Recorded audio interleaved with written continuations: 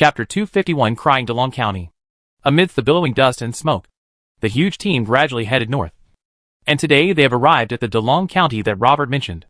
As it continued to deepen, the earth began to turn red, and the deformed withered grass and trees in the fields on both sides of the road were twisted by weird thorns, looking like barbs rising from the land. If you accidentally step on the wrong place and get pierced on the sole of your foot, you are very likely to be infected with the plague. George looked at this land and finally understood why Robert told him that this place was not suitable for cavalry fighting. This land has been burned by fire several times, and there are still many blackened marks on the ground, and the main roads generally have fewer thorns. Thanks to the work done by the previous lords, this journey has been smooth.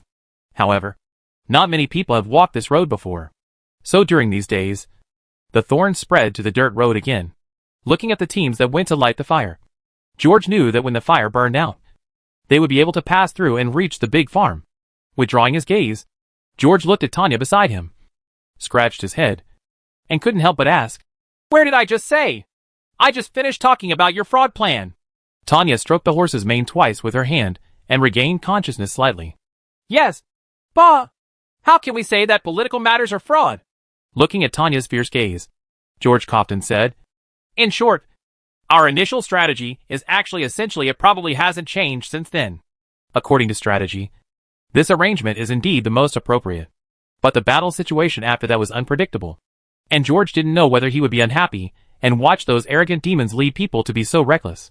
After listening to George's words, Tanya was slightly stunned.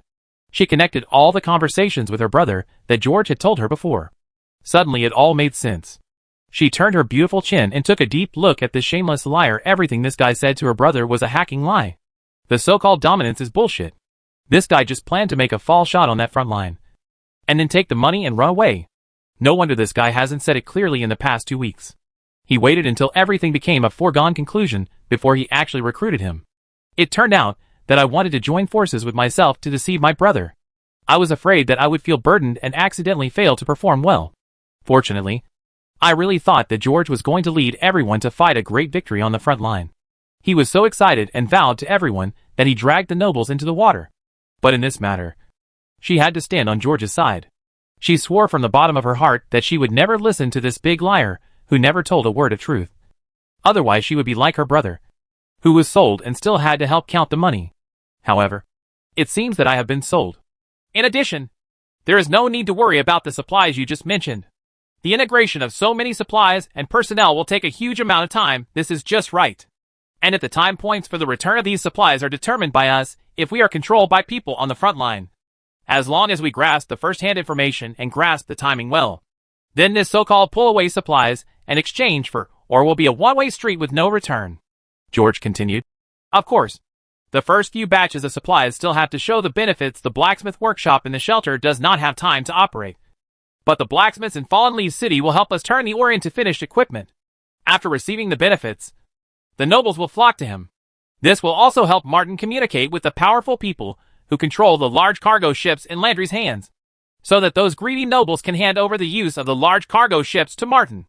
Tanya listened gradually, and she discovered that George and Martin's serial fraud plan was not as simple as changing the pillars, but changing the whether they would eventually evacuate the entire city.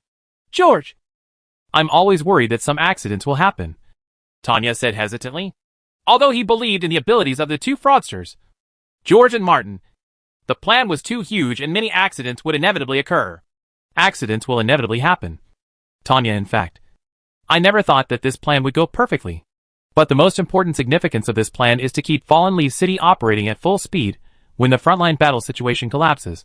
For example, it would cause a big panic. And when the Great Escape began, the backside of Loya City, the Clearwater Castle, had actually prepared everything unknowingly. It didn't matter where people fled. They all came to shelter. Therefore, we can't digest it. As long as the most important supplies can be loaded on Martin's big ship, we will have achieved our goal." As George spoke, he looked at the Knights of the Black Lake surrounding here not far away. It seems that a small team from the west has arrived at the area where the Black Pearl troops are. After talking to the leader, the knights were leading him here, looking at the golden armor on the man and the griffin's head on his chest. George closed his mouth, turned around, and gave Tanya a look. Tanya saw this look every day after that banquet, so she knew it all too well. Without thinking too much, she knew who was coming again, and she couldn't help but give this big liar a hard look. Even though he knew he was being sold, he still actively helped this trafficker promote himself. Tanya didn't know what she should feel in her heart. But looking at Robert, who was already riding his horse, she tried her best to make an ugly smile. George coughed, and finally felt relieved after seeing Tanya's ugly smiling face turn into a flower-like one. So he also put a smile on his face, and faced the great priest next to Robert. This damn guy knows how to find someone. If he doesn't come, I really have no reason to leave Robert. Thank you for your hard work. I'll make room for you. After greeting the High Priest Wallace, George left Tanya and wandered around his team with Wallace. This guy is very keen to chat with the monks of the Rose Cathedral. Of course, if George is here, he will not talk to anyone else.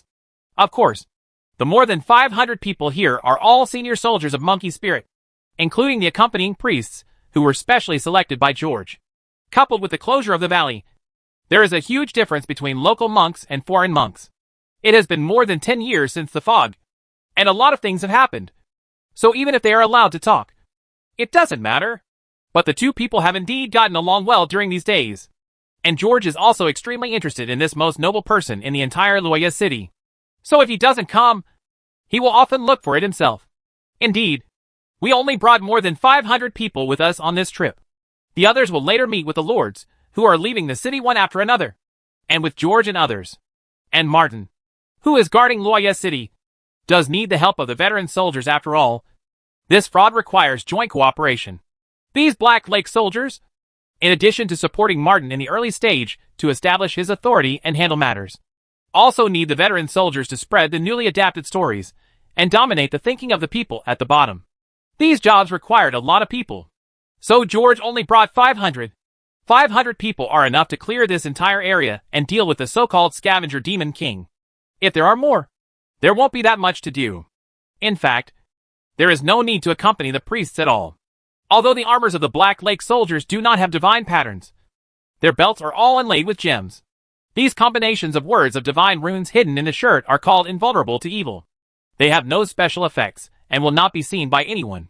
Coupled with Anthony's mithril enchantment, the power of protection it brings is also extremely powerful of full 20 darkness, fire resistance and purification effects. Taken together, it can achieve the purifying power of the holy fire. In addition, the soldiers also carried 2 talismans on their bodies, one of which was like to solve the problem of vision. A strong increases stamina and life regeneration. The weapon does not use divine patterns, and is only inlaid with 2 ordinary gems on both sides of the handle. But with the addition of the stigmata, it is completely enough for the monsters of the Black Tide. However, it seems more appropriate that the hymn of the Black Lake soldiers should be led by the monks from the Roses Cathedral, in the valley. So George arranged for these priests. Of course, if these 500 people completely wiped out the north, there would be no way to explain the matter. The nobles would never believe it. And even if some people believed it, they would probably doubt the true origin of this team. So when Layton proposed that Robert lead the troops to assist, George readily agreed. But I didn't expect that this guy actually brought 10,000 people. It seems that in the original plan, Robert led 100 Griffin Knights and called on this army to clear this place. And the few priests who came from various churches were also in the procession with their accompanying priests. The person in front of me is said to have studied at St. Wilming's Cathedral for a period of time. He claimed that he had been the lead singer of a choir for a period of time when he was a child. This is indeed an extremely rich resume. But George, who is often responsible for organizing copywriting materials, never remembers that the lead singer of a certain issue was named Wallace. His face kept changing after entering the castle of Fallen Leaf City. However, this guy's current position is real. He is a subordinate of Vic White. And he does have some strength. I'm afraid he won't give in to Aunt Hathaway. It's just that he focuses on practicing the introduction to hymns, such as Blessings of the Seven Gods, and has an ordinary understanding of punishment mantras. Indeed, normal priests focus on the sacred direction, and so do Hathaway and other aunts. It's just that most of the priests in the sanctuary have developed into the Knights of Dawn, so they all tend to be disciplinary mantras. I have always heard about the Black Pearl Sergeant led by Lady Elizabeth from Duke Adeline. It is said that the Earl of Black Pearl is an extremely devout believer, and there is a divine fire hidden in his home. I think she is the only one who can lead such a group of pious soldiers, Lord Wallace said with emotion. Hearing this, George quickly changed the subject. Sir, I heard that you have been to DeLong County several times before. Indeed. Wallace sighed deeply and said, "In fact, we have an unshirkable responsibility for the disaster that happened in DeLong County. If we have enough manpower, we will never shirk our responsibility here. That plague will happen." Having said this, Wallace closed his eyes. Even now, standing on this land, he can still hear the desperate cries here. George could understand Wallace's feelings. Many of the refugees in the shelter came from this land. During its most glorious period, there were hundreds of thousands of people in DeLong County. But when the disaster struck, I don't know how many people fled here, and how many people couldn't rest here. This faction of Vic White all possesses the potion developed by Rusgard. Although the potion was not completely successful when Rusgard left the Holy City. But the great academicians led by the reformists have been conducting research for so many years. These medicines played a great role in the Biswi city, preventing it from being destroyed by the plague. Although these medicines mainly played a preventive role, and could not have much effect on direct infection after being put into the water source, but it will prevent the plague from spreading. And these priests are also a major reason why the Kuroshios stopped here. The priests who are dispatched here are all similar to Sister Mary, and are very good at sacred introductions and expelling corruption. And because they are mostly reformists, these people who belong to the Wick White faction have quelled many plagues in the south, and they are very outstanding in terms of experience and ability. So what Wallace said was not a boast. The disaster in DeLong County could have been avoided. But as Wallace said, no matter how powerful the priesthood is, its capabilities are limited. Therefore, many areas such as DeLong County that are not related to the entire Iron Wall strategy were eventually abandoned. This is an extremely painful decision for those true believers of the seven gods. Now, several large and small estates around here have been cleared by the lords. But this farm and the cemetery behind it are a little special. I originally thought that the source of the plague here had been eliminated, but I didn't expect that there is a scavenger king haunting here. Strictly speaking, scavengers are indeed a species of demons, but their strength is very low, not as good as blasphemers. But their terrifying appearance always makes people associate them with those real demons after all. These things can only be considered reasonable in imagination if they crawl out of that H.L. Priests can still distinguish between demons and demon species. With the word king added, it must have reached the demon level. But these priests seem to have the same idea as the lords, and they all believe that a demon of this level was the leader. Wallace continued, "You know, there are too many teams of lords, and they do their own thing even when there is no call for orders. So we have never been clear before how many teams have actually come here, but those thousands, most of them did not go back. It was not until His Highness Robert bumped into Baron Charlie and several of his knights on the way back from Chishan that he learned from these survivors that there was something big here." As Wallace told, Robert and Tanya had slowly walked over. Seeing Tanya's extremely unnatural look in her eyes, George understood what was going on in this guy's mind. This girl was so down to earth, and she would show it on her face when she had something on her mind. And she was so dissatisfied with the noble man because of her promise. Thanks to her, we can no longer pretend to be in front of Robert. Sure enough, Robert was attracted by the priest's narration and interjected, "Baron Charlie and others are too deeply poisoned by the corruption. In order to prevent them from becoming the devil in the end and falling into H.L. I cannot help him escape with my own hands. I pray that their souls can return to heaven." When Robert said this, there was a deep sadness in his eyes. The memory of that scene reminded him of the scene when he personally rescued his comrades. In fact, if he had met Baron Charlie and others earlier, he would have had a chance to cure them. But for things like this, Robert really missed too many things in his helplessness during the entire Black Tide. Occasionally George listened to his stories.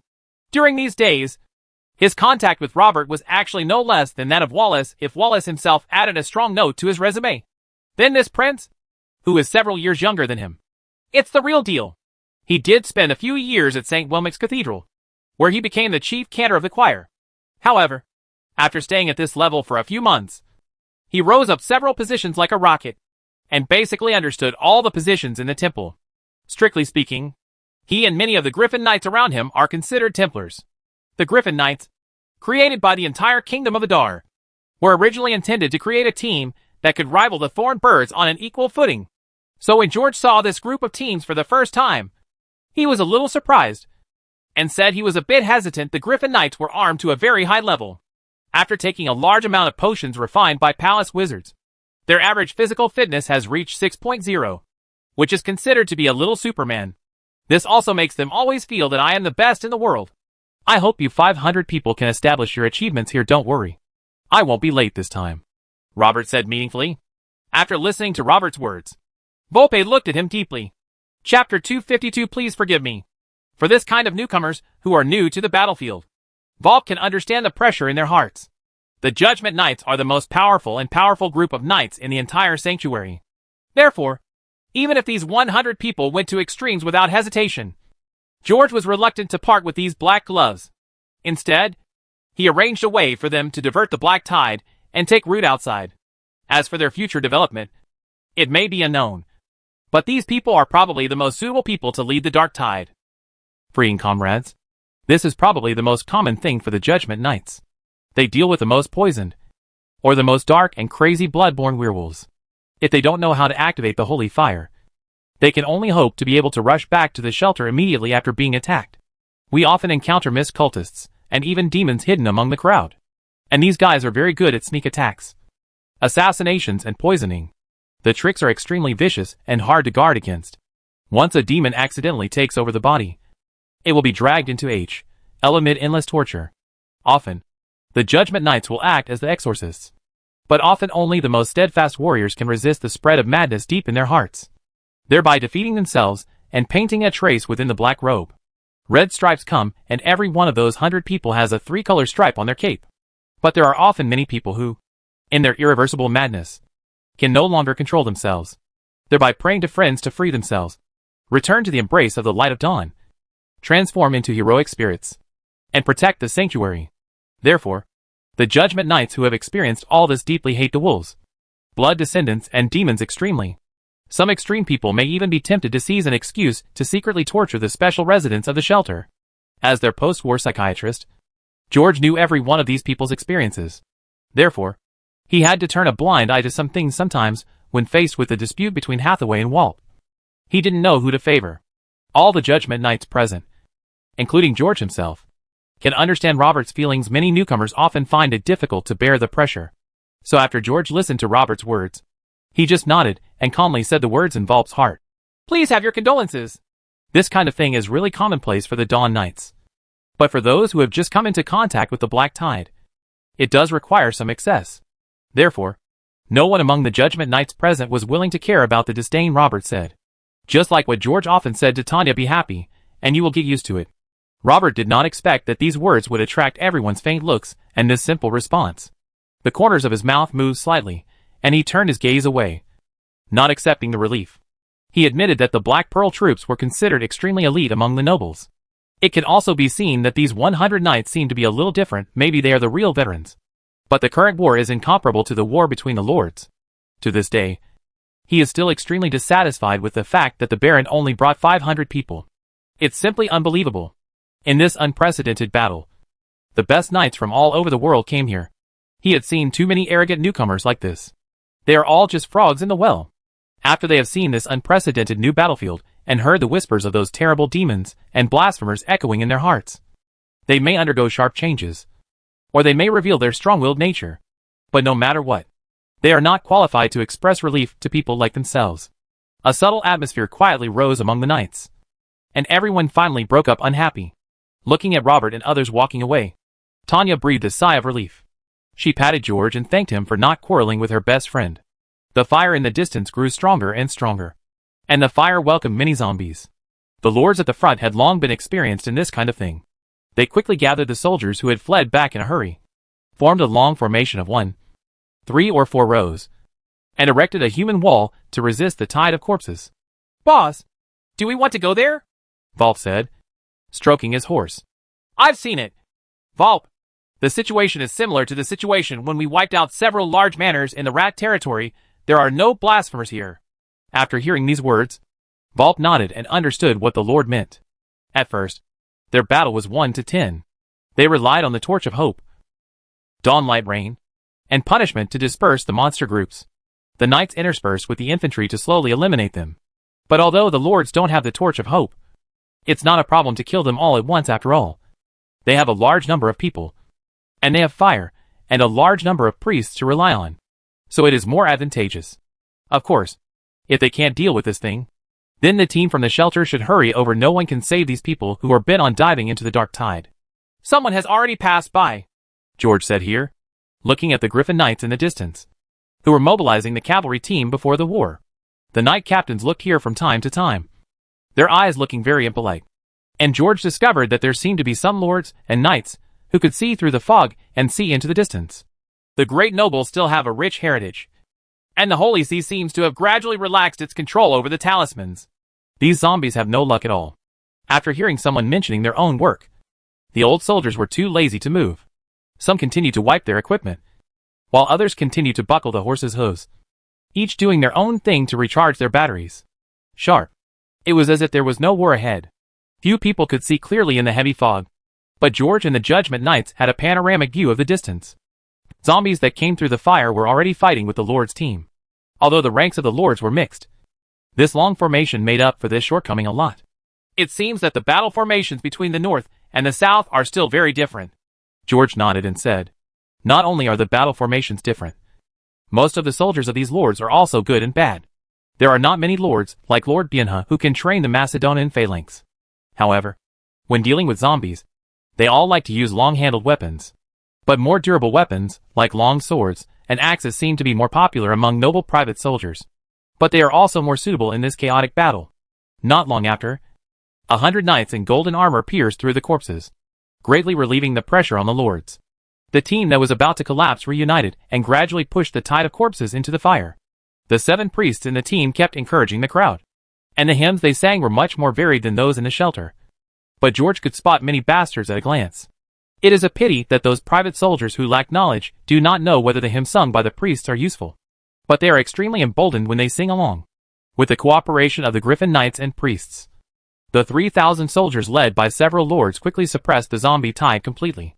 As soon as the teams on both wings closed up, the zombies coming out of the fire began to become scattered.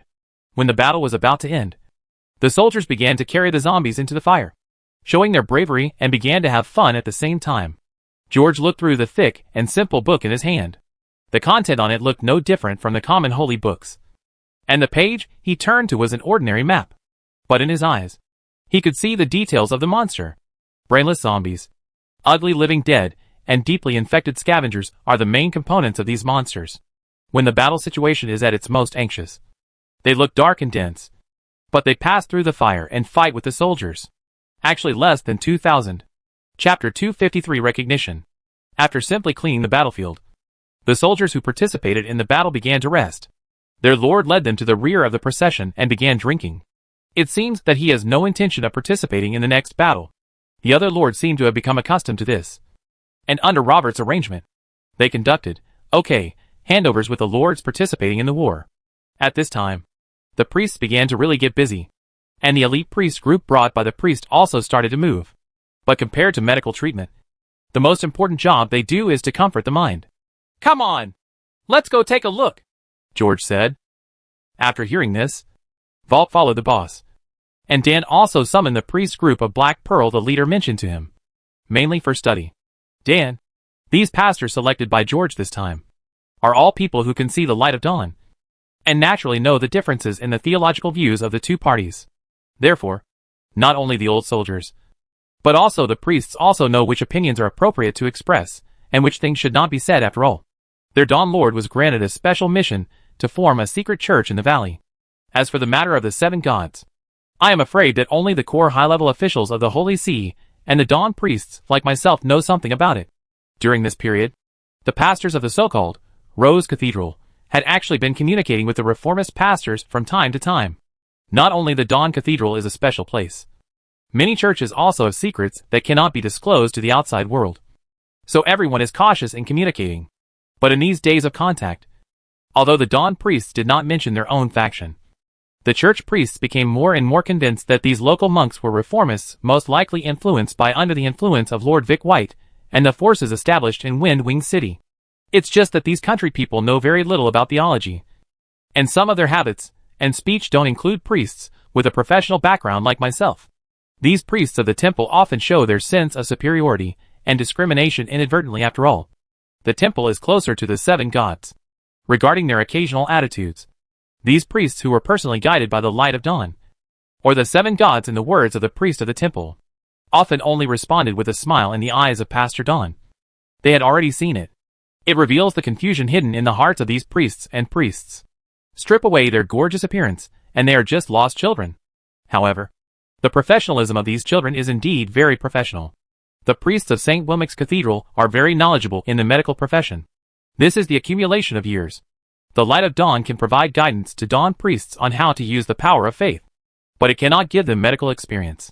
George was even more of a dabbler, and the herbs and formulas written in his notes were all basic and ordinary things, completely in the category of a trainee priest. And dawn priests also know that big figures, like Lord Dawn, will naturally not specialize in such things. The priests of the sanctuary have been able to play such a huge role, so far only because of their terrifying advantage in numbers. The physiques of the soldiers in the shelter are also different from ordinary people. As long as no bones are injured, those wounds can be healed within a few days after being disinfected. Therefore, people still know too little about how to use herbal medicine to cure diseases, although the local monks from the valley later joined, and the dawn priests added a lot of knowledge. How could the knowledge of the local monks be compared with that of the church, or even compared to Anthony, who used the saw as his main tool? Pastors are the true physicians of this world. When Dan and others, under the arrangement of the priests, started to attack the elite group of priests, I found that these pastors were very meticulous in healing wounds. Apart from the comfort and manipulation of magic sticks, these priests with professional backgrounds are all very powerful. Every priest actually carries a professional medical kit. Not only are scalpels, hemostats, needles, threads, and other tools readily available, but there are also many things prepared with herbs. Corruption can be removed and injuries can be healed without using divine power, compared with the crude healing methods that used divine power before. Although the recovery effect of this kind of treatment is very slow, it can heal more people. For the soldiers, they are very lucky to have these chaplains. And the elite group of priests led by the priest were much stronger than the local priests. The soldiers got cramps in their calves when they saw the saws in the hands of those guys. Everyone is extremely welcoming to these pastors of the Rose Cathedral. After arriving, the soldiers gathered around them, and these priests taught by George Hathaway and others were also very good at how to appease these fragile hearts. Some of the lords who had become friends with Dan and others at the banquet even surrounded them in their opinion. Although these monks were only senior pastors, they didn't know why. During the contact, the lords always felt that the unique charm exuded by people like Dan, who often guided them when they were confused, was no less than that of the priests of the temple. However, the priests were welcomed by the lords and soldiers, but their attitude towards George and others was a bit playful. Even the lords, after the victory in this battle, were no longer as enthusiastic about the Black Pearl nobles as before. The commander-in-chief of these 3,000 people, Earl Yoderin, is one of them. It's a member of the Campbell family. Coming here specially this time would not mean granting Earl Lyden's instructions. And this rough-looking Earl, after seeing George and others coming, he accompanied them with a smile on his face. "How are you, Your Excellency George?" Earl Yudlin said, as he looked at the resting soldiers. He couldn't help but look at the group of lazy Black Lake soldiers not far away. "These warriors of mine, although our equipment is inferior, we are all as strong as 10. Among these 10,000 people, most of them came to Biswee City later. But he has been responsible for eradicating the troubles near Biswee City. So he has fought a lot of battles. After experiencing the initial fear, their continuous victories have made them more and more swollen. And those who have experienced it can naturally see that the current war is very different from the war between lords. Therefore, he couldn't help but feel a little provocative towards these Black Pearl troops, who had never seen a real scene. He admitted that this troop was well equipped. But you are new here after all. Whether it can be said in front of Lyden or not, you have to show it to old people like you." "Yes," George nodded and said, "they are all brave warriors." Aji was stunned when he heard these words. He looked at the trembling soldiers in front of him, who couldn't even hold their weapons steady, but pretended to be fierce. He remembered what the Lord had taught him before. Does the majestic Lord Liming still have to be ignorant of these small nobles?" Therefore, he did not hesitate to praise him with compliments. Yudlin laughed heartily, very satisfied with the compliments of the people in front of him. He didn't use more verbal stimulation, but became more and more enthusiastic. "You can have the power to kill them, but you can't really tear them apart. This Black Pearl represents most of the Rotunk nobles. This is of great significance to the Campbell family. The Campbells also hope that these 3,000 people will be as weak as possible. This way you can have better control in your own hands. Previously, these Black Pearls seemed to want to compete, but this time, they only brought 500 people. This may be to test the waters, or they may want to preserve their strength. But no matter what, it shows that this Baron is very cunning. However, his backer was obviously more skilled, and directly mobilized 10,000 troops. The Baron in front of him obviously felt this huge pressure, and acted more and more sensible. George could more or less guess what was going on in the nobles' stomachs. However, after seeing this group of soldiers, he was really too lazy to waste time with them. The soldiers who came back had dull eyes after their enthusiasm subsided, as if they had experienced a purgatory battle. He could see that these people had not yet truly conquered the fear in their hearts when it came to dealing with these deformed monsters. He failed to understand that he could actually fight 3 of these unarmed and crazy refugees. Therefore, if you want to use these powers to achieve your own strategic goals, you may have to train them carefully. Of course, in George's opinion, these soldiers, who usually do farm work in the territory, are extremely brave to take up arms to deal with zombies. He never hesitated to praise these soldiers, who sacrificed their lives and shed blood. As for how these lords would understand these guys who wanted to show off their superiority in front of them every chance they got, he was really not interested. Western Territory. The demon spiders drove the huge tide of corpses eastwards. The Black Heart in the team held a map in his hand, and considered the appropriate location. The master asked them to station in the east, but they couldn't carry these bacteria food with them all the way, because the further east you go, the more people there are. If it is not dealt with properly, and a plague accidentally breaks out, the mistress may be fine, but she will be dead. Mother, our mission has been successfully completed. The master also asked the Grand Master to reward us with a batch of spores. Why are you so sad? Blackheart looked up at Siljek beside him, and couldn't help but ask, are you too tired from the journey? Or are you too hungry? Siljek suddenly opened his mouth, and looked down at the small box strung with magic fungus around his neck. There were only 30 or 50 items in it. Seeing this, 2 lines of tears suddenly appeared on her face, and she said in a childish voice, please vote for me. Chapter 254 Arrogant. Aji had quietly counted just now. In this battle, there were actually not many people killed. There were only 60 or 70 people killed on the spot, and there were only more than 200 injured. But this 1/10 reduction brought great psychological pressure to the soldiers. And in the eyes of the lords, this battle was unprecedentedly fierce. So after walking around for a while, George had some idea of the situation of these soldiers. After complimenting Earl Yudland, George looked at Volp. George had talked to Volp about many things during these days. It also mentioned the need for a seed to take root outside and spread the will of the sanctuary. George believed that many people in the team he led did have different ideas, but he never doubted the team's will and belief. And some things often have completely different meanings when expressed another way.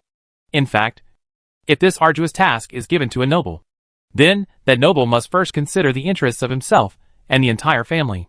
The first thought that comes to mind is probably to retreat. But aside from his unchangeable hatred of heresies, Volpe is an extremely determined Dawn Knight. In these heartfelt words, what Volpe heard was an extremely arduous task with a narrow escape from death. But equally, this is also a great recognition and trust. Regarding this matter, he only expressed one thing. This task belongs to me, he said to his guide.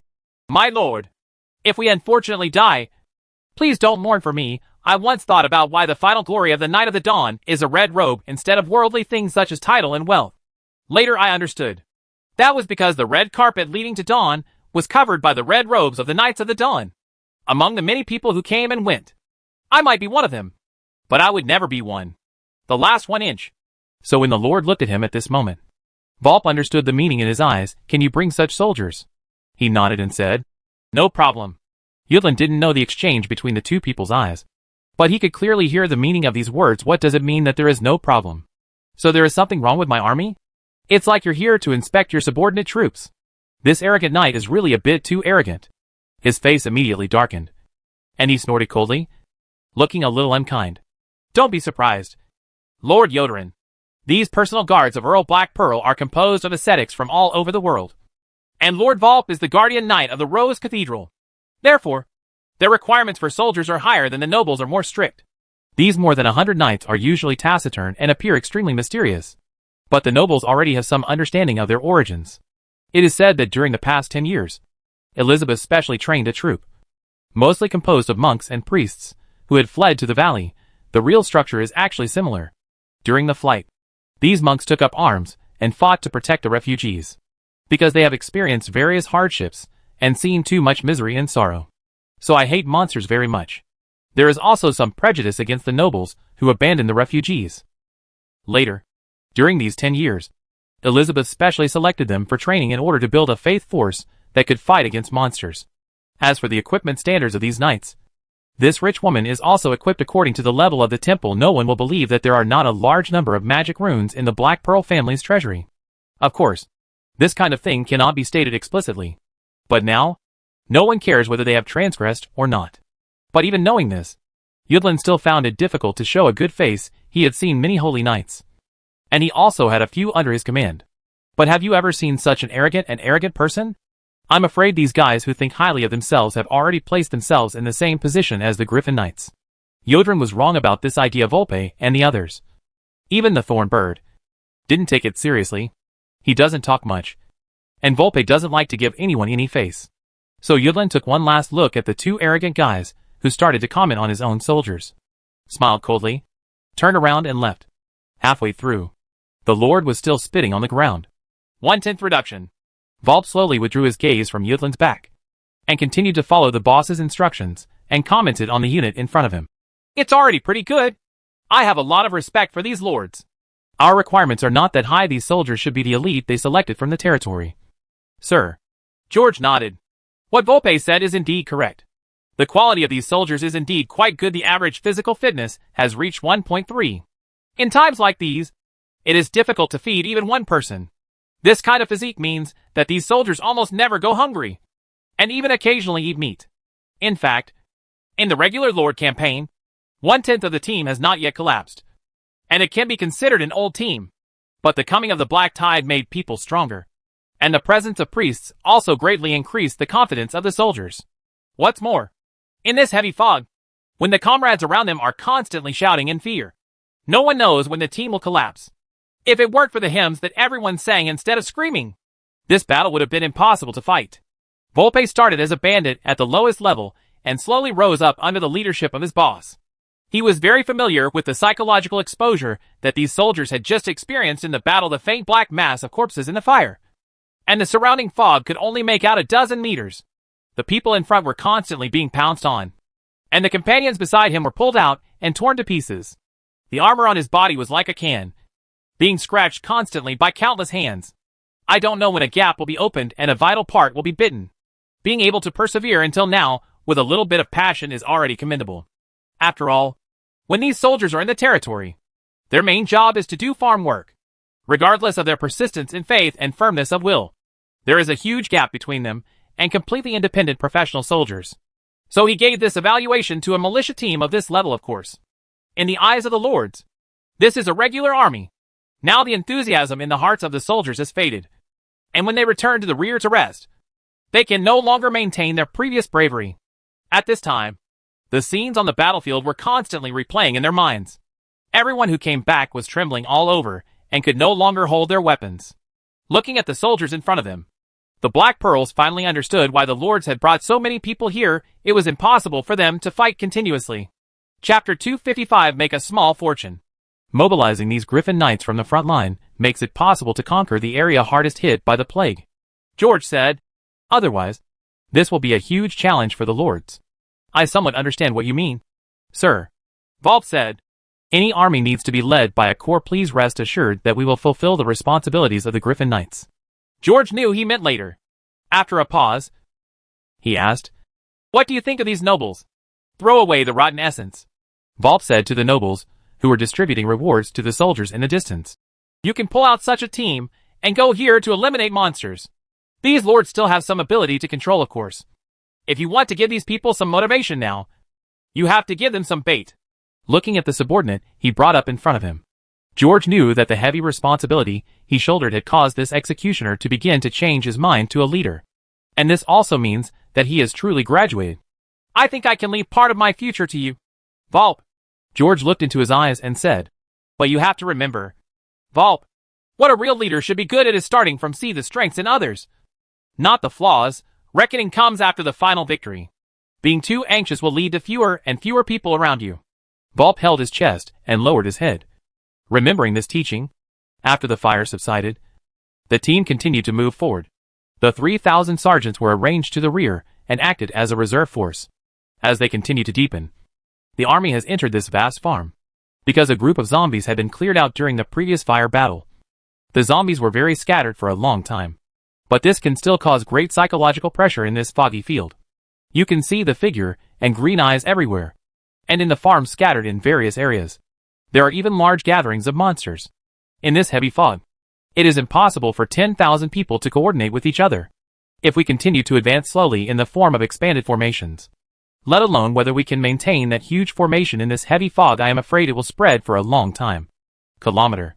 Just the siege from all directions will make the soldiers physically and mentally exhausted. It may even be impossible to tell whether the two flanks are corpses or friendly forces. These factors are very fatal to this team. When George and others brought 500 troops to clean up the outer area of the necropolis, there were more and stronger monsters than this, so they understood that compared to such a large force, a team of 500 people was more suitable.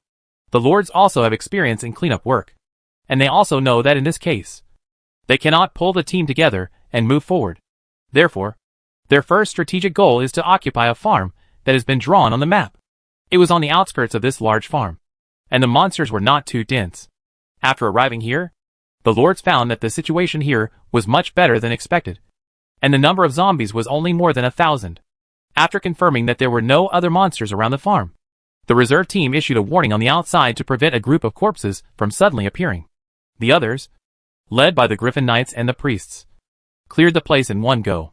Here, George finally saw the true strength of the Lord army led by the core troops. The superimposed blessings and stigmata made the noble army that originally did not dare to charge crush the zombies here like refugees. The scavengers climbing in the big house were easily subdued by the noble knights, who already had a numerical advantage. The old soldiers rushed into the big room with all their strength. But they couldn't help but feel disappointed when they saw the 3 or 2 scavenger heads that had been cleaned up by the Griffin Knights and were showing off in front of them. These 3 silver foxes are gone. There are rewards for killing monsters, all derived from the wealth of those fallen lands. Even killing zombies will give you a bronze eagle. His Majesty Phillips is simply crazy. Is there any better way to make money than this in this world? For the veteran soldiers, there was more monks and less meat here. The warm-up was over before even starting. But it is undeniable that this charge is extremely morale-boosting for the entire Lord's army. Very helpful for subsequent battles. In this big farm, the soldiers demolished the houses and set up a temporary army. After discussions in the big house, the leaders assigned their respective tasks. Everyone tacitly stated that they would lead their vassals and wanted to embarrass the Black Pearl force. But Yodrin stated at the end that his team was a little tired, and he hoped that the Black Pearl troops would join him. This was considered taking care of him. George, who had been watching this job with his hands folded, looked at Yudlin, who was looking at him, nodded and smiled. He nodded in agreement. These lords were all human beings. When the other Viscount, who led 3,000 people, heard about this allocation, he immediately asked Wallace for a priest. "Indeed," said Wallace. "The pastor of the valley is a very good man.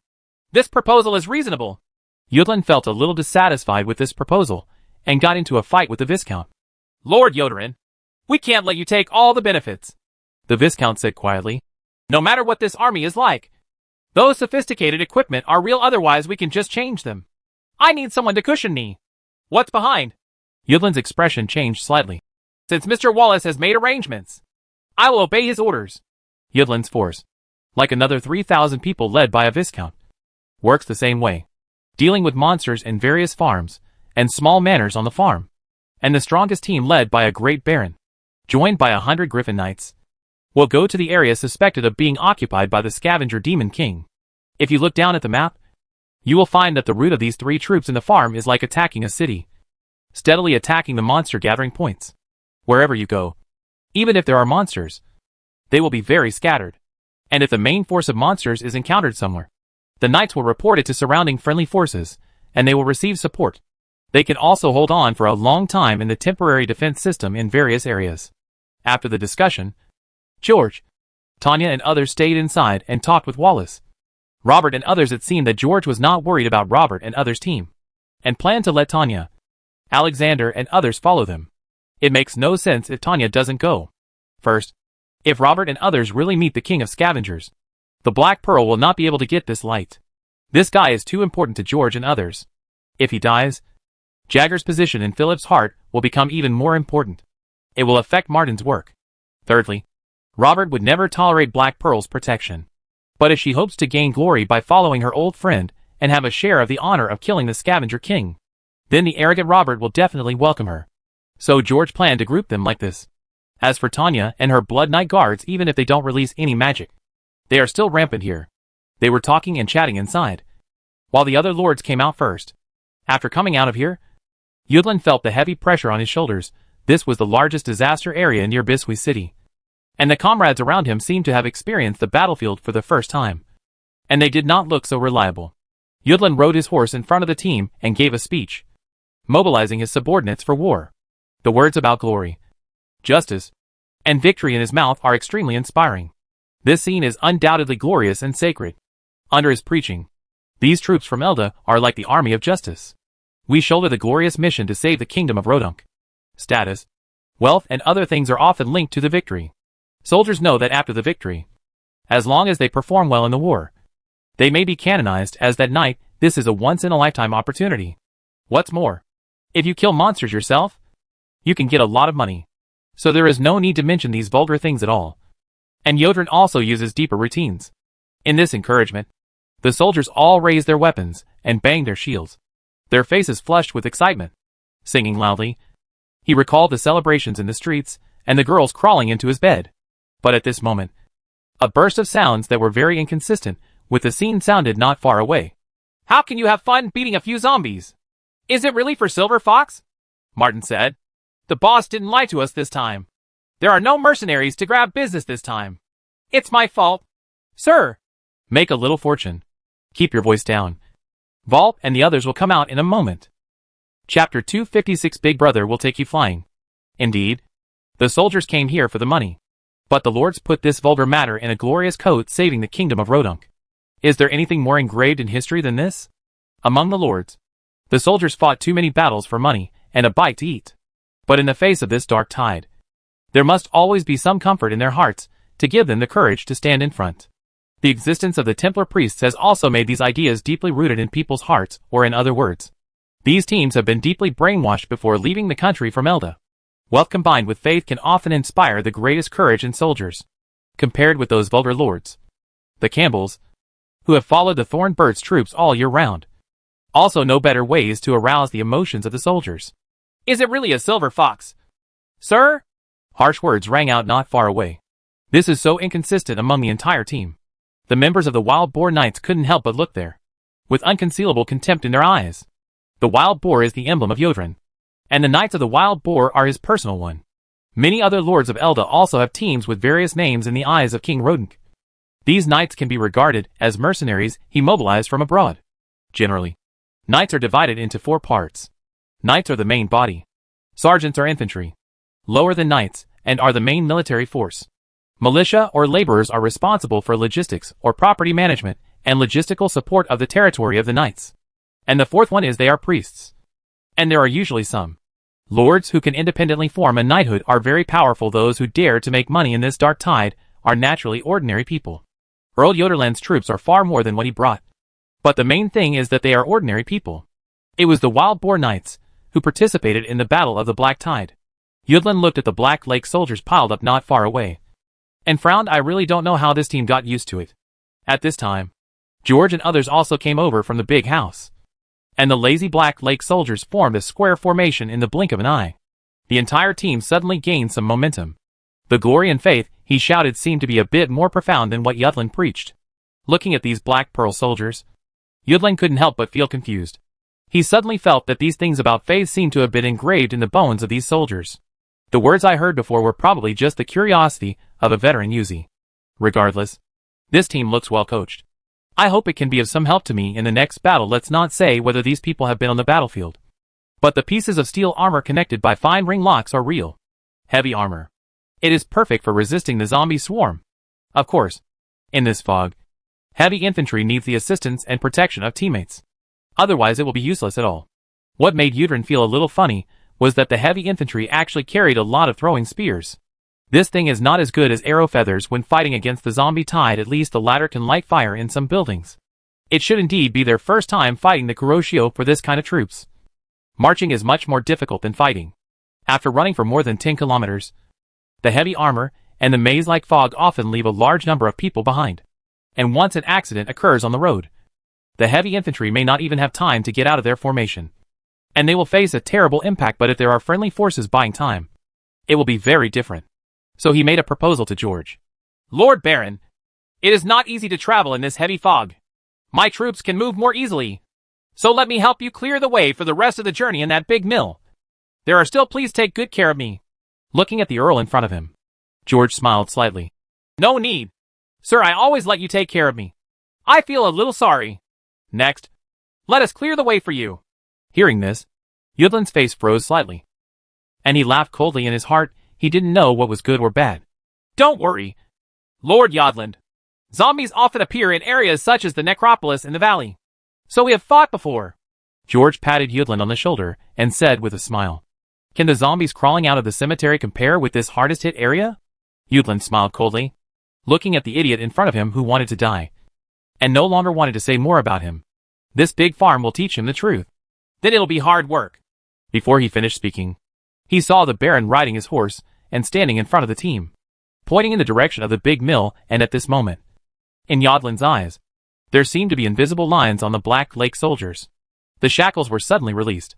He tilted his ears and listened curiously to the leader's war mobilization. But it seems that there are only a few brief sentences. This is a once-in-a-lifetime opportunity. I have never given you money in the past wars. But now, His Majesty Phillips has opened his treasure house now. These treasures are waiting for you in front. The honor of talking nonsense to a few zombies. For the silver fox and gold coins. The big money goes to the master. The small money goes to the young master. Kill the poor guy. The team rolled away like a group of wild horses, disappearing into the mist in the blink of an eye. Listening to the slogans that were drifting away, Yudlin froze in place for a long time, and his face gradually turned livid. These recruits really despise the Black Tide. He has already begun to regret choosing to lead this team. In previous battles, the Black Lake soldiers were poorly equipped and lacked divine patterns and talismans. They often suffer from headaches due to the heavy fog and the monsters that suddenly appear around them. But their leader seems to be a devil. In order to make them endure more hardships, he not only often sends them to various cemeteries in the valley, but also often in the dark Lake Marsh takes them to practice. And during those days when the main force went to the lair and Volp and Martin led them to guard the entrance of the valley, it was like H.L. During those days, I had no one to rely on. I had my home and family behind me. I shouldered heavy responsibilities and became the biggest support for the people of the valley. The frustrating days were finally over. And now the pain is finally over. That heavy armor is no longer heavy. These Black Lake sergeants have all taken the power of the Frost Demon and the power of 8 arms. Even ordinary soldiers have taken the Scavenger power and Blood Giant potion. And their average physical constitution has reached around 4. Old soldier, this word is real. This army was born and raised by Sergeant Slaughter Wolf and soldiers Black Lake.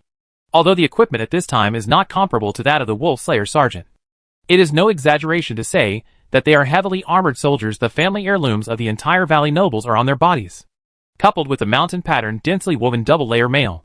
This set of Black Lake armor designed by Anthony himself already weighs more than 40 kilograms. After adding the helmet, combat boots and other necessary equipment and weapons, the total weight is more than 80 kilograms. This is a real heavy infantry level load. But to the soldiers of the Black Lake, it is nothing at all according to Anthony's data. They can bear 16 kilograms of equipment for combat, and are more suitable for wearing fine gold equipment than the Wolf Slayer Sergeant. This was the first time I had a clear vision, and it was also the first time I felt my transformed body. The monsters that used to bully them in the mist now look ridiculous in their staggering steps. Not to mention, they can be seen from a long way away. Even if they suddenly stand next to them, they can be knocked away with a punch. The so-called embarrassment on all sides does not exist at all. Even if the Scavenger creeps up, a few people will break their heads and force themselves up.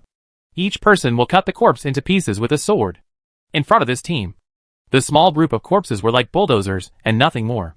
Until the end, the formation was almost scattered, and they were all looking for the moving silver fox. During that march, the old man finally showed his poor quality, looking at these guys who usually pretend to be good boys in front of him, but now reveal their true nature when coaxed. What George did was to give what Erpa winked. The old bandit understood, and knew that the Lord was fishing. He had long wanted to teach these scum led by Martin. Monetary rewards are something that Wolf Slayer soldiers often encounter. But when has there ever been such a lack of discipline? And when did the Wolf Slayer soldiers show contempt when facing a weak enemy? This kind of bad character passed down from noble soldiers. If they don't change, their combat effectiveness will always lag behind the Wolf Slayer Corps. After the Judgment Knights came out of the big farm and saw the group of soldiers running around in disorder, they held back their anger. At this time, the Lord could finally raise his whip fiercely.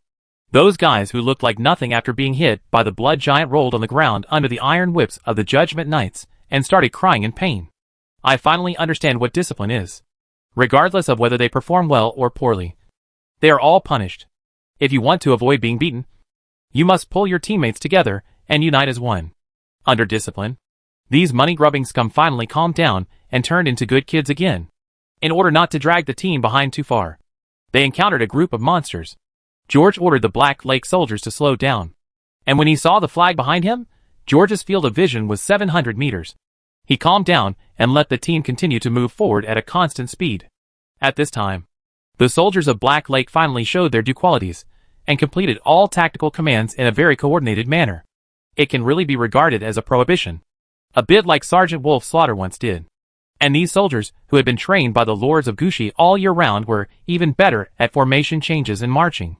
In fact, strictly speaking, these veteran soldiers, whose quality is worrying in the eyes of George and others, aside from their combat effectiveness, are very good in terms of military quality. After all, these people were once the elite private soldiers of the nobles in the valley. Most of the people Martin picked out from the 20 or 30 lords in Gushi were noble knights and attendants. And even the worst were those who were out of work. In the past 10 years, although the nobles in Gushi have not chewed the hard bones that the shelter has chewed, they have cleaned up the zombies in Gushi. In addition, he was occasionally led by the Black Pearl Knights to eliminate hidden dangers in the southwest of the valley. So he had experienced a lot of battles. Therefore, they are only second-line troops according to the standards of the shelter. Pulling them out and saying that they are the most elite 3,000 soldiers of the nobles in the valley is true. In front of the big mill, the Black Lake soldiers stopped. The troops at the rear finally arrived about 10 minutes later. Originally, Yudlin and others were not in a hurry, but after seeing a large number of corpses on the road, they thought that there was a disaster ahead. The heavy infantry was so stupid to hurry along like that. It would be strange if nothing went wrong. So he immediately ordered the knights to wave their flags and move forward at full speed. Judging from the situation, they couldn't run very far at all, and the obstacles on the road must have forced them to stop long ago. However, no matter how hard we hurried, we couldn't see the team in front of us. Only the corpses scattered all over the place told them that the team ahead was still moving forward. Along the way, all the noble soldiers could see were corpses everywhere. The total number of corpses may have exceeded the battle in the manner just now. Looking at the Baron in front of him, Yudlin suddenly understood why he was so arrogant. And the Black Pearl soldiers standing crookedly behind him, with their waists pierced and arms folded, suddenly changed into another appearance in Yudlin's eyes: veteran oilseeds. This is definitely a force that has experienced hundreds of battles. In this war, in this mist full of dangers, those new troops will be terrified. Before the battle, they are already mentally and physically exhausted from the mental tension. Only those true veterans would behave like this, because there is a contempt for death in them. And for any battle, they have no fear in their hearts. Lord Yudlin, the clearing plan you discussed before is indeed flawless. But if you really follow it like this, I'm afraid it will take too long. This is not appropriate. George's words brought Yodrin back to his senses.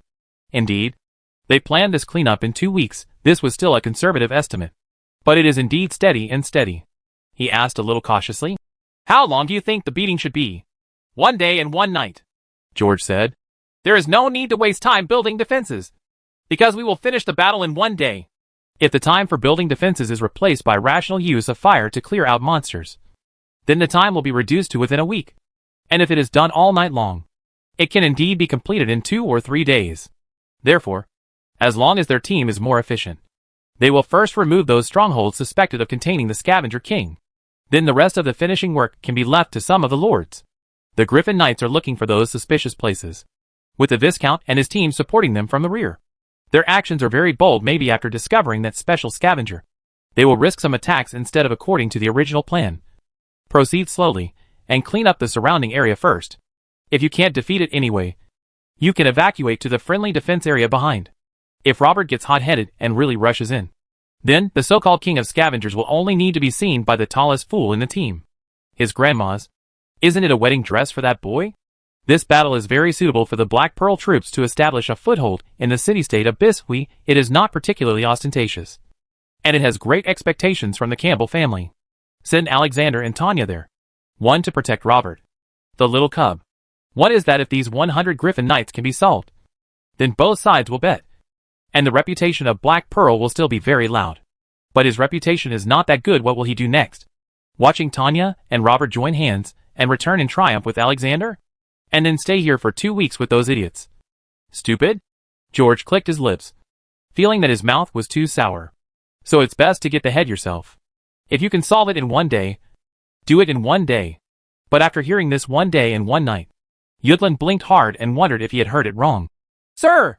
We can't fight at night! Those zombies are at night! However, the man in front of him did not let him explain. He spread out the map directly in front of him and made arrangements. To the west is the barn area connected to this big mill. The barns there are connected into one, and they are all wood. Later we will enter from the east, and there will be monsters escaping from here. So please leave people to guard it. The big farm is full of dead grass. Don't forget to clear a fire zone nearby. Today is southeast wind. Pay attention to the arrangement of fire points. Yudlin's expression became even weirder. Sir, what do you want to do? I'm going to drive all the monsters here into the fire you ignited. George put away the map in his hand. Hurry up. You only have 1 hour. Sir, you are really joking. Yudlin swallowed his throat. He hesitated again and again, and finally said what was in his heart. Are these zombies refugees? How could they be driven away? They would just surge like crazy. To the intruder. I hope so. George patted him on the shoulder and said, Don't worry. As long as you hold on for a while. We'll come as soon as we go, Dan. You can bring some of the people to stay. Looking at George, who was walking back to the team and leading the Black Lake soldiers around to the west, Yudlin suddenly felt a chill. He suddenly realized that what this man said seemed serious. Chapter 257 Unstoppable Advancement. When George stepped on the fence that had long been rusted in the rain, wind and snow, he found that this place seemed to have become a human camp amid this disaster. Looking around, those simple shacks connected the various buildings around the big mill into one, and below them were masses of black corpses. A good start. Aji muttered with a smile. The number of zombies here far exceeded Yodrin's expectation. There were 4,000 to 5,000. Strong winds stirred up the mist, infusing the area with human scent. After the corpses passed, they gradually began to become restless. Many corpses lying on the ground slowly stood up. The zombies that were twitching on the spot slowly came over. As Neodlin said, as long as there is a little noise, those zombies will be alerted. And the sacred marks that lit up in the hands of the soldiers also made the whole group of corpses even more frantic. Just like a dam that suddenly collapsed, an overwhelming tide of corpses rushed towards the open gap. The war was about to break out, and in the blink of an eye the black tide had impacted the black rock. The swords and axes in the soldiers' hands kept flying. In the flash of cold light, the groups of soldiers forming a triangular shape were like crazy meat grinders. In the blink of an eye, the first batch of corpses rushed over like harvested wheat straw. Large pieces collapsed. Shout! A neat chop, and a large area in front was cleared. Immediately afterwards, the Black Lake soldiers put on the large shields behind their backs and began to advance silently.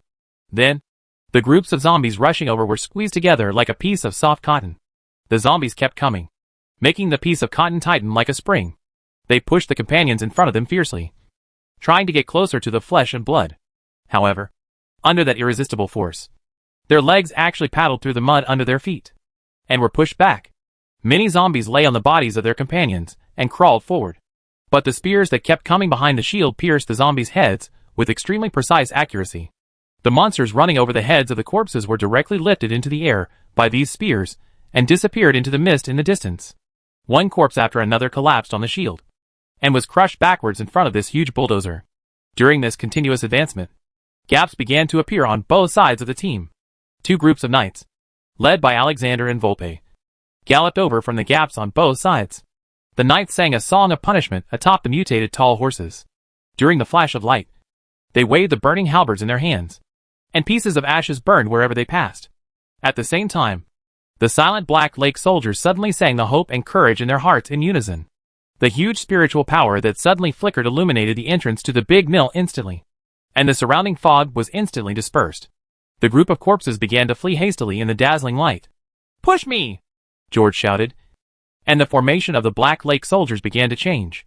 During the dispersion, each team formed a triangle charge formation. The teams on both sides moved quickly, while the team in the middle moved slowly. With an encircling force, they launched a charge towards the big mill in the center. Just as George said, under the driving force of the Black Lake Corps, the huge group of corpses began to rush westward. In the rush, 2,000 to 3,000 zombies collapsed many shacks, smashed the doors of mills, and surged toward the rear. These brainless guys only know how to run with the team, and once they build momentum, they will ignore it. They were mixed with the scattered zombies on the road. Under the pursuit of the Corps, they had knocked down the gate on the other side of the mill in an instant. Rushing out from that gate, on the roof of the big mill, many huge bodies fell down and pounced on those things that escaped into their territory. Under their sharp claws, each zombie was torn to pieces in an instant. Some scavengers focused on the flesh and blood that looked more vivid. But the ones who came in first were the Judgment Knights. These guys were twice as strong as them. And on that horse, the halberd continued to impact. With a wave, those things that fell broke into 2 pieces in the air and flew far away.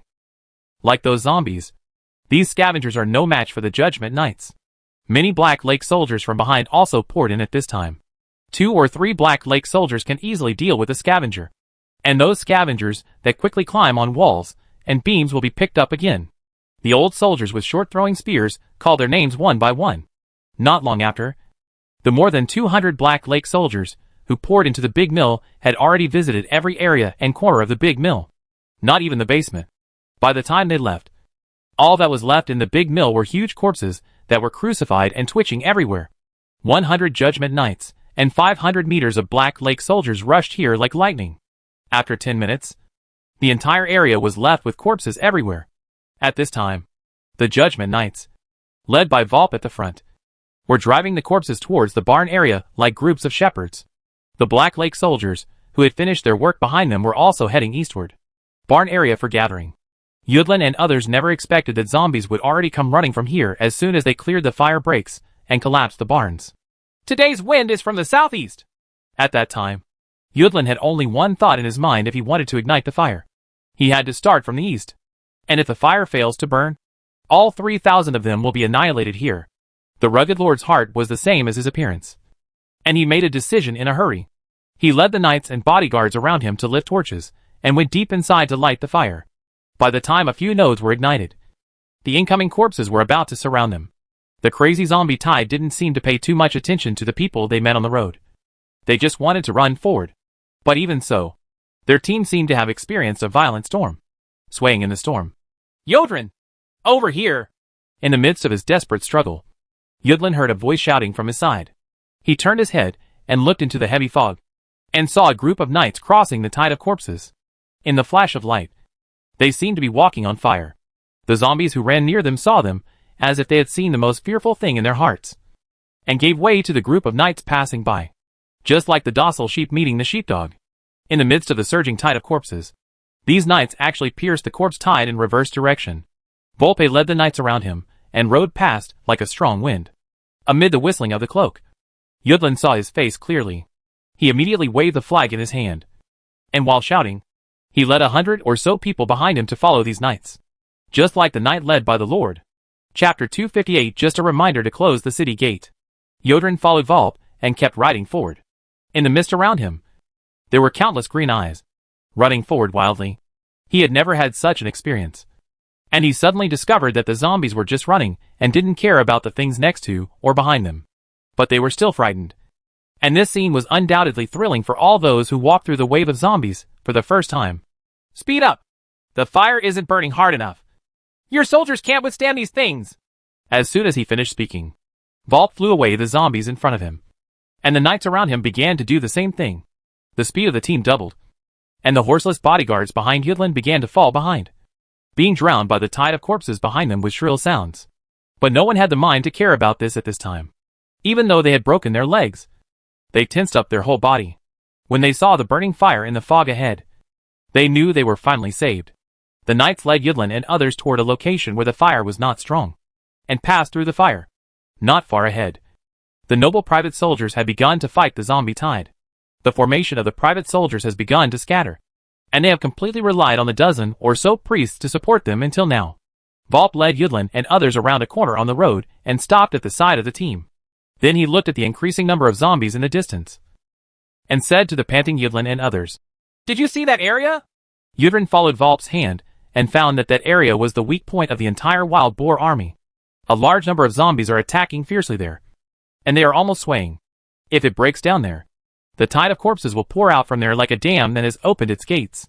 The result, as usual, will be the collapse of the entire team. Obviously, support is needed there, but the knight seems to be paying more attention than just support. And it is not just this area that he wants to save, because there are too many places where such problems occur. And he wants to once and for all. He wants to lead the knights back to the corpse tide from that place, thereby changing the entire battle situation. In just a few words, Yudlin knew what the knight wanted to do. Yudlin and others, who had just passed through the center of the corpse tide, never thought that someone would ask them to pass through again. This is simply crazy. Recalling the frightening scene just now, the hands holding the reins couldn't help but tremble. Volp glanced over and saw the timidity in the hearts of these nobles from their hesitant eyes. He raised his eyebrows, and he couldn't help but feel murderous intentions. But at this moment, a figure suddenly appeared in his mind. Along with many words, he had said to himself, "Indeed, these dozens of noble knights are dispensable. But in the subsequent battles, can he only rely on the 100 comrades around him to face the real black tide alone?" His eyes were closed. What should he do if he was the boss? When he opened it, the murderous intention had subsided, and his eyes were extremely firm. "You brought these people, and they can only rely on you, because you are the bravest warriors here. If you retreat, who can they rely on? Those who dare to set foot on the front line of this black tide are all people who are not afraid of life and death. Are you still afraid of dying in battle? Those who dare not come should go home as soon as possible. Cowards, retreat. Brave men, move forward." For the Judgment Knights, they all carried the determination to die this time on their eastward journey, because behind them were the people they wanted to protect. And what they had to face in the end was the Lord, or even the fallen angel-level giant. Demons. So Volpi's words came straight from the heart. For Yudlin and others, these words corresponded to this situation, like a sharp dagger piercing people's hearts. They led the Wild Boar Knights, and came here in the name of justice. Could it be that they are still cowards? Why am I suddenly afraid? Maybe I just lacked determination before. Looking at the 12 lonely knights who shouted, "Fearless justice," and returned to the most dangerous area in order to save the Wild Boar Knights, Yudlin and others felt a great irony with their eyes red. In that incomparable humiliation and shame, anger surged from their hearts, arousing the fearless courage in their hearts, and once again launched a desperate charge against the corpse tide. In this determination, their hands no longer trembled, and when they grasped the weapons and flags, they were filled with unprecedented power. "We don't need outside help." Yudlin rode forward and led his knights to closely follow the Judgment Knight. They mixed together and rushed into the corpse tide. Yudlin in this scene is just like when Nizhan led the Grey-Robed Knights to die among the corpses. But the difference is that there are more powerful comrades beside them. And those Black Lake soldiers have passed through the fire and followed the corpse tide. The fire was burning more and more fiercely, but the sky-high flames did not burn their bodies. Instead, their armor was coated with a dazzling light that was the blessing given by dawn. And the priests of the Rose Cathedral have also awakened the weapons in the hands of the noble private soldiers in this terrible fog. The brilliance of these weapons is like the attention from heaven. The soldiers who were about to collapse became firm again. But what really determines the strength in their hearts is the flags they carry in the tide of corpses. Those flags tell them that they will win this battle. The two teams gradually merged together, and the monsters burned by the fire were gradually overwhelmed by humans. Near Luya City, Blackheart slowly opened its 8 pairs of eyes. The large pit in front of it was filled with corpses, and densely packed little spiders were eating away at the corpses. The corpses were decomposed at a speed visible to the naked eye. "Eat! Eat! My little cuties! Eat them all! If anyone sees this running tide of corpses again, the master will definitely roast me and eat me," Blackheart said. He took out the spores that Anthony gave him and poured them into the pit. The zombies in the pit have many fungi growing on their bodies. They live on flesh and blood. It seems that some of the high-energy fungi cultured in the laboratory are very similar. And when these powdery spores spread to the corpses, many small mushrooms grew again looking like gray bitwitch fingers. This kind of thing was cultivated by Anthony based on some fungi in the nest. It is not suitable for medicine, but it is extremely suitable for creatures such as demon spiders to eat. The surrounding fog surged, and zombies with broken bodies kept staggering out of the fog and falling into the pit. becomes nutrients for these fungi. After a while, all the undead had fallen into the pit, and the surrounding brain spiders seemed to have finished drawing the evil and ferocious magic circle near the pit. The demon spiders gathered around, looking eagerly at their mistress. Siljak lazily stretched out his hand. The surrounding fog swirled, and he got into the big pit. Then the thousands of corpses together with the little spiders began to decay and collapse rapidly. And the mushrooms also began to rapidly grow. Each dead man's finger drilled through the rotting corpses, growing bigger and bigger. Looking at the growing fungi, the demon spiders rushed over and started their feast. There seemed to be a few large spiders in the entire team of demon spiders, ranging from half-size to 1-meter tall spiders. There were dozens of them. After this meal, a few more big ones came out. Although these dead man's fingers are incomparable to magic bacteria, for the magic spiders, their nutrients are much stronger than those of ordinary flesh and blood. Hey, Siljak suddenly sighed, looking at the eating demon spiders with a look of sadness on his face. It's okay, mistress. We didn't really attack the city, and the master won't really roast us to eat. Blackheart fiddled with its slender fingers and said, although there are still some disobedient zombies running in here. Mistress, there won't be any trouble if you order zombies. Even if the priests go to the farm, there will definitely be priests in the city. I know nothing will happen there. Siljak roared fiercely. She wanted to tear this guy apart. You damn waste. How come you can even remember the wrong way? How should I explain myself? Would you kindly remind those idiots to close the city gate? But don't let any plague break out. Otherwise you will definitely be stuck in the yellow mud. And you won't be able to get rid of it even if you jump into the Senna's river. The fog is really too heavy today. Blackheart couldn't help but feel his heart beating wildly as he roared. But its mind turned around, and it suddenly started laughing again. In Siljak's eyes, this was simply a matter of schadenfreude. Why are you laughing? This cold voice made Blackheart tremble all over, and the strange sounds in his mouth stopped abruptly. He quickly explained, Mother, the master didn't contact us today, so he may not have noticed. And those nobles don't know that we brought those zombies as long as we stay up all night and run farther. Then according to our with the previous speed of travel. This matter has nothing to do with us. As for why we didn't go to the scheduled location, the fog today is really too heavy. You despicable thing. Siljak cursed in his mouth, but his tone changed. What if you meet someone? There are many noble teams and mercenaries over there to eliminate zombies. Mother, this place has been flooded by the black tide. Hey, Exion said slowly, with profound meaning. So there are all kinds of legends here, including this bizarre one. Besides, we don't really want to go astray. Maybe after the master finds out, he will ask us to silence the people we meet. Of course, if we don't find it, we will remind those unlucky ones to be careful in this dark tide. After all, it is right. Blackheart looked at the food growing in the pit and laughed strangely. Siljak licked her lips and her eyes gradually brightened. You are such a smart little baby. Chapter 259, I hope you can understand me. The barn fire is still burning, and I'm afraid it will take a few more days to burn out. But the work of the soldiers and priests did not stop. They recited eulogies in front of the fire, and the noble private soldiers stood devoutly behind them. In this solemn mourning, those victims who died from the plague finally truly rested in peace. Amidst the mourning of thousands of people, stars from the large mill in the distance continued to float into the sky and disappear.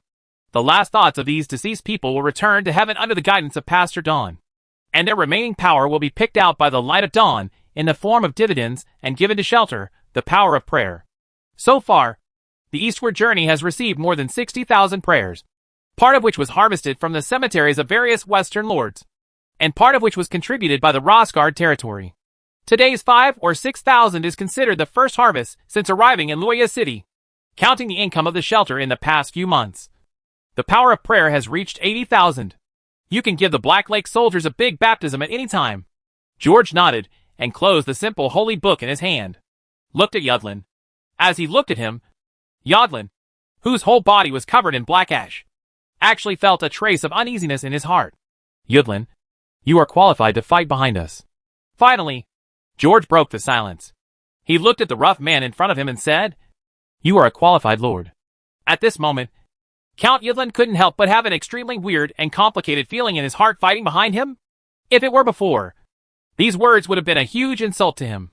Because in the entire war zone, there are few people who are qualified to say these words to themselves. But at this moment, the words spoken by this man made him feel a great honor.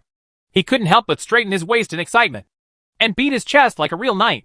Dear Sir George, as long as you need it, the Wild Boar Knights are willing to go through fire and water, no matter what. Yudlin's words were truly sincere. After all, the Knights of the Black Lake in front of them had already gone through fire and water for themselves today. The scene of those soldiers crossing the fire to come to support will always be remembered in the hearts of all soldiers. Indeed, what kind of ally troops? In the eyes of Yudrin, if this is not considered the Knights, then I am afraid that no one is qualified to bear the title of Knights.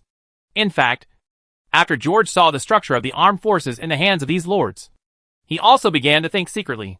He found that the 3 units of Slaying Wolf, Black Lake and Bienham mercenary group were actually very suitable to face the world in the structure and name of the Knights. After all, the commissions of the mercenary group and the Knights are very different. Lord Baron Volp, the same is true for you. Yudlin looked at Volp and said with sincerity in his eyes, this man saved his life.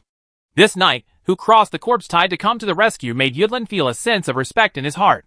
Comparing his previous attitude towards these people, he felt a great sense of shame. At this time, in Yudrin's eyes, these 2 people must be the 2 most important military commanders under Elizabeth. And Elizabeth can hand over this army to Tanya. So this seems to mean that the Earl of Black Pearl has handed over the military power to the heir. In Yudlin's heart, the name of the Knights of the Black Lake was completely established in this battle. And the Campbell family no longer had to question the strength of the Black Pearl Valley. The strength of this army was probably not inferior to the Griffin Knights. Although there are only 3,000, it cannot be compared with the number of the Griffin Knights of 16,000. But these 3,000 people are enough to rival the most elite part of the Griffin Knights. Yudlin believed that the Knights of the Black Lake had already made a name for themselves in this battle. But George and others did not think so, because this war has just begun. But there is still a lot of work to do today. So when he looked at the soldiers who were resting and asked to go on the road immediately, Yudlin almost thought he had heard the wrong words. Mr. George, our mission today has actually been completed. Yudlin looked at the large mill that had been completely cleaned and couldn't help but remind him. It's a pity that the fire was too big and this place can't be defended. But the pollution and the number of monsters here are a bit beyond our expectations. So it's a good idea not to spend the night here. Are you planning to choose a clean farm to spend the night? Overnight? No, Lord Earl Yudland. We are not spending the night anywhere today. And the Griffin Knights seem to want to get rid of the biggest hidden danger here as soon as possible. According to the display in the Book of Dawn, the team went extremely smoothly. The road conditions they encountered were almost completely opposite. And Robert, that guy, seemed to be showing off well in front of Tanya. He was 100 times better than that bastard George Bolton. If they were really allowed to finish this matter tonight. But I had to follow these idiot nobles here for 2 weeks. Wouldn't I be slapped hard in the face? Of course. It is more likely that the group of them went deep into the hinterland. And after meeting the Scavenger King and risking a battle, they were surrounded by the surrounding monsters. Judging from the current situation, they did enter a bit rashly. The road went straight to the most suspicious cathedral near the cemetery. And there is a manor castle nearby that is also extremely suspicious. These 2 places are the core of the farm, and are the locations with the highest concentration of monsters. Taken together, the probability of the existence of the Scavenger King is probably over 70%. It seemed that Alexander's fool had performed so well, giving Robert great confidence. Your grandma's, Tanya, who wants to rob me, and Alexander who wants to fool me. This little brat. The thought only lasted for a moment. After George finished speaking, he turned to look at Volpe. Let the soldiers prepare their bags. We will set off immediately. Sir! Hearing George's words, Yudlin's beard exploded. We can't fight anymore. If we fight again, the troops will be scattered, and it will be dark in 3 hours. These words seemed to make George think about it for a moment, and he called Volpe back. Seeing his actions, Yudlin also breathed a sigh of relief. Earl Judland just mentioned the issue of morale, and this is also what I am concerned about. You asked people to collect all the maps in the hands of the captain, where we are going next, and the battle plan. No one is allowed to disclose it. If anyone talks nonsense, I will chop off his head.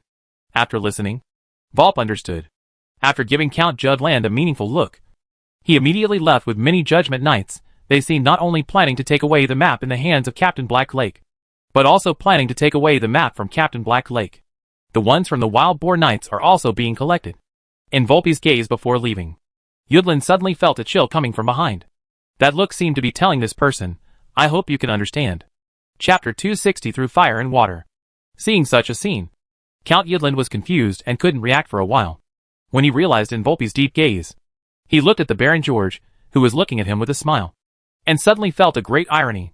Just this morning, he suggested that the man had better be more discerning. However, just a few hours later, this identity had already been reversed. George suddenly laughed. "Don't worry, Lord Earl. What we have to do next is to find a slightly cleaner farm. Of course, if we encounter unclean places on the road, we have to clean them up. Otherwise, if they come looking for the smell, we will be attacked from both sides." Hearing these words, Yudlin felt cold, and George also looked at him meaningfully. "As for the collapse, you don't have to worry about the collapse on the road, because we have gone deep into the hardest hit area. Collapse and escape in this heavy fog will only lead to death, so the danger will only be let them be braver. And I think many people will also understand that if they want to survive, they can only have courage, pick up weapons, and follow the large army, especially an army that is sure to win and attack and conquer in battle." Speaking of this, George drew a line on the map. "So the question now is whether you are willing to follow if you want to leave. Leave the kerosene." Looking at this line that went straight into the hinterland, Yudlin suddenly felt dizzy.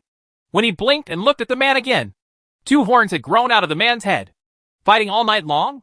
What this person is going to do is even more dangerous and crazy than that. This line draws the most dangerous area in the hardest hit area.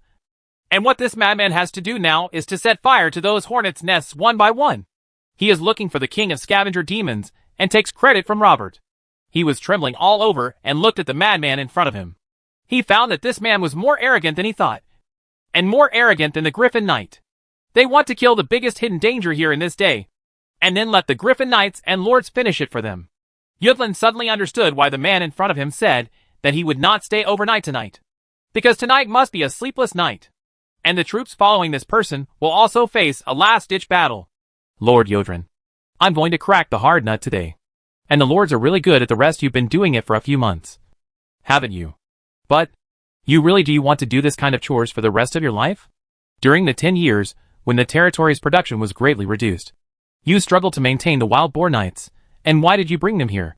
Yudlin, it's time for your troops to practice hard." George's face suddenly became serious. "Today these monsters will give us time to deal with them slowly.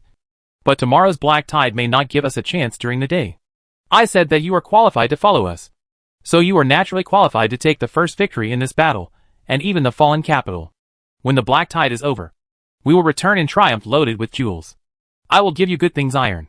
Equip your wild boar knights well, and the reborn wild boar warriors will surely shine brightly in the kingdom of Elda in the future." This is already an obvious solicitation. With the support of the Grand Duke of Black Pearl, it is self-evident what his status will be in the Campbell family and the entire Elda kingdom from now on. Looking at the elite knights of the Black Lake not far away, Yodrin's eyes slowly became hot indeed. He could have such an army. Indeed, just as George said, the Earl who independently formed the Wild Boar Knights and came here to make money is a very adventurous person who is not willing to be left alone. And maybe what I am waiting for when I come here is such a crazy adventure. Earl Yudlin suddenly spit on the ground, shouted loudly with red eyes. "Sir, marching and fighting are not just playing tricks. When the battle is fierce, it is common to fight for several days in a row. I, Yudlin, have been fighting with Grand Duke Cheongying all the year round. I can fight with those who are greedy for comfort, timid and cowardly. Like a noble? I said that the Wild Boar Knights are not afraid of going through fire and water. Tonight, these brave warriors will follow you closely." George nodded slowly. He looked at the Wild Boar warriors surrounding Dan and other priests in the distance. "I know that after tonight, these 3,000 soldiers will be transformed. As George said, this adventure was crazy for Yodrin. Night has fallen, and zombies are twice as crazy as during the day. The slightly cleaner farm that the soldiers were waiting for never appeared. The soldiers had no map and no idea where they were going next. The old soldiers also discussed that maybe there was no clean area in this large farm. Where to sleep? No one wants to sleep in the wilderness, because monsters will come to their door at any time. In this undefended area, it is equivalent to giving up one's life. No one wants to sleep in a farm or mill that is filthy, filled with corpses and plague, because maybe a few big rats carrying the plague running out at night will turn you into a mutilated zombie tomorrow morning. The soldiers could only hold the torch of divine grace and keep moving forward in this terrible area. When they didn't see a farm, they seemed to see hope. But after they cleaned up, they found that the situation here seemed to be even worse. The fog was really too heavy today, and they suddenly realized that the team might have gone the wrong way. No one wants to leave the team because they are fighting for survival. The zombies are indeed crazy at night. But fear and survival give the soldiers even more crazy power. The torch was constantly lit and extinguished, and the torch of hope in the hands of the Wild Boar Knights had long since burned out. But the torches in the hands of the Rose Priests are endless. It seems that these priests, who have good relations with the church priests, have indeed asked for a lot of inventory from the priests. Looking for the priests or the Griffin Knights has gradually become a necessity for the team, and the comrades around him have become the only people he can rely on along the way. Gradually, they discovered these teammates who can be relied on all firmly believe that they can see the dawn of tomorrow, and their indifferent attitude, as well as the hymns they sang and the dirty jokes they told from time to time, further aroused the courage in their hearts. They had already passed 3 or 4 places where priests or Griffin Knights were suspected to be stationed, and all of them were extremely dangerous areas. All kinds of ugly and twisted mutant zombies gradually appeared, and there were dozens or hundreds of scavengers in every area. During these battles, George and others commanded the Knights of the Black Lake and staged scenes of classic tactics for the Wild Boar Knights. For people like George, the battle on this large farm is very similar to the eradication of the rat territory, although there are many scavengers. There are no blasphemers. And he, Volp, and the old men in the Judgment Knights were all too familiar with various battles such as fighting against the zombie tide.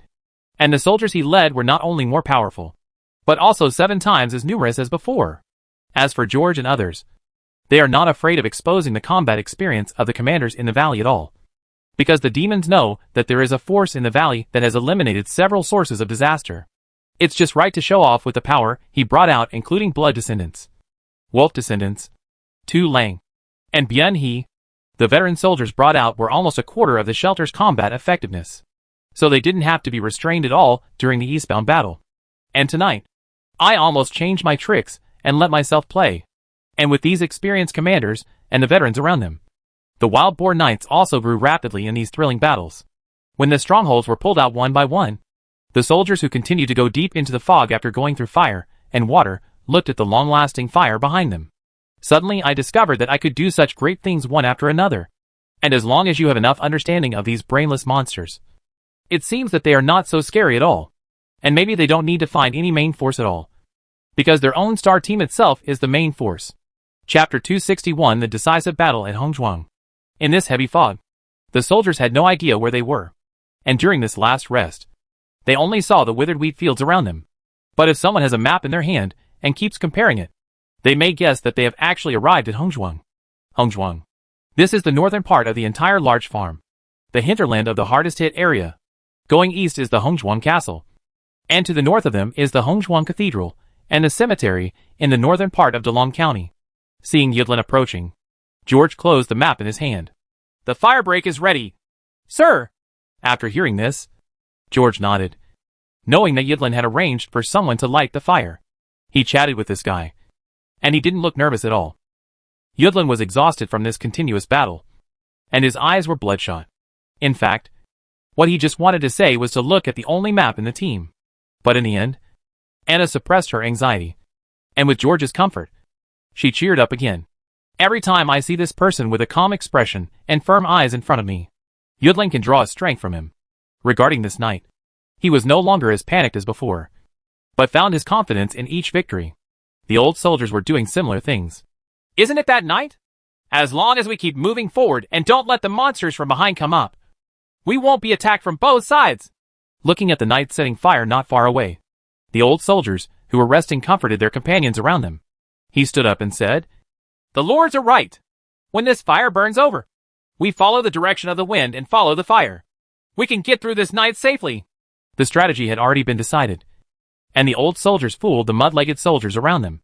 Will a fire at night easily usher in more corpses? No one thinks about this common sense anymore, because the wild boar warriors have long been accustomed to the command of the veteran soldiers.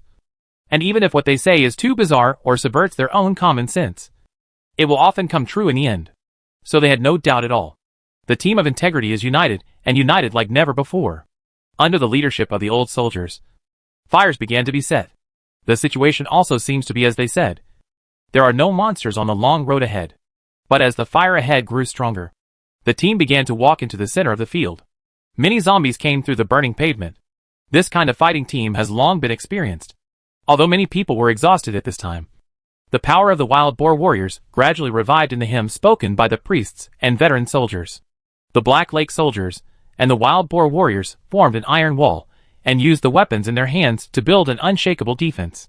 After the First World War, the soldiers discovered that the incoming corpses were actually very scattered and did not come specifically through the fire. And after the team maintained their formation and marched slowly forward for a while, they discovered that the fire that was supposed to start a prairie fire was extinguished right below their feet. In the area in front of them, the yellowy grass was blackened by thick smoke, but it was not burned. Many people couldn't believe it. But those who had seen this scene knew that far ahead, there was another fire coming against the wind. Someone explained, "There must be other teams setting fire in the distance.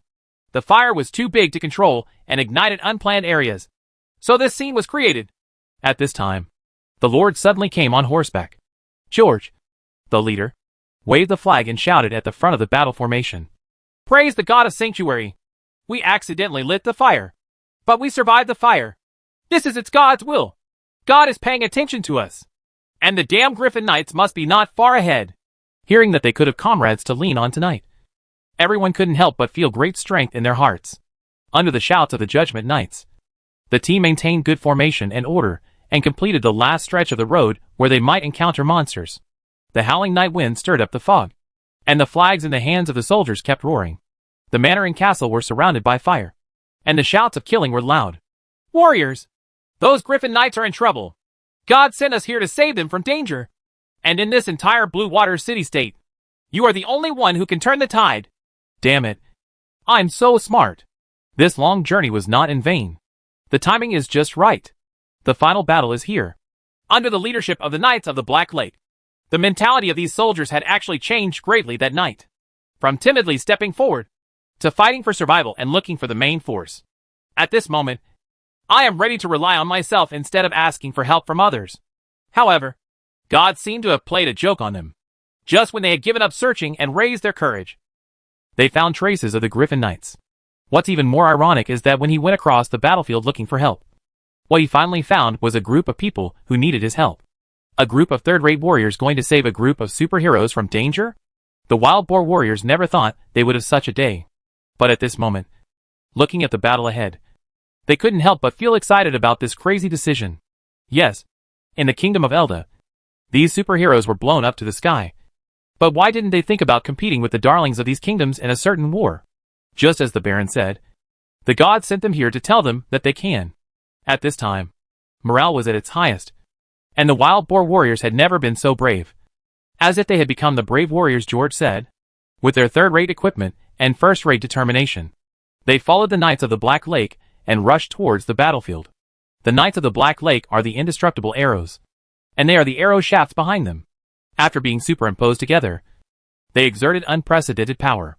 The Judgment Knight and the Wild Boar Knight took the lead, leading more than 3,000 soldiers across the battlefield. In the blink of an eye, they rushed towards the corpse tide like a sharp sword. "Which team is this?" Baron Shaw, Robert and others looked at the flag passing through the corpse tide and could hardly believe their eyes. Rushing into the tens of millions of corpses is almost equivalent to death. "It's those Black Pearls." Seeing the group of people about to rush into the huge tide of corpses, blue veins burst out on Robert's forehead. He looked at Tanya beside him and shouted anxiously, "Hurry up and get yours. Call people back. This is not an ordinary war. The number of this zombie wave is tens of thousands, not hundreds or thousands. You are leading Elda's warriors to die." During the Lord's battle, being attacked from the flank would have a huge impact, almost causing the team being attacked to collapse directly.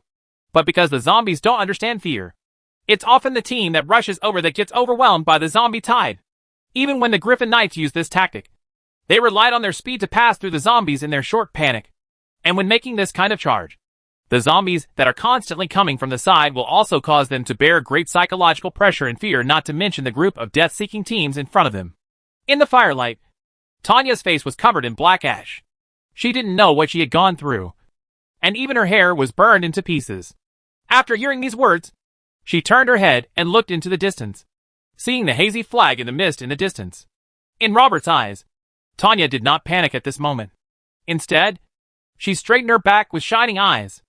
Although she had never been in charge of the shelter's troops before and rarely participated in the guarding of the valley entrance. Every day in the shelter she would encounter them every few weeks. So she had confidence in her companions. "Robert. You arrogant, ignorant idiot," Tanya said loudly with her hands on her waist. The person in front of her had not experienced many zombie waves at all. But he kept making noises in front of her. I can't stand it anymore. Take care of these cowardly losers under your subordinates. Look at how Black Pearl teaches you how to fight. You should have handed over the command to me a long time ago. Damn. The zombie tide in the distance has become intertwined with the human troops. Chapter 262. The soldiers led by two women. The entry point chosen by that team seemed to be extremely suitable. In this hazy fog, I don't know how the commander could distinguish the situation on this battlefield. Just like the omniscient God on the battlefield, the monsters in that area are a relatively weak and scattered part of the zombie wave. They are the second half of the previous wave of zombies. They are dozens of steps away from the latter wave of zombies. The zombies connected in the middle are scattered and helpless. Form scale. But from the perspective of the Griffin Knights, there is no difference at all. Because in just a few dozen steps, it only takes 7 or 8 breaths for the tide of corpses to surge in from behind. No matter how fast the knight is, he will not have time to get to the other side of the zombie tide during this time. But a shocking scene suddenly appeared. The leaders seemed to have extremely rich experience in this situation. They grasped the gap of 7 or 8 breaths and cut decisively diagonally in the direction of the tide of corpses in front of them. Just like cutting a piece of cake diagonally, they began to walk through the tide of corpses. The corpse tide has been divided. 7 or 8 breaths. A dozen breaths. The scene of the zombies drowning the infantry did not appear at all. Whenever a group of monsters running around were about to rush in, the shining light and the Throne Divine Grace torch would let them make a mess. And the second-line soldiers among the Black Pearl troops seemed to be crazy. They had great confidence in the leader and followed forward. It's like as long as you keep walking and swinging the sword, you will win. Immediately afterwards, a scene that the lords had never seen suddenly appeared on the battlefield. It seemed that as long as the first half of the zombie tide rushing towards the fortifications, even if the zombies that occasionally turned back were cleaned up, the corpses would be destroyed. The tide will never turn back. And in this battle, they didn't care about the team behind them at all. They just followed the monster in front of them and ran forward. They held torches and weapons in their mouths and sang hymns loudly. The light that continued to shine around the knights and priests in the team almost dispelled the fog and illuminated the night. The whole team was united as one. And their morale was like a rainbow. In the blink of an eye, the big cake was cut diagonally. What stunned the lords was that in the group of monsters that they had cut apart, the monsters in the front kept moving backward in a hurry, while the monsters in the rear kept trying to move forward. Because they did not have enough follow-up power, they actually got mixed up. A ball.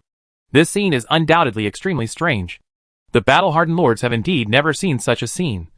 But in their view, it is completely meaningless. Because there are already zombies swarming behind the team. The monster group will soon form a new wave of zombies and rush towards the team.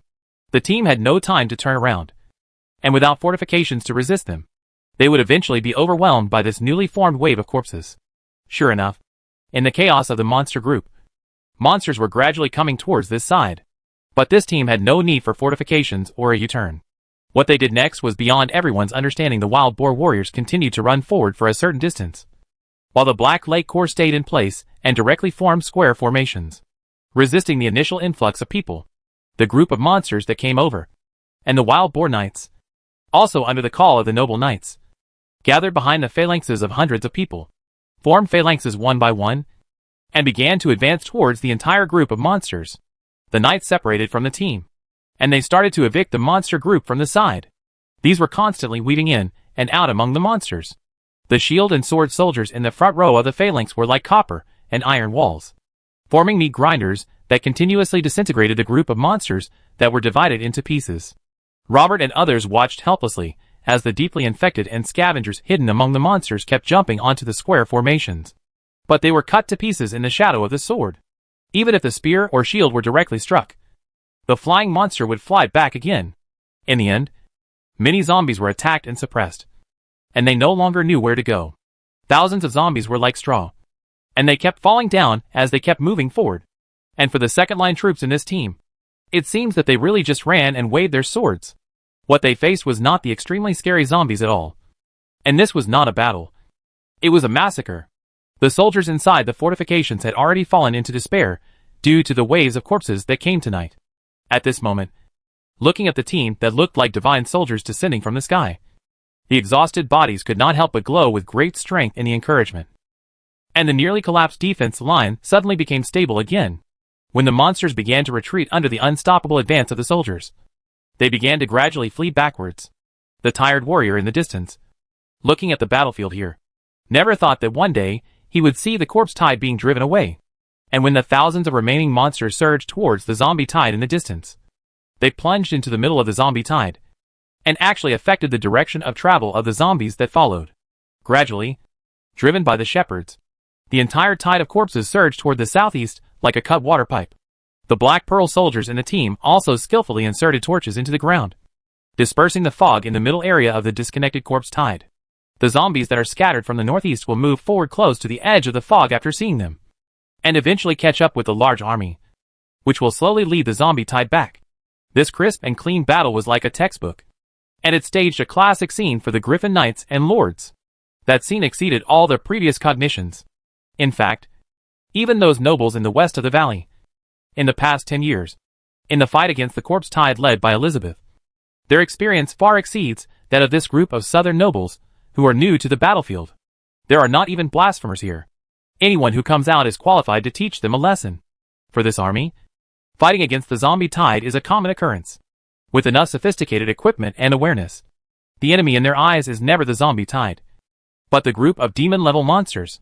When the soldiers finished their work, they rushed towards the monster group on the defense line with great morale as the leader shouted harvest.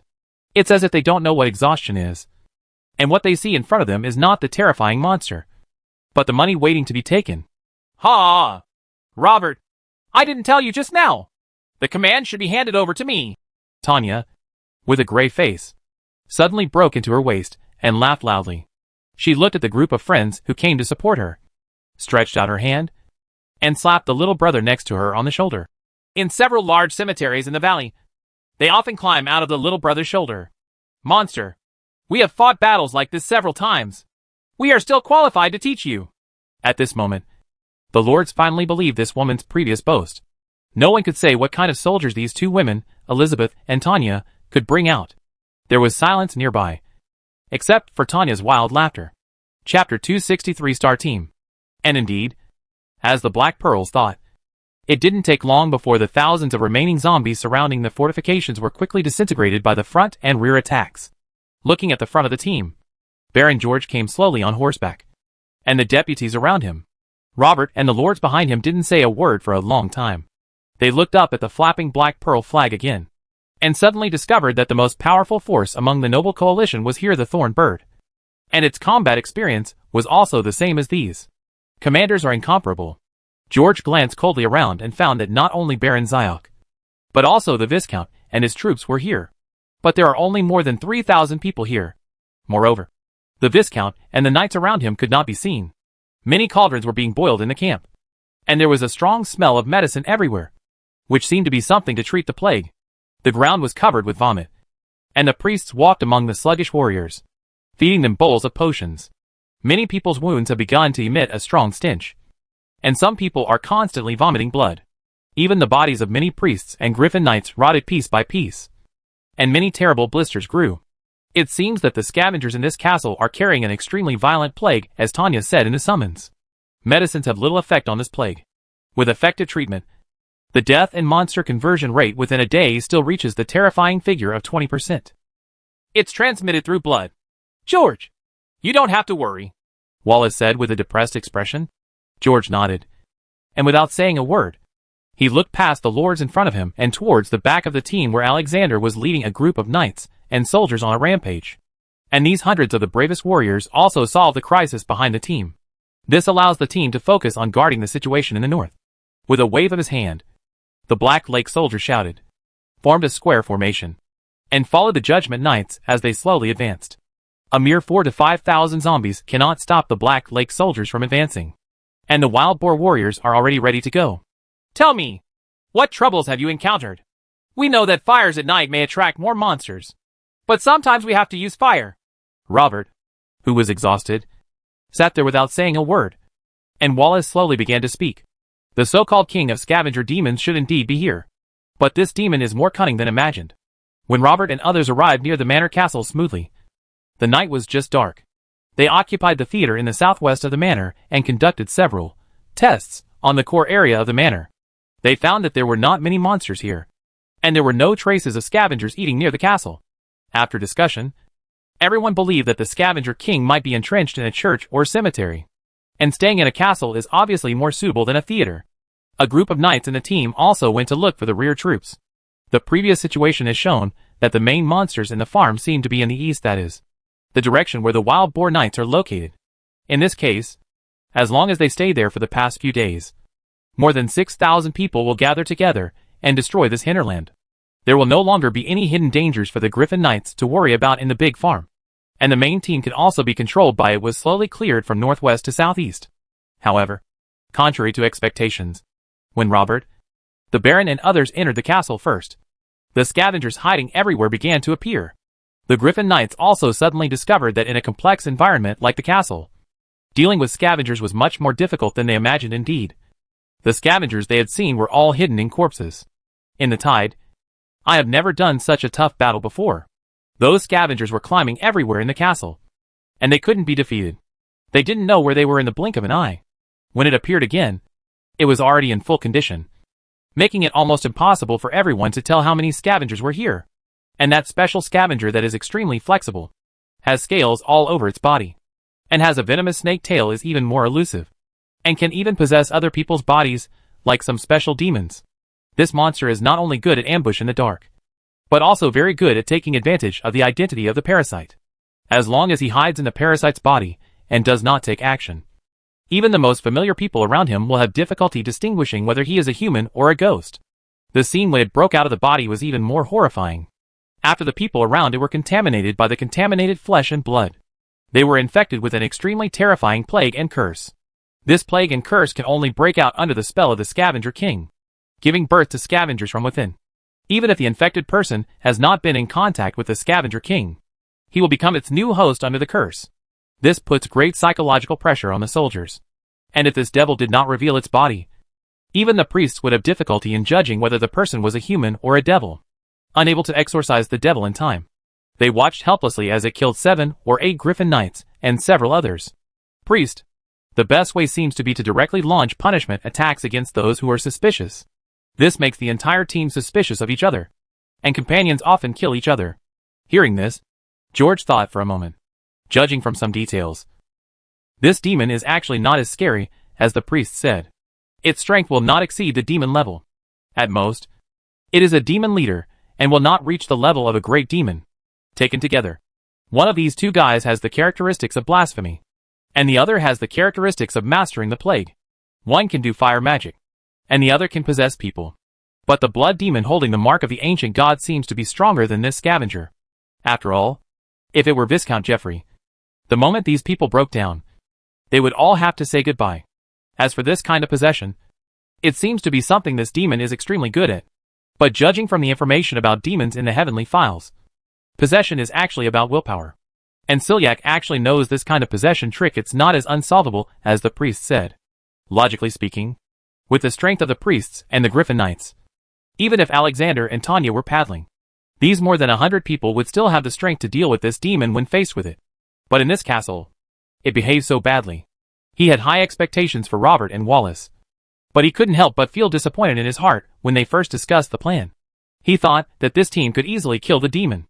After discovering Robert's route, he rushed over in a hurry. He knew that facing this kind of demon would put these people under great psychological pressure. After all, when he led his people to face Viscount Geoffrey for the first time, many people had terrible hallucinations in their hearts. But a demon-level thing caused this so-called star team, the so-called 7,000 troops, to collapse. Suppressing the black tide is really laughable. George's face slowly became ugly. At this time, he had completely confirmed his previous guess. It turns out that the black tide has been fighting vigorously with the coalition forces, and the force they mobilized is this level. After coming back to his senses, George found that the silent Riscard next to him had a very strange look on his face. After seeing himself looking at him, the old guy nodded slowly in embarrassment. It seems that this guy knows something about this kind of scavenger. George listened. It wasn't until that terrible demon targeted Alexander and Tanya that he really ran into big trouble. As George guessed, that guy was on par with a vampire demon in strength. A team led by an A-level hero is enough to kill it. But Alexander fought so hard in this castle that he couldn't catch up with that guy. And it was not convenient for Tanya to reveal her weird figure among this crowd. All he could do was laugh at the weird laughter that the guy was escaping from, making his teeth itchy. In this deadlock, the knights, lured by the scavengers, opened many secret passages and secret rooms in the castle, where countless skeletons were sleeping. Many zombies began to pour in from the secret passages in the castle. Most of the team suffered casualties. The Griffin Knights fought their way through the castle and escaped. But at night, humans can't outrun zombies.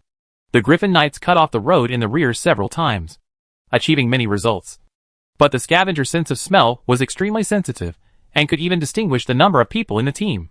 So every time, the zombies would be chased away. Faced with this horrific tide of corpses, they had no choice but to set fire to the barn near the castle.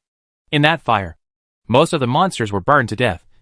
But in this chaos, the lords could no longer distinguish between southeast and northwest in the heavy fog.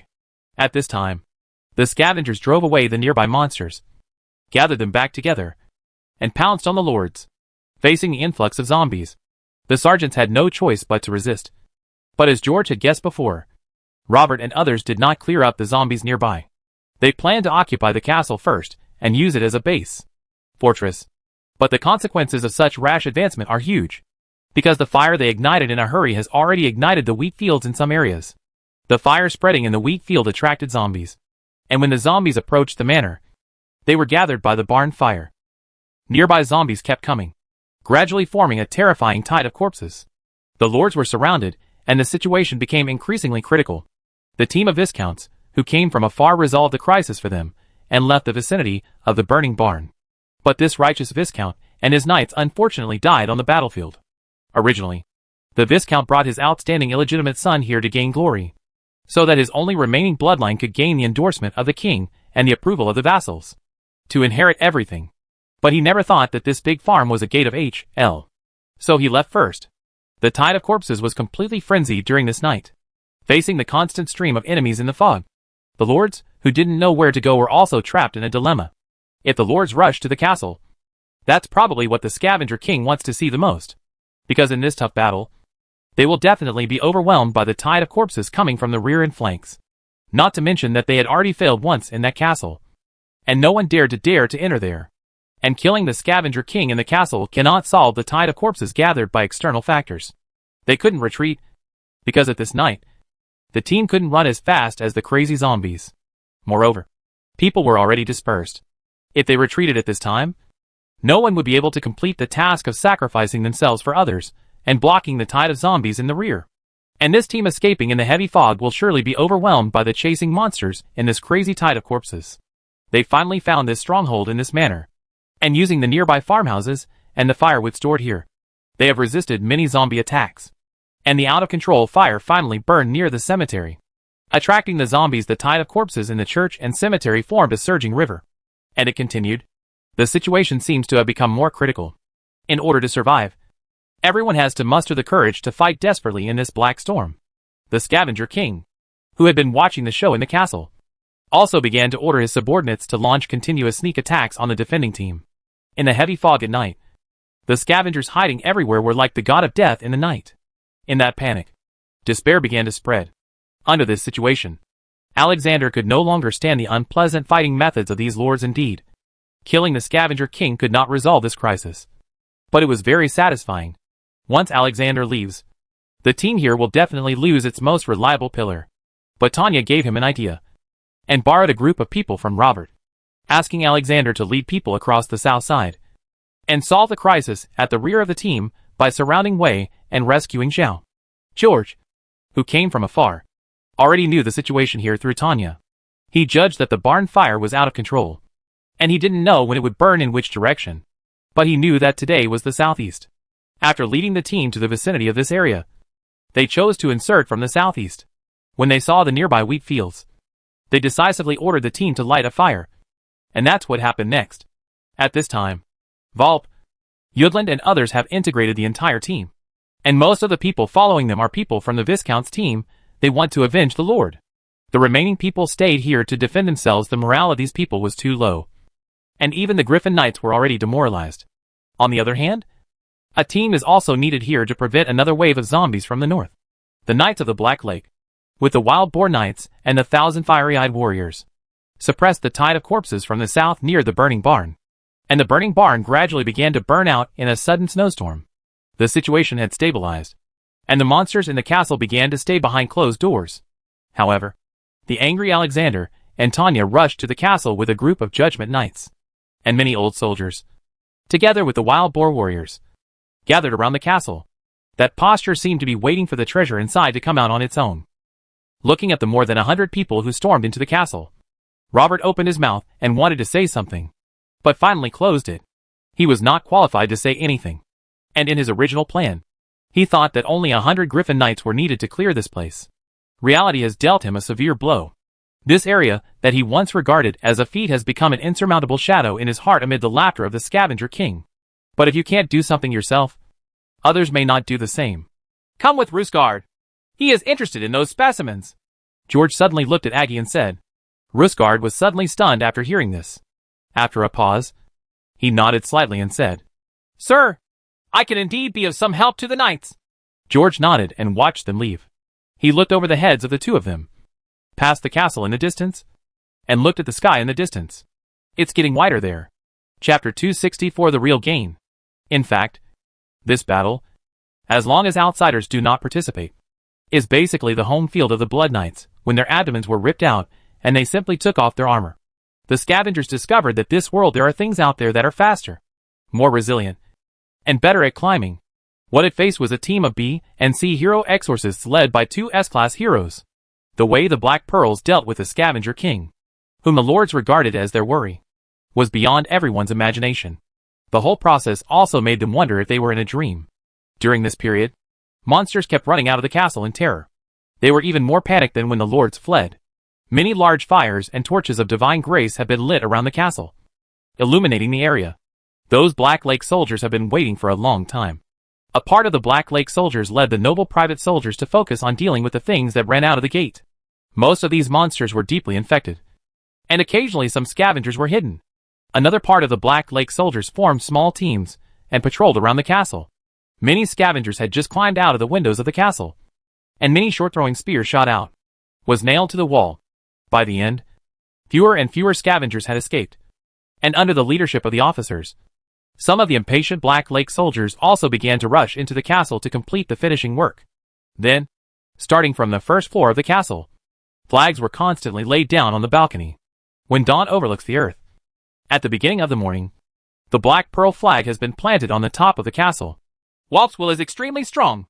We generally like to call this kind of hero a prison dot. Rusgard rode on the horse and followed the team forward while slowly continuing to tell George. I carved a spell on his body specifically to deal with that thing. After throwing out this bait, that stupid thing took the bait, ha ha ha ha. The wizard laughed cruelly. George nodded, took the thing handed over by the wizard, and started playing with it in his hands. It looked like a shark egg, and the wriggling and struggling thing inside looked like a deformed embryo. This was the scavenger. After this battle, Volp, who went deep into danger and fought against the demon mentally, finally achieved spiritual sublimation and entered the A-level evaluation before Jack. And in Volpe's handbook, there is another one called the Devil's Atlas. Rusgard called this Demon Knuckles. In the current announcement to the lords, this scavenger has been burned to ashes. Only a burnt black head was left. The scavenger's head also had 2 horns growing on it. When George saw it, he understood that in the eyes of everyone, this thing was going to be called a king. But for many people, slaying demons was once a story in myths and legends. Many kings even made up stories in order to add some history to their families. Over the past few thousand years, there have been more than 20 things collected in the Holy Court. But there are rarely those with such big horns on their heads. They are mostly dry, rotten, mummy-like things, or certain items, as well as some unlucky wizards, who are labeled as big devils. And since the beginning of the Kuroshio, there are only 5 of them in the Bisui city. This is the 6th one. The lords had only heard about the horns before, but after seeing them now, they were all shocked. This mutated scavenger is indeed rare. It is a project I have participated in researching a deeper infection of humans. But I did not expect that this plague would eventually evolve here to the extent that the acolytes wanted to achieve. Rusgard shook his head and said, with a bit of sadness in his mouth, when the host was infected, the body was actually taken over by the devil. As a result, when the plague mutated in its body, together with the low-level devil, it also infected Reborn. It has almost all the advantages of a scavenger. The plague it carries is also more terrifying, as long as it is extracted and studied a little. Its mode of transmission is changed. Of course, if the resistance to the plague is also unprecedented. Based on my previous research on the devil, it is not difficult to make an antidote. Speaking of this, Rusgard's eyes lit up. His previous research on the plague vaccine had not yet been completely completed. As soon as the first batch of experimental products was released, he was wanted because of its amazing efficacy. Since then, the Holy Court has been researching this vaccine.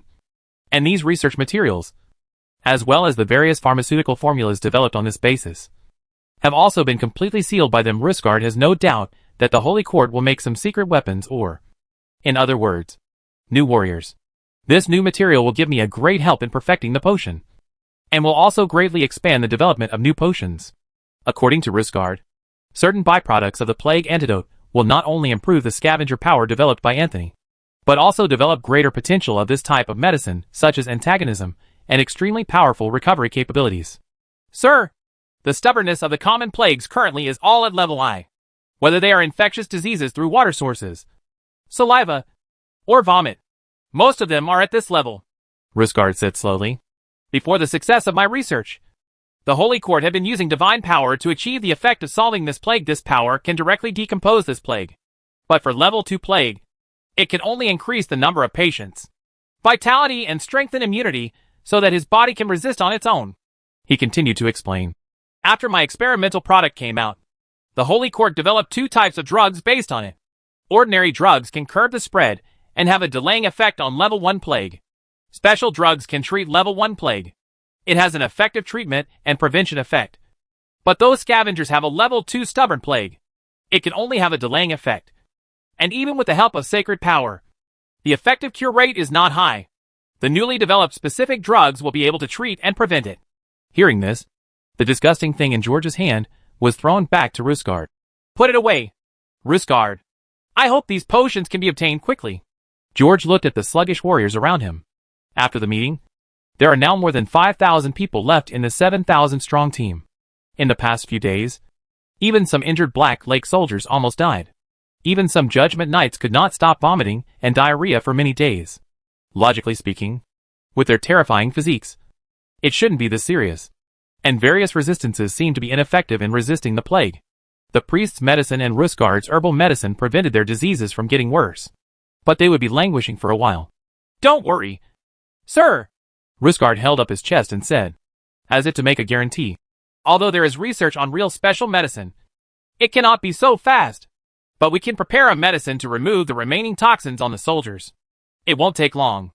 After arriving in Biswi City, even if I don't participate, the palace wizards will quickly come up with it.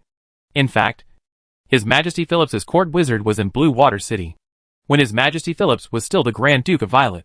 The libraries and laboratories in Blue Water City were very good. Later, some palace scholars fled to the royal capital.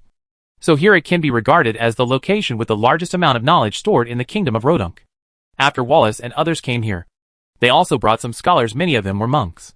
Since then, these laboratories have become the main places for producing medicines. It makes up for a large part of the potions that Biswi City lacks. What I'm saying is that we need a more powerful potion. If all the soldiers in the Black Tide are infected with this plague, it will be very troublesome. George put forward a higher demand. Rusgard touched his beard and thought about it. After a moment, he said, with the physical fitness of our warriors, if we don't care about the cost, there are several potion formulas that can indeed serve as suitable temporary products, sir. You really gave me a problem. At this point, Rusgard smiled slightly, looking at his appearance. It doesn't look like he has encountered any problem at all, but he is confident. In my situation, even as Raphael, the magic consultant of Count Black Pearl, participating in this kind of experiment will probably be very difficult. Sensitive. Indeed, if he had too much contact with those wizards and priests, it would be very inappropriate for this man, who had been a demon spy and a wanted criminal of Rathbone. However, Maybe I can use some special channels. After saying this, Risgard slowly explained. Even if you don't mention it, I will look for those guys when I have time. There was someone last time. You stole a fortune from me. Risgard has some friends in Blue Water City who are considered real friends of the Black Death. They have all spent time in the Birds of Rest, a mysterious wizarding association that specializes in black magic, and the Black Death has always been a big figure among them. I believe that in this dark tide, they must all be alive and well. Risgard smiled slightly. No matter what identity they use, they will not be little people, sir. Maybe I can help you get some banned books. George's eyes lit up slightly. He nodded slightly and said, Find a way to get all those guys over. My shelter is very short of people now. After hearing these words, Risgard's expression became strange. Sir, I'm afraid I won't be able to handle those guys by myself. After saying this, the wizard couldn't help but laugh. You know there is someone who can help me. Siljack. This evil beast. After thinking of this name, George grinded his teeth secretly. Those two idiots thought they didn't know anything. He really didn't have time to pay attention to those two guys these days. But after looking through his notes log, he saw everything. They seem to have kidnapped two nobles in the past few days, and are extorting money from them. George didn't contact them to see what they were up to. Under the orders of Tanya in front, the messengers rode their horses and issued orders on both sides of the team. The whole team had to forcibly cheer up and prepare for the battle. Although everyone was in very poor condition, there was a sharp momentum amidst the silent formation changes. This is the last hacking position, Aji. Go tell Volp not to just fight. Keep an eye on those cars. If any more cars are lost today, your year-end bonus will be lost. Gone. There was a lot gained in that castle and church. What do you want to do here to fight? Isn't it just this Bulger thing? And in these 24 large cars, half of the things belonged to George. Every time he lost a car, he would beat his chest for a long time. Today is already the 7th day after the battle in the castle. The entire trip to the big farm was 6 days later than George expected, because of the plague in the castle. This group of teams cannot stay here to carry out any cleaning tasks in their current situation. Even walking out will probably take a lot of effort. So their goal is to return directly to Biswi City, and then let other lords bring people to deal with the remaining stuff. So George had to change his original plan and accompany the entire team all the way south. After the zombie wave went crazy that night, there were many more monsters on the road. Many monsters have also gathered in many cleared farms. What the Lord said is right, any stronghold that passes by must be pulled out. Otherwise, just wait to be arrested at night. A total of 7 or 8 strongholds have been established in the past few days, and today is the last one, the small manor where they first held the meeting. However, these battles are much easier than when they came in. It can be said that in the battle and fire on the first night, half of the monsters in the big farm were wiped out. Therefore, with the leadership of George and others, the journey can be said to be smooth, and Tanya and others also specially taught many things to these teams. Faced with the pressure of survival, their growth is rapid. Now, after the lords have experienced this trip to the big farm, these teams that have truly experienced the tragic war have been greatly improved in terms of combat level and fighting will. 50% of the personnel were reduced, and the remaining ones were all real veterans, even the recruits who had just entered the battlefield. After experiencing such a battle, they could say that they had crawled out of the dead. As for this small manor, the total number of zombies was only more than 1,000, and it didn't take long for the team to clean them up. They did not rest here, but left this plague place before dark. When they rested in an abandoned manor 10 kilometers away from the big farm, they felt the heavy feeling on everyone's body. The pressure couldn't help but suddenly let go. At night, George and Tanya walked together, patrolling the manor with the lords, and heard the cries of many soldiers. Some were grieving the death of their companions, and this sadness was only released at this moment. Someone was excited that they were still alive. Some people cried excitedly after counting the money stolen from the car. If George knew, he would definitely not let Aji lead those veteran soldiers to guard those vehicles. Most of the elite priests who came from big aristocratic families, and the priests with different statuses, after comforting some people, returned to the warm rooms in the manor to lie down and rest in a state of physical and mental exhaustion. But in this late night, there are still many priests walking around, comforting the soldiers everywhere, guiding their hearts, and praying with them. Most of these people are priests of the Rose Cathedral. Even though their bodies are suffering from illness, their eyes are still shining, not affected by anything external. Gradually, the crying became smaller and smaller. I don't know who took the lead. A hymn was slowly sung in the manor. It's called Heavenly Blessing, or it's called the Blessing of the Dead. Priest Wallace upstairs was awakened by this hymn. He came to the window and looked at the priests beside the bonfire below and the Black Pearl leaders among the nobles, and gradually fell into deep thought. Chapter 265 The Backbone of Rodent, Grand Duke Yongfeng. The team moved forward along the official road. On this smooth and quiet road, the team's speed increased 10 times. 2 days later, merchants and travelers gradually appeared on the road. Another day passed, and finally in the morning, George saw the looming water city in the distance. Bishui City in the mist. The surging Senas River makes a bend here, and the river runs through the peninsula, forming a huge long island interspersed with small gulf currents. Thousands of years ago, when Calvert, the Knight of Clear Water, brought people here, there were only a few small fishing villages on both sides of the river. He built a castle and a dock in the center of the river, laying the initial foundation for Bishui City. Since then, with the continuous exchange of trade, this place has gradually become a transit point for trade, and has also become the best place to cross the Senas River. In the next 2 centuries, residents who were invaded by nomads in the northwest moved here one after another, and the first Governor Earl of Bishui was born here. The rise of the Rodent Kingdom made Bishui City gradually become the center of trade and military, and as the first Grand Duke Violet inherited the position of Earl of Blue Water, he began to establish a trading station to conduct tax-free business, and the city on the water gradually began to expand. The economy brought about by prosperous trade has made this place bigger and bigger. Several battles between the north and the south gradually consolidated the position here. Today, Chengyu Island has been divided into 5 areas by the intersecting Gulf streams, and this huge Bishui City encompasses these 5 areas. To the north of the city is its natural moat, and to the south is its huge port. In human wars, defending the city mainly involves guarding the water, as long as the surrounding Acropolis is still there. Any army that wants to attack this place directly will be attacked by both sides of the river. The major counties where Bishui City and the surrounding Acropolis are located form an extremely complex environment. The politics of the 2 countries on the border are also very delicate. To a certain extent, it can be said that this is the Jingzhou of the Rodent Kingdom. The city at the core is the unsinkable ship of the Kingdom of Rodent, and it is also a throat between the north and south, and the east and west. In this black tide battle, neighboring countries have come to support, and the 3 countries have never stood together so unitedly. This makes it appear to be an impenetrable city. For those zombies, it is more difficult to break through this water city than it is to break through the Windsong City, because this place is in the south of the subarctic zone. No matter how cold the weather is, the river water will not freeze. The troops stationed here only need to guard the northern wall. The city was safe and sound. The troops in the city can travel by boat and attack the Kuroshio in the north from various positions. It can be said that even if all the Acropolis in the northeast have fallen, it will be easy to defend the entire Bishui City. The zombies can't even cross the rushing moat. But on the majestic city wall on the north side, there are now many charged spots, some of which are traces left by the war, and some of which were slowly blackened by the burning of corpses. At this time, several suspension bridges have been lowered at several city gates in the north, connecting them with several bridges on the moat. Many vehicles were passing through the area in an endless stream, but many of the vehicles were not carrying cargo, but mud and corpses. There were crowds of people on both sides of the moat, and countless laborers were busy there. There are still many burning things on the river bank. Mr. Wallace, why is there no water in this moat? George frowned as he looked at the moat in the distance.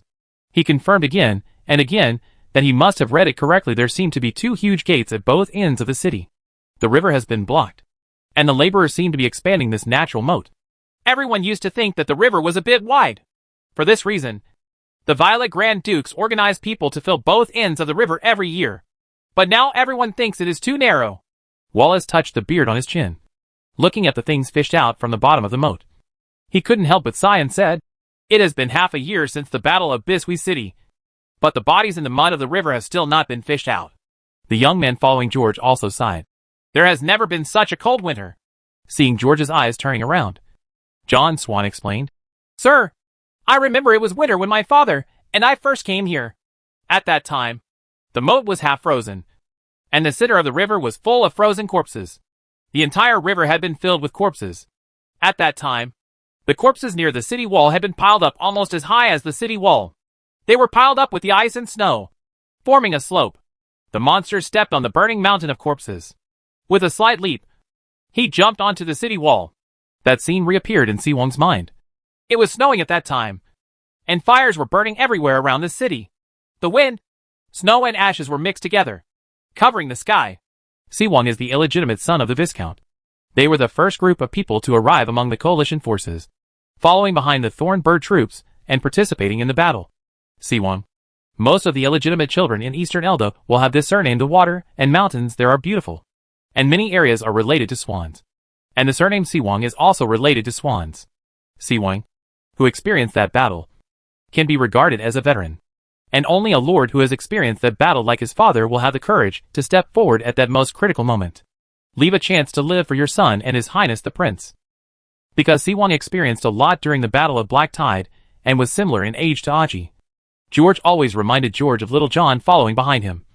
So he would often call this brave knight to the team. Ahead, let's chat a few words.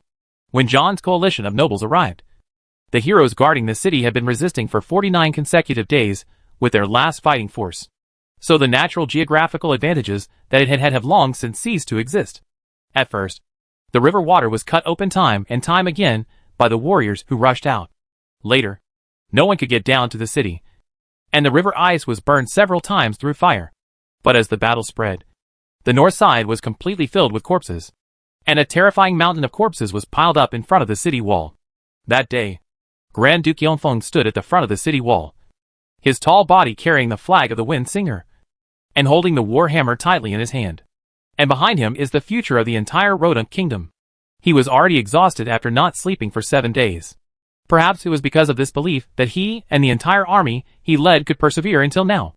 Therefore, in the hearts of all those who experienced the siege, it was not the Thorn Bird that became a god in the battle against Biswi, but the Grand Duke Adeline. This made Adeline Walton Winsinger, as a foreigner, once a candidate for the throne of Neradunk. Even Phillips Delon Dakins, who asked for help from abroad, persuaded and led the noble coalition to return, had to admit that maybe Adeline should lead the future of Rodunk. Winsinger translated in common language means Wind Singer. The original builder of the city was the first Grand Duke of Wind Chanting. After the Wind Chanting city was built, the Grand Duke changed the original surname to Wind Song. Dakins is the name of the first king of Rodunk, and later the royal capital and royal family of Rodunk were named after this. But it was this Grand Duke Yongfeng who turned the tide, and in the end personally promoted his best friend to the throne. And he served as the hand of the king, that is, the prime minister of the newly formed royal court. Rodunk's spine and mind were connected together, and the faith of the Rodunk nobles thousands of years ago was also regained on that day. As long as Adeline and Phillips are here, the kingdom will be there. It is said that now, Grand Duke Adeline has moved his whole family to Biswi City. On the one hand, he shows his strongest support to His Majesty, and on the other hand, he shows his determination to defend the city to the death. After hearing this story from Siwang, George got to know the Grand Duke Yongfeng again, whom he had hacked many times, and his status in his heart had also been turned upside down. George sometimes guesses, perhaps it was precisely because of that defensive war that Archduke Jean Adeline, a staunch defender of the city, finally compromised with Phillips. A warrior, maybe blind defense really cannot stop the black tide. Outside of Biswi City, right? This reminded him of the valley surrounding the mountains. Compared with this place, I'm afraid it doesn't have that big of an advantage. And the large city wall that is being built cannot compare to the copper and iron walls that Biswi City-State has built over the centuries. It is definitely not possible to just stick to it. At the critical moment, some external forces will be needed to help behind the black tide. The Campbell family is considered one.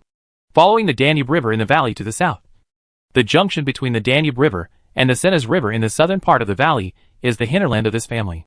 Many materials flow into the valley through these two rivers, one large and one small. The Western Territory and the princes in the south of the Western Territory cannot be mentioned. At that time, these areas had been submerged by the black tide heading west. But south of the west border, south of the Senes River, are the many territories of the Kingdom of Elda. These places border the western border of Rodunk and are mostly composed of mountains, lakes and swamps. Coupled with the endless flow of the Senes River, it is inconvenient for many monsters to cross, at least in the early stages of the Kuroshio. As long as the Elda Kingdom's army defends some key areas, then with these geographical advantages and the restraint of the valley, the Kuroshio can be held back in the Western Territory. At the same time, as long as these lords dare to muster the courage to cross the long river and head north, they can attack and harass the hinterland of the black tide in the west. This will provide great relief to the valley. If Vale and its allies can cooperate well in the west before the black tide from the east penetrates deep into the hinterland, Vale, and the kingdom of Elda will survive safely for a long time. And if the Valley and the Elda kingdom can accumulate enough strength before the fall of the kingdom of Landry, they will have the opportunity to counterattack the west, making the main force of the Kuroshio in the east unable to advance or retreat, and sharing the great pressure on the countries in the south. Of course, this is a best-case scenario. If the main force of the Kuroshio's south attack pours into the plain south of Bisui City, it will be unstoppable all the way south. Then it will continue to spread and submerge the entire eastern part of Landry and Elda Kingdom. At that time, what the Valley had to consider was not only to guard the Valley entrance on the Winsong City side, but also to consider in advance how to defend the southern plain between the plains and the Danube in the southwest of the Rat territory before the fall of the Elda Kingdom. The dark tide is coming. The blood moon is approaching. And Bisui City is destined to fall. The only thing that can be done now is to reduce the nutrients of the Kuroshio. There are millions of people in this entire Bisui City state, and gold prospectors from various southern countries are still gathering here. In front of the city gate, what George saw were merchants carrying goods and treasures, teams of nobles, and wanderers who wanted to enter the city to make money every day. The entire trading city has become more vibrant and energetic with this war. If the lords who poured into the city were like Adeline's Iron Wall Knights, then the Blue Water City-State might still have some chance. But after seeing these star teams among them, George no longer had any illusions about this place. Boss Adeline, I am a little more negative than you. If the millions of people around this Clearwater City-State were all turned into the nutrients of the black tide, they would all be at a loss. George felt it was time to meet the Archduke. But what should we talk about? We have to see each other in person. The order in Bisui City is much stricter than that in Loya City. George and his team have no chance to show off this time. However, because Wallace had already sent 2 of his guardian knights to inform the city in advance while he was on the way, there were people outside the city to greet this group of teams. The leader is called Count Fernando. Before Phillips came to the throne, he was his confidant. He was mainly responsible for the commerce and economy of this land. He was a very powerful person, because he is well informed. He has connections all over the world. When Phillips asked for help, he helped. So now he has become an important minister in the royal court. If there is no Grand Duke Yongfeng, he must be the prime minister. Basically, most of the great nobles who came to the Blue Water City-State knew him. So when the king and the king's hand did not come forward, he would come forward.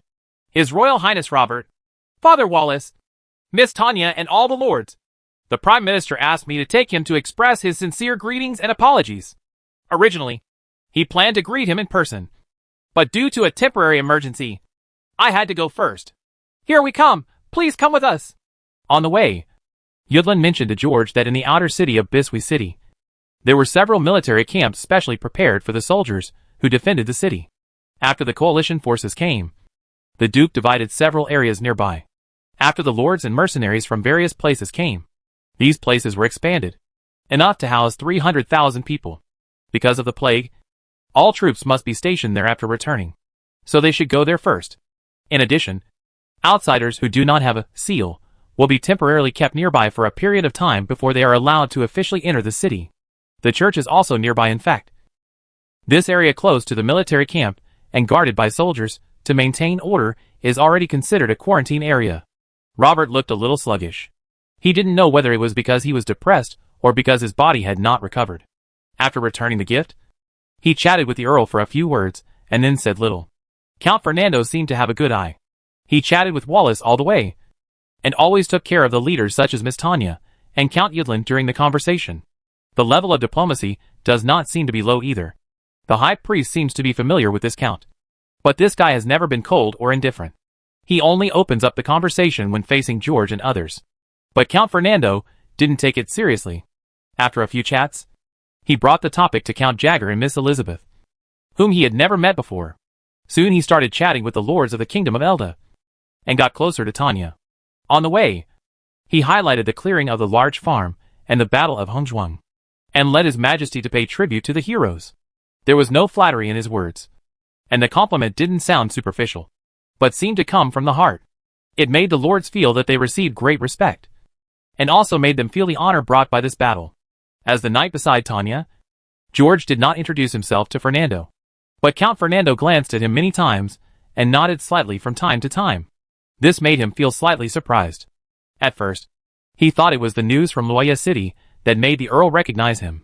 However, Valp's body shape and hair color were very similar to his own. But Count Fernando did not pay much attention to the other knight beside Tanya.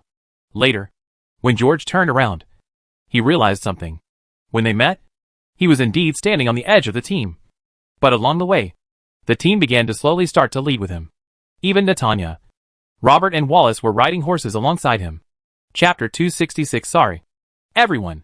On the road these days, everyone has formed a habit. And George did not pay much attention to these details, or in other words, he has long been accustomed to this. But to outsiders, it's obvious. Hey, I'm pretending to be cool invisibly. I'm really sorry. But this is still appropriate. After coughing awkwardly, when Fernando looked at him again, he smiled and caught one of his words. Then he introduced himself as Tanya's man. These words were natural, and the identity was extremely suitable. He directly pressed the black pearl onto the large sedan chair that was lifted up by everyone. But this first formal introduction from George made Tanya's mouth twitch slightly, and it also made Robert's expression become even more depressed. After passing through the independent corridor connected to Wingchen, we arrived at the military barracks area of the outer city, and George and others discovered that here, Count Fernando had ordered someone to prepare a military camp specifically for them. Count Fernando said, "You meritorious ministers will first arrange the soldiers, and then go to the palace with me. Presumably the Prime Minister has already made arrangements there by then. There are some soldiers in the military camp who are busy. Some are taking care of the military camp, and some, under the command of priests and scholars, are adding firewood and fire to the many large and small pots that are cooking." The soldiers took large bags of coarse salt, and some common anti-inflammatory and antibacterial herbs, and placed them in large pots or large vats. The scholars and priests mainly guarded the small pots, and kept letting them go. Men stirred the foul-smelling mud soup with wooden spoons. Obviously, the big pot was for cleaning the bodies of the soldiers, and the small pot was for their first meal. George noticed the leaders of several soldiers, and several knights with extremely resolute faces. The emblem on their chests is the symbol of the Iron Wall Knights. Moreover, these people have divine patterns on their armor. Different from George's previous judgment, the combat effectiveness of these soldiers was almost twice as powerful as he thought. They quite really supports Grand Duke Yongfeng. After experiencing this battle, these real warriors have been sublimated again. It is said that the knights who once numbered nearly 20,000 now have less than 3,000 left. But with these people here, this unit with a strong military spirit, and will soon become fuller again with the support of this tougher skeleton. As expected of the Iron Wall of the kingdom, there are still real warriors on the front lines. After seeing George's expression, Priest Wallace on the side suddenly smiled. "George, don't be offended. After coming to Biswee City, you have to take a bath first," Wallace said with relief. "Although you have to take a bath every few weeks. It may be too frequent for everyone, but the soldiers are out there when fighting. It's inevitable that you'll bring some dirt with you. Let's call it to get rid of bad luck." George really wanted to say, "You haven't taken a shower for just a few months." But there was a slight smile in his mouth. "We can allow Father Wallace to personally conduct the baptism for us. This period of hard life has not been in vain." After Wallace heard this, he was slightly startled at first. "Isn't it just an ordinary bath? Why were you baptized?" Suddenly, the word hose suddenly flashed in his mind. And then his eyes lit up, and he smiled broadly. This little clever guy. If he becomes a trainee priest for himself, it will definitely not take him a few years. It will jump up.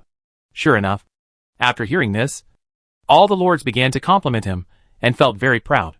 The knights and soldiers also had bright eyes, and were very happy along the way. Everyone was cared for by this great priest, and some people's lives were saved by him. For knights and soldiers, this baptism can't be said to be a step to the sky, officially becoming the guardian knight of the St. Wilmix Cathedral. But the feeling in my heart is very different. The priest was lifted high by all the warriors. Amidst the compliments, he seemed to be the chief hero of this battle. He directly took the place of the fellow priest in charge here, and directed the affairs of bathing or baptism. Under the arrangement of Wallace, the priests dipped some water into the brushes in their hands, and brushed the heads of the soldiers a few times. Several priests came to the knights, with Wallace standing at the front, leading the hymn softly in his mouth, caressing the heads of Robert and several lords. It can be regarded as baptizing everyone under his auspices. George secretly paid attention to the comments in the crowd, and found that there were actually a few warriors who had experienced life and death. They had some insights in this baptism that was not a baptism. But I don't know whether it was supposed to be like this, or whether it was influenced by the priests of the shelter or the old soldiers. Under the baptism of the priests representing the seven gods, what they believed in was the light of dawn. After the ceremony, Robert and several priests entered several barracks directly, and the people who followed them also carried the cauldron. The other people, including the lords, took off their armor and clothes directly in front of the large pots, scooped some hot water and some cold water into the buckets, and then picked up the brushes. Some people didn't even take off their clothes. Even some vulgar nobles looked like bears when bathing by the river. If not for the warning from priests and scholars, many people would not even care about their injuries, and would almost wash the bandages together with the wounds. However, this is not the most critical thing. The key is below. George stared at this vulgar scene with his eyes widened, and then seemed to realize the reality. He couldn't help but numbly picked up the ladle handed over by Aji. Then he suddenly turned his head following Aji's burning eyes, and looked at the blushing Tanya and Lorna beside him with shining eyes. The two pairs of direct, scorching gazes directly caused Tanya to give them the middle finger, while Lorna gave him a fierce roll of the eyes. Immediately afterwards, the two ladies followed a knight beside Count Fernando, and went directly to the castle. Looking at the two graceful figures twisting away, George swallowed his dry throat, his eyes showing great disappointment. Aji didn't know when he came over. He followed George's gaze, his eyes shining. "Boss, I just discovered that when Tanya wears armor, her butt is really up. Lorna's legs are also so long." George nodded slowly and said, "Don't say it. I really didn't notice it before." Aggie put his thumb in front of George's eyes, completely impressed. "You know nothing about eggs, you little peacock." George glared at him and said, "Rabbits don't eat grass around their nests." I understand.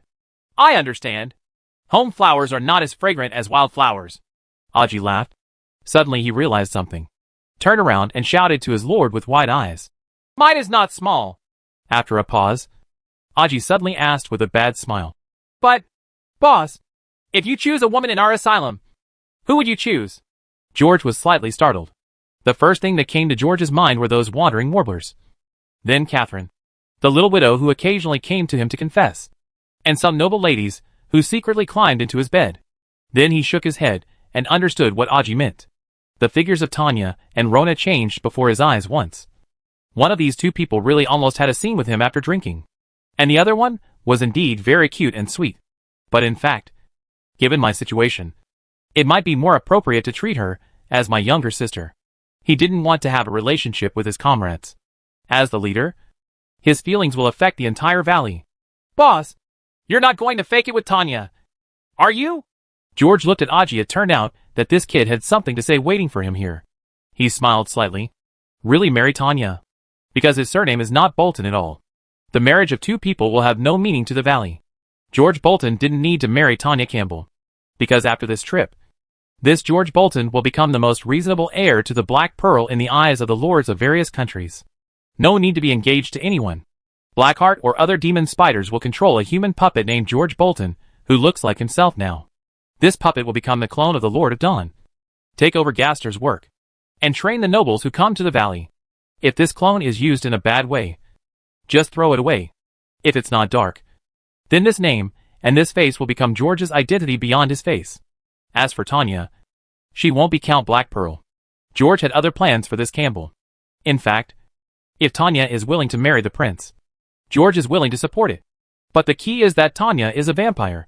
From the thought she showed these days, George had already seen that for this immortal woman, there would be many lovelies in her life, but she would not be willing to devote herself to anyone. True feelings. But it doesn't matter. George will find a blood descendant to give him a bite. And when the King of Elda becomes Tanya's grandson, the entire West will be impregnable. It doesn't matter if Robert dies. He will find a vampire to bite his Uncle Wang. The Grand Duke Skyhawk is dying, and the King of Eldar cannot tell when he will die. The prince and the two male heirs of the Campbell family are here. After this battle, they will definitely die. The Kingdom of Elda must have a real leader to unite the entire country. In this dark tide, no one on the front line can survive.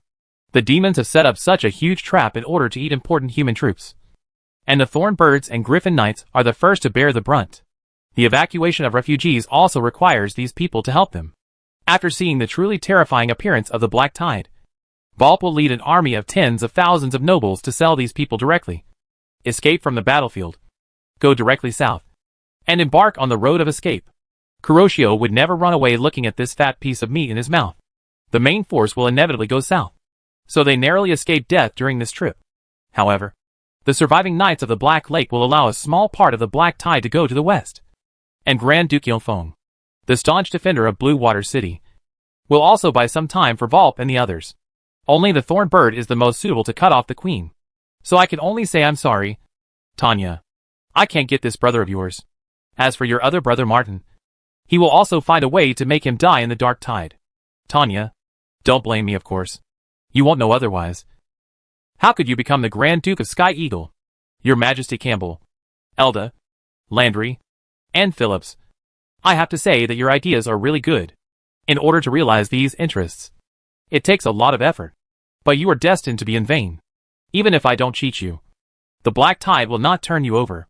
To say that the person whom George most hoped could survive to the end, or perhaps run back, was probably the Grand Duke Yonfeng. If he could lead a group of extremely determined people to return to Yonfeng City to garrison, then Winsong City and the valley will become horns with each other. Therefore, he will find a way to fish out the Duke and lead him a way out. Perfect. George smiled slightly. Aji saw George frowning, then condensing, and finally laughing happily, and couldn't help but laugh too. The boss finally got the idea. He wanted to take it all.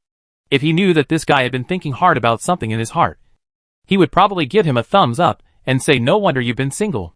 It's not that hot. George nodded. At this time, he didn't wear iron gloves or blessings, but he still felt like this. Aji was stunned for a moment, then put his hand deep into the pot, then nodded and said, yeah, there's no need to add cold water to this water, it's just right. Indeed, when he was on the big farm, in order to make fire fighting more convenient, George secretly added the fire-resistant Seal of Dawn to all the knights. With more than 10,000 blessings, the power of the Seal of all knights reached the 3rd level. 2 levels, plus 20 fire resistance. I didn't feel much difference in fire battles before, but now it is very obvious. Let's go! George snapped his fingers at Alexander. Alexander directly lifted up the slowly large tank of water, and followed George to a barracks amid the exclamations of the people around him. Volpe and several Judgment Knights are washing here. After seeing the Lord coming, several people hurriedly washed their bodies, put down what they were holding, and started serving him. After the doors and windows were closed, George had already taken off all his clothes and used the big pot as a basin. Under the service of Volp and Aji, he rubbed the 2 kilograms of mud off his body. The 2 old bandits hadn't bathed the boss for a while. They couldn't help but feel a little excited today. And they couldn't help but recall the time they spent in the territory at the beginning. In the hot water, all the fatigue from the journey was washed away, and the few bruises on the body that were not noticed also felt a lot better in the sourness. After washing up, George sighed that there was no Rona to dry his hair today. After that, he asked several people to fiddle with his armor, revealing the glorious side of George's power. He also asked Aji to take out a few bright talisman gems from his pocket and asked him to replace them generously. Wipe your armors well. 2. Black Pearl is a rich man, so how can his clothes not shine brightly? After hearing George's instructions, everyone got busy. Although the divine patterns on the armors of several knights are on the inside, the grooves and patterns on the outside are indeed stained with a lot of stains, especially Alexander's armor and cloak. When they were washed, black and red water flowed down. At this time, George was flipping through the Book of Dawn absent-mindedly, looking at Tanya's position, and thinking about it. According to the agreement between the two, there should be no mistakes in what Tanya revealed to the Duke about the valley.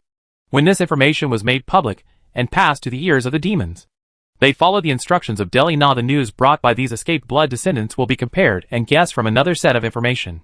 What Tanya is talking about will be the fabricated story that has been widely circulated in the Valley Elizabeth's great deeds.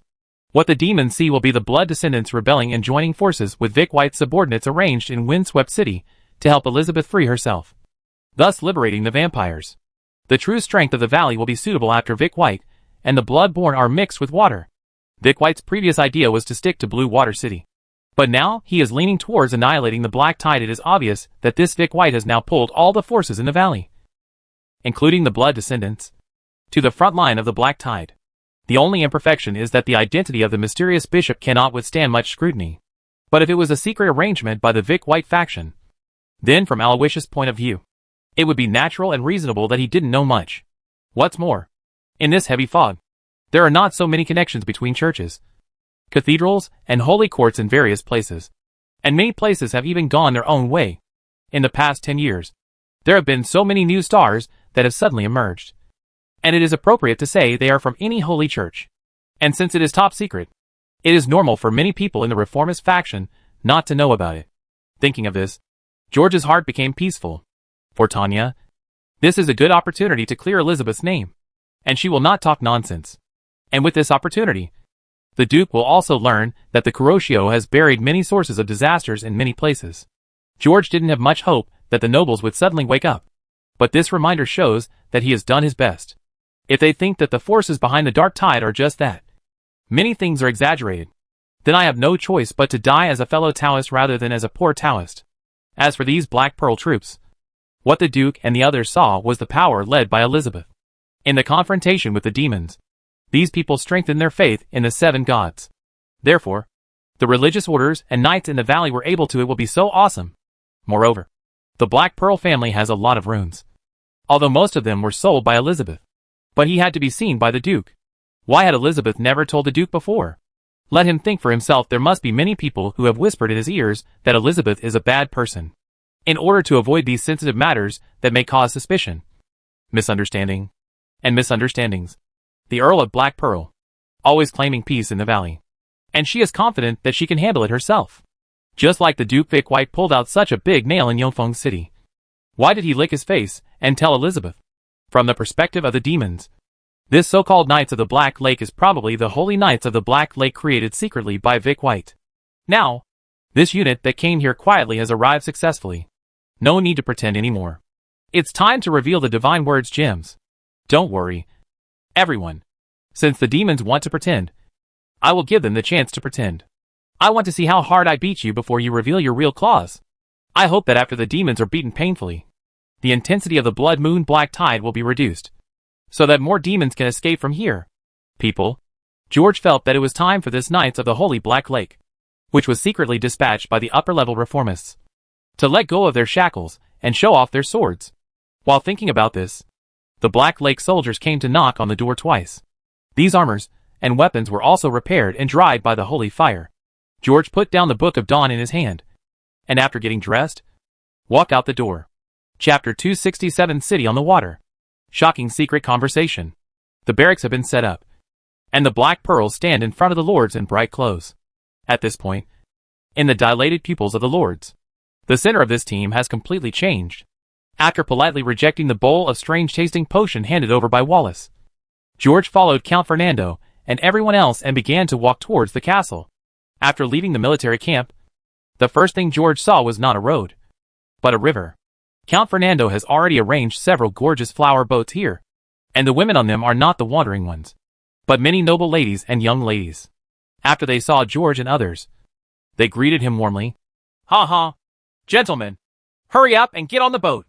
The ladies have been waiting for you in the city for many days." After hearing the news, they all came over, and what a coincidence. "We went to the castle for a dinner together," Fernando said enthusiastically. He laughed. It was obvious that these social butterflies were specially arranged by him. George discovered that many lords and knights actually knew these ladies. After seeing them get on the boat, there was an extremely pure and lovely girl who even hugged Robert and started crying. But when this guy looked at George, his face looked slightly embarrassed. Udrin and Baron Shock also had old friends on the ship, and as far as George knew, these two guys had wives and children. Obviously, these ladies and girls are all the lovers they met when they came to Biswi City last time. There are not many priests who have come to Biswi City, but there are quite a few nobles and knights. Fernando can memorize the pairings of these people. This skill cannot be developed in just a few years. Of course, there are also many beautiful and lovely girls on these ships. New faces. Most of them were concentrated on one boat. After Wallace and other priests made a blessing gesture of God of Love, they smiled and nodded with George. And then, they all boarded the boat under the welcome of the ladies. Finally, when a ship was left that no lord had set foot on, Fernando directly hugged George's waist and enthusiastically arranged Black Pearls grouped to the ship. At this moment, George suddenly understood that all this was Fernando's clever arrangement.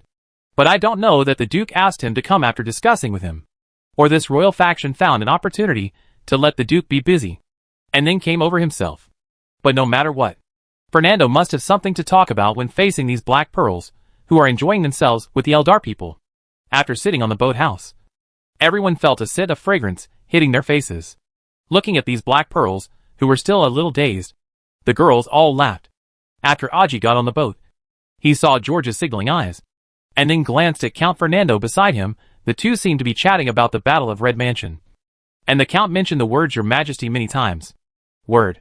Afterwards, this clever little boy untied the big baggage from his waist, and put it next to him, the trophy that was going to be presented to him. After he sat down, half of his huge horns emerged from the bag. Looking at those huge horns, there was an exclamation in the boat. And Fernando, who was sitting next to George, took a breath of air. Immediately afterwards, without waiting for anyone else to react, the boy immediately hugged a tall noble lady, hugged her on his lap, looked at her and laughed. The noble lady was slightly startled at first, and then she sat on his lap with a smile on her face without restraint, while chatting with this hero, who looked very cute and should be very brave. I secretly pinched his thigh a few times. The ship began to move, and the knights began to boast, amid the laughter and laughter around them. When the Count was talking to George, he began to think more than words. Looking at the royal faction and the main fighting faction in front of me, George followed his topic and came to the bow of the ship with him. Listening to the Count introduce the city to him, he knew that these ships must be the Count's clever arrangement. But he didn't rush to ask why the Count was like this. The city on the water truly deserves its name. There are few avenues in this city, and most of them are composed of winding rivers. Many small boats are traveling on the rivers, and when they pull to the side, they will see a building or a bustling store. Nowadays, the haze that has shrouded Biswi City has long ceased to exist. Gold and treasures continue to flow into the city from the northeast, and people and materials continue to come from the south. Many originally abandoned buildings have been filled with people again in the past few months. People are surging on both sides of the river, and there are shops and gold-selling caves everywhere. Many stores have been renovated. There are several original slums in the city, which have even been purchased by some big nobles and built apartments or large houses. When several boats were sailing on the river, every time they turned a small corner, they could see the wandering warbler above their heads, constantly lifting their skirts and waving handkerchiefs upstairs, and waving at everyone while laughing. Say low. And on the roadsides on both sides of the river road, there are the most drunk people coming out of the pub. Outsiders kept talking about war, victory, women and treasure. Most of the chatter among residents and merchants was about what kind of business to do, where to buy a house, or how to get the money out of those who returned home with a full load. Now in the various rivers of this clear water city, what flows is not clear water, but fine wine and gold. Fernando looked at George, who was standing with him on the bow of the boat, and laughed. The fine wine of Black Pearl, it's the most mellow, but I haven't drunk it for many years. It wasn't until Gale sent me a few barrels last time that I recalled its taste. Even though he was prepared, George's ears twitched slightly at this moment. He slowly turned his head calmly, and saw the smiling face Count Fernando showed to him. That guy is in the business now, but he is booming, and the business in his hands is going straight to my old boss. But if you want to start a wine business, the largest wine shops in this blue water city are all my property. At this moment, George's pupils couldn't help but shrink slightly. His mind was racing rapidly. George's face changed. But Fernando had only heard about this man before, and didn't know what he looked like. I feel confident that I can bring these words up here. It seems that he feels that the only person in the valley who can calm down Elizabeth, Robert, and Wallace is George William Austen. Looking at Fernando's smiling face, George knew that there was no point in pretending anymore. But if there is a showdown, things may get serious. I'm afraid this fraud gang will be hunted down to the end. Gale didn't know much, but he knew a lot. And although he, like most of the people of Sanctuary, knew the seven gods, not the light of dawn, but he knew that the Countess was not clean. And he also knew that there was a Baron George William Austen in the valley who claimed to be a bishop. How much will he reveal to his superiors about this extremely important client? And what plans does this important minister of the kingdom have in mind at this time? No matter what, Fernando was able to arrange all this here today and opened his mouth to himself. It all means there were some surprises in the plan. This person is not only a confidant of His Majesty Philip's, but also has a great say in the Duke's ears. And in a short while, he will meet the most powerful person in the entire Blue Water city-state, and the most important person to the Sanctuary. Thinking only for a moment, in Fernando's eyes, George was just surprised, and then smiled slightly. Thank you to the God of Sanctuary. It seems that I can bring more wine to the transport team in Leiden.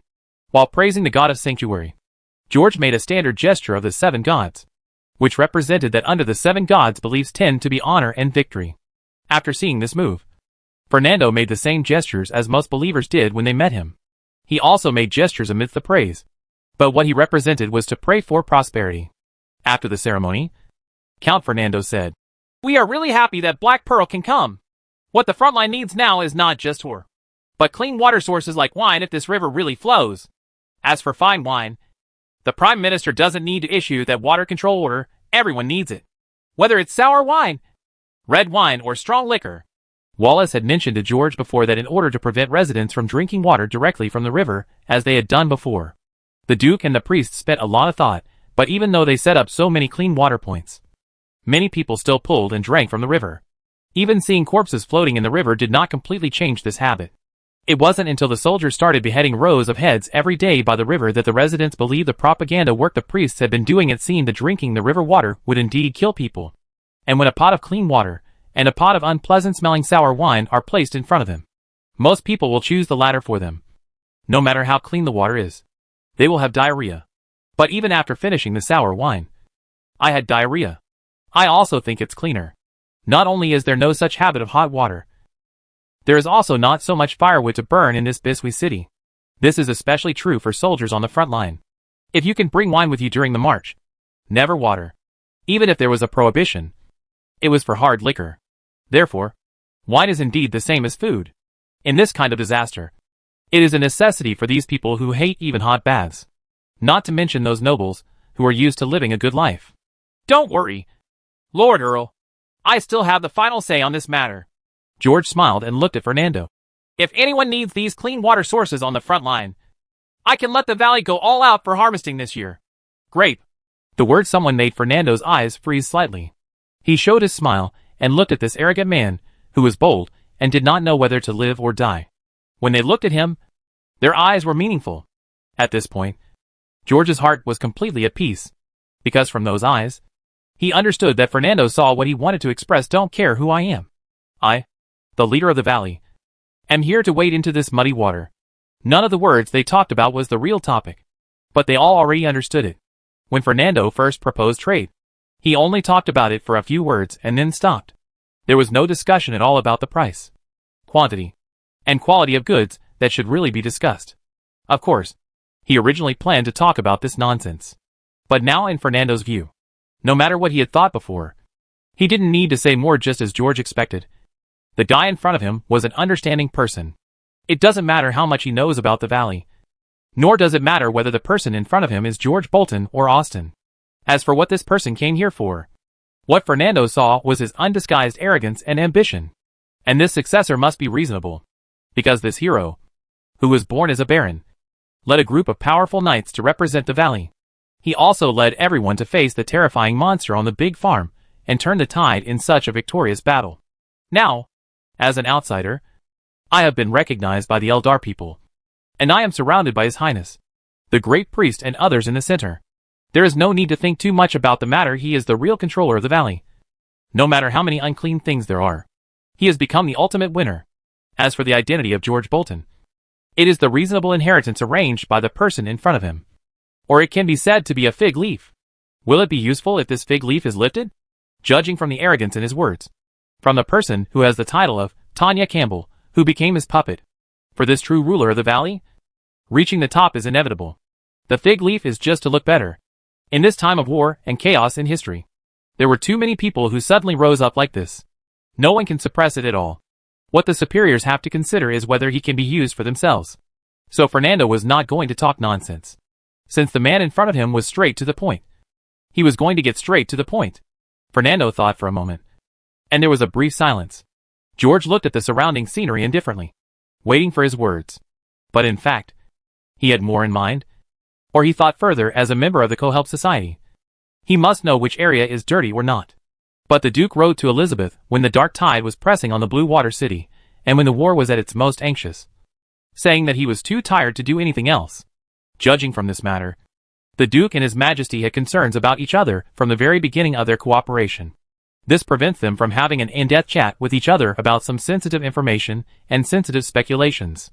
Otherwise, even if the Duke believed in Elizabeth, he would not mention so much in the letter. It is better to be careful. There is a reason for this trust.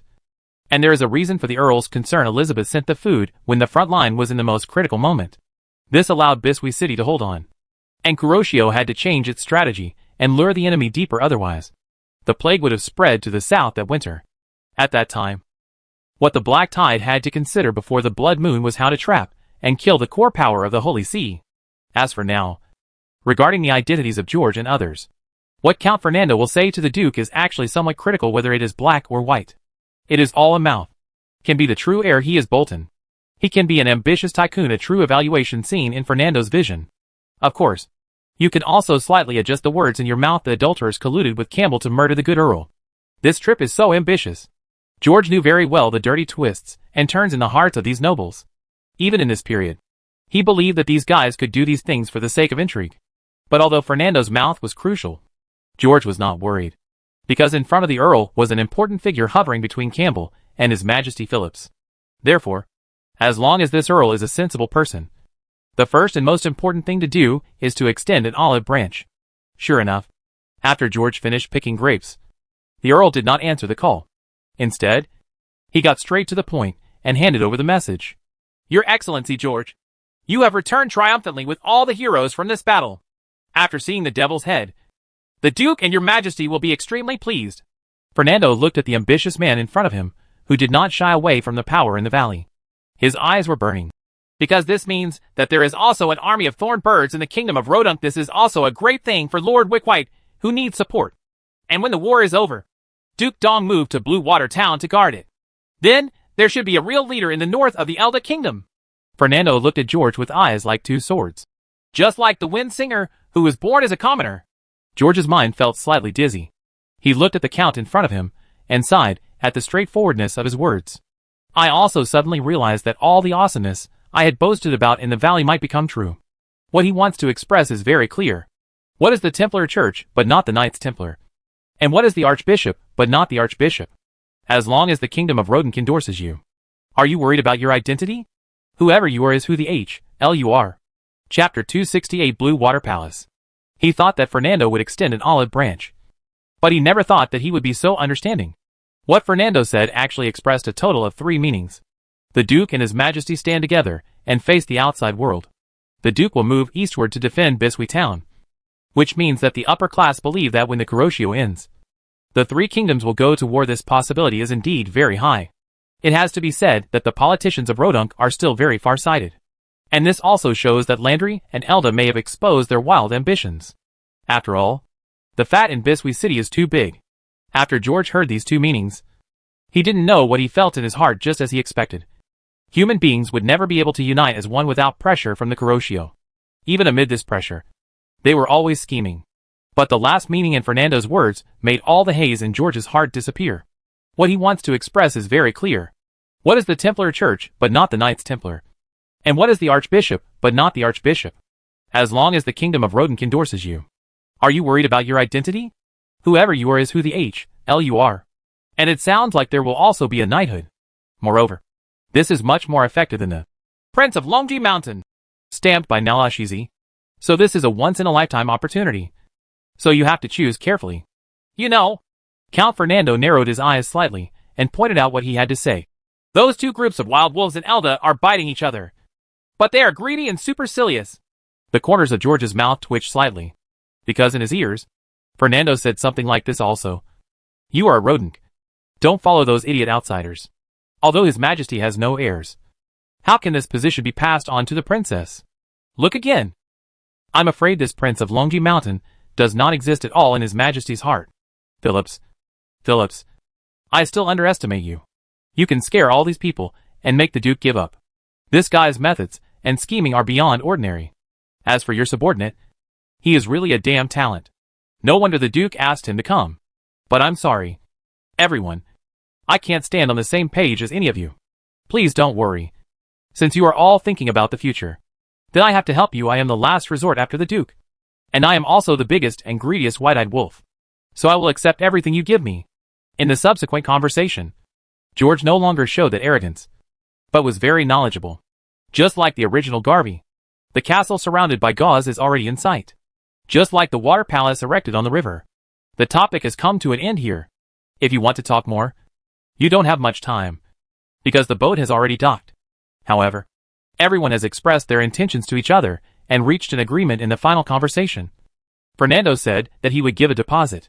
He also told one thing in advance and gave George a peace of mind pill. Don't worry, George. Your appearance is a great thing for many people. And for your people to join, His Majesty and the Duke will definitely give you a satisfactory gift. Fernando stepped ashore while talking. He smiled and said to George, I'm afraid the Duke will be busy for a while longer.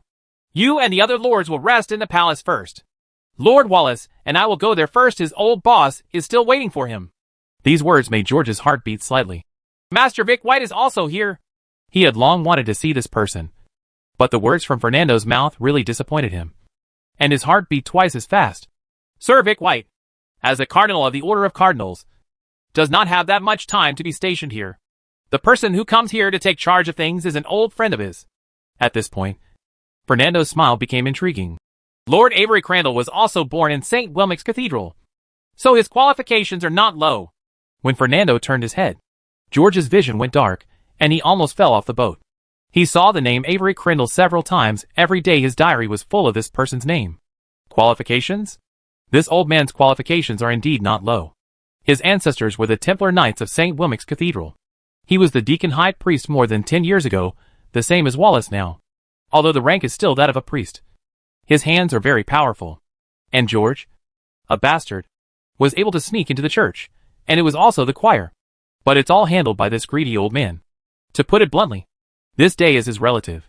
As mentioned in chapter 71, there was a big figure like a Templar Knight in Austin. But he was an illegitimate son. George entered the temple to practice with this eight-pole relationship. And his father spent a lot of money. Money. A prince, who can be named the Grand Duke of Violet, is usually a crown prince. In fact, the area of Violet has already become the fiefdom of the royal family. Although Prince Philip spent most of his time in the royal capital, the fiefdom was managed by the royal family. But Biswee Palace has always been no less than the royal palace. By the time Phillips was addressed as His Majesty, it had officially become a real palace. Its layout is different from the Black Pearl Square Royal Palace and the Windsong-shaped castle.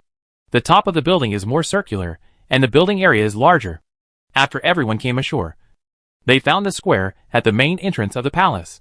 The square was guarded by large city walls built on both sides of the water, as if it were embraced by the hands of giants. After entering the main hall, in the high corridor, George looked at the area inside the castle, and what he saw was not a central garden, but a piece of water. There are so many platforms and bridges here that they almost completely cover the central garden, and most of the buildings are built on the water. There are also many open spaces, but all have boats docked. It seems that only the innermost core area of the palace is completely built on land.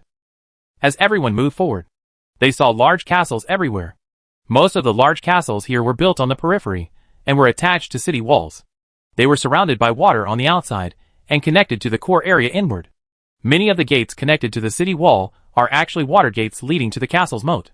George's vision looked out, and after crossing the river surrounded by white gauze, what he saw were tall buildings one after another. These buildings formed a natural defense for the palace after the invaders broke through the outer and inner city walls. As long as the palace and these buildings were guarded by soldiers, those who wanted to attack the palace would often have to attack them first. These outside buildings must be breached. Otherwise, after the boat passes through the rivers and bridges in the city and arrives here, it will face bows and arrows shot from all directions. Very few siege engines can be used in this castle. If you want to break this castle, you mainly need to use manpower. After Fernando arranged for everyone to rest in the palace, he left first. Just as he said, Wallace found an excuse and left. Seeing the last look Fernando gave him, George knew that these two guys were going to discuss how to make up a story with the superiors. The head had been collected by Fernando's knights. George believed that in exchange for the gift, it would definitely not be cheap. Robert was the one who left after that. He had a transcendent status and did not have to wait in this palace. But he naturally wouldn't go to the Duke without seeing. I just don't know where I plan to go. After these people left, everyone relaxed. Ladies, lords, and knights gathered in groups and started symposiums, or played casual games with laughter. After Aji played pot and darts for a while, he saw Yedlin leaving George's sofa, and sat down next to George with a bunch of trinkets he had won. Boss, why do I feel that this rest area is somewhat similar to the largest brothel in Luaya City? His eyes were looking at the maids who were walking around and serving. and his eyes were full of malice. Of course, the scale cannot be compared. You're right, Aggie. George was looking at the oil paintings and antiques around him. After hearing this, he nodded and said, "Ha ha. That brothel is Fernando's property." The title of a noble has always represented the status of the family, not one's own strength. Although Fernando Lani holds the title of count, his fiefdom only has a few small farms. But the Earl, whose family has a long history, inherited the real thing from his ancestors' business. Therefore, many generations of Earls served as important ministers in the royal court. Damn it! This old bastard! Aggie's eyes widened. It's not as bad as you think, Aggie, George said. A big noble has several clubs and social places. No, boss. I was thinking that Tanya and Lorna wouldn't be abducted by that guy. After saying this, the guy actually touched his money bag. This is Tanya's brother-in-law's house. Well, her brother-in-law is here. George scratched the corner of his mouth and realized that he had said the wrong thing. This was not Adeline's fiefdom. The two of them should be with the Duchess. At this point, George suddenly paused and couldn't help but scratch his slightly red ears. To be honest, he hadn't thought much about it before mentioning the Duchess. But now, he suddenly felt that the two characters, George Bolton and Rona Bolton, who were improvised by Tanya, were now going to completely break up. Damn Duke! Why did you bring this whole family here? Even if he didn't change his face, there would be nothing wrong with him coming to see the Duke. After all, he only knew that there was a knight named George under Elizabeth. It would be very reasonable to say that he was Bolton. But things are different now. Although the Duchess has changed her surname, she is the real Burton. She knows all too well the sidelines of her family. The news of Black Pearl's arrival has long been spread to Biswee City, and the Duke and Madame have known about it for a long time. It is impossible for anyone not to mention Miss Tanya's fiancé, and that Fernando probably already had a plan in mind. No wonder this guy figured it out at a glance. Thinking of this, George touched his chin. The great priest who brought him in was here. But when Fernando mentioned this person to himself just now, the assurance in his mouth was so certain. And he also said that he must give himself a deposit first. Although it is very difficult to straighten Austen's body, it is not impossible. But Fernando would never be so confident. So what exactly is this exchange of benefits for myself? Is it really possible for George William Austen, the Grand Duke of Black Pearl, to do that well? George couldn't help but become confused. For the position of bishop, it doesn't matter how they edit it. But after the deposit is given, the identity of their heir will be determined. Then the title of bishop must be put down. It is just a springboard that does not actually exist. A made-up story.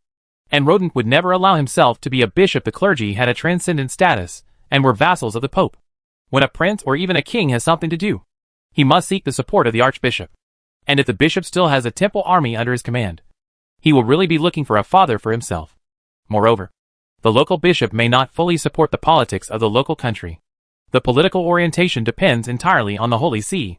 But if it is an earl or a grand duke with a thorn bird, it will not be so scary. Although he can be regarded as a powerful grand duke in terms of status, compared with the Grand Duke Yonfeng, who holds a heavy army, it can only be said that he is a young man who can serve as a gold medal fighter. The strength of the Iron Wall Knights when fighting against people is probably inferior to that of the Thorn Birds. Now, with the support of the Holy See forces represented by Vic White, they have experienced this war again. This force, combined with the priest group, can definitely go head-to-head with demon-level monsters. These 3,000 people are the Duke's wolf-slaying army. They do not lack will and strength. All that's missing is experience in dealing with demons. However, the strength shown by the Black Pearl force can already be compared with the Thorn Birds and Iron Wall Knights. Although it counts as the end. But it is 1/3 of the core combat power in the entire Black Tide. Even if you don't look at the warlords summoned by the Black Pearls in Loya City, it is enough to affect the tilt of the entire balance.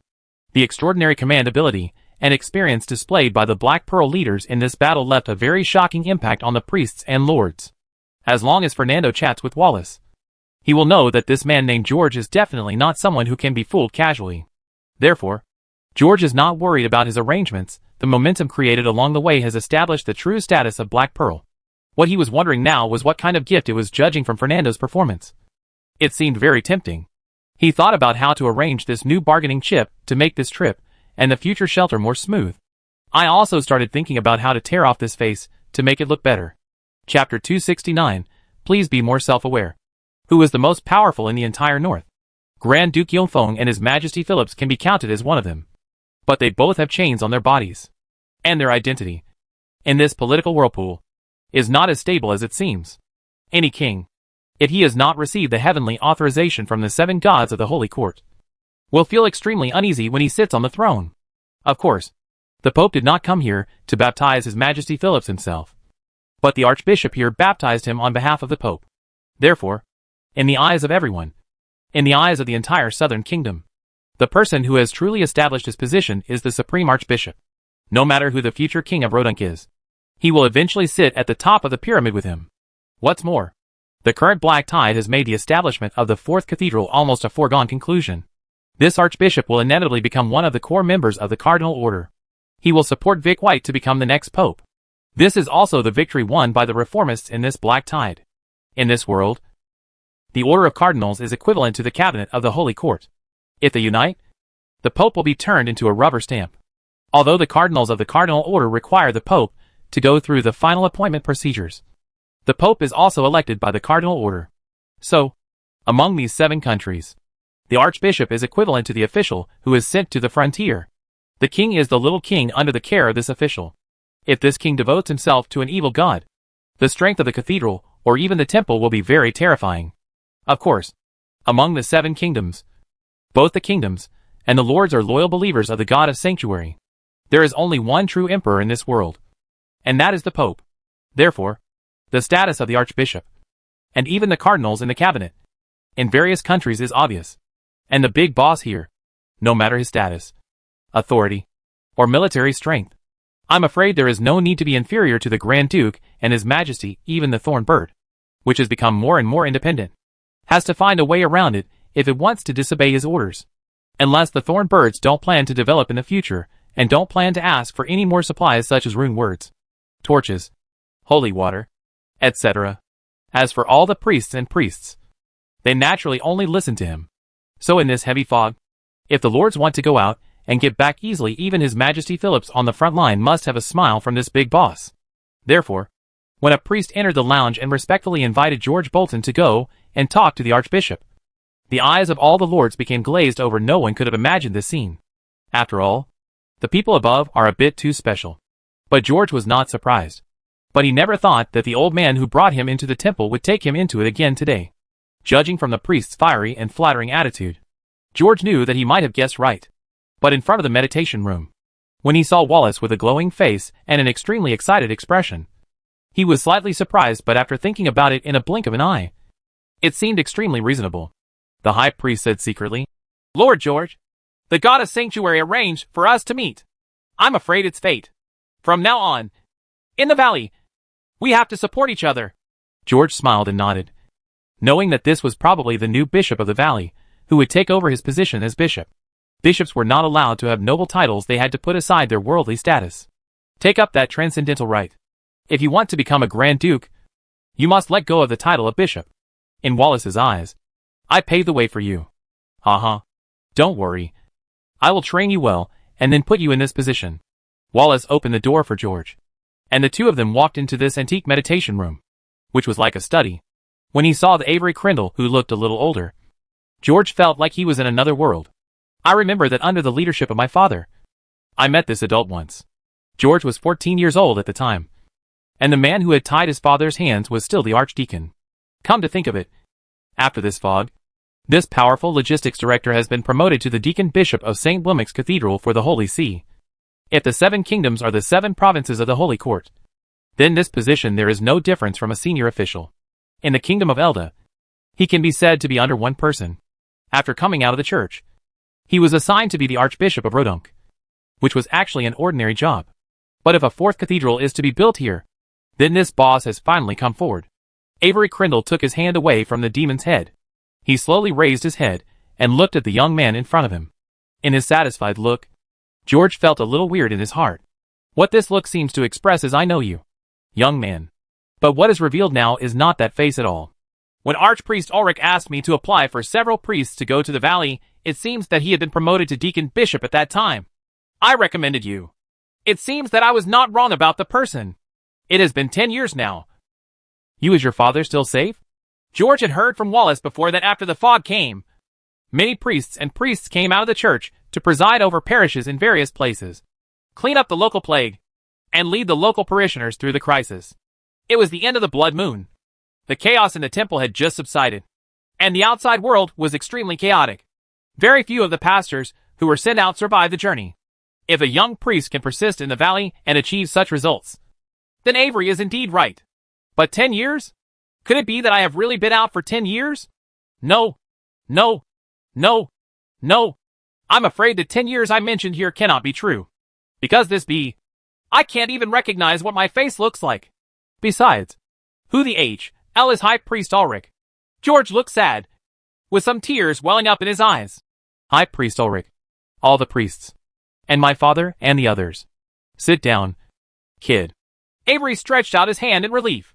George sat in his seat uneasily indeed. He felt a little guilty. Also added some acting skills.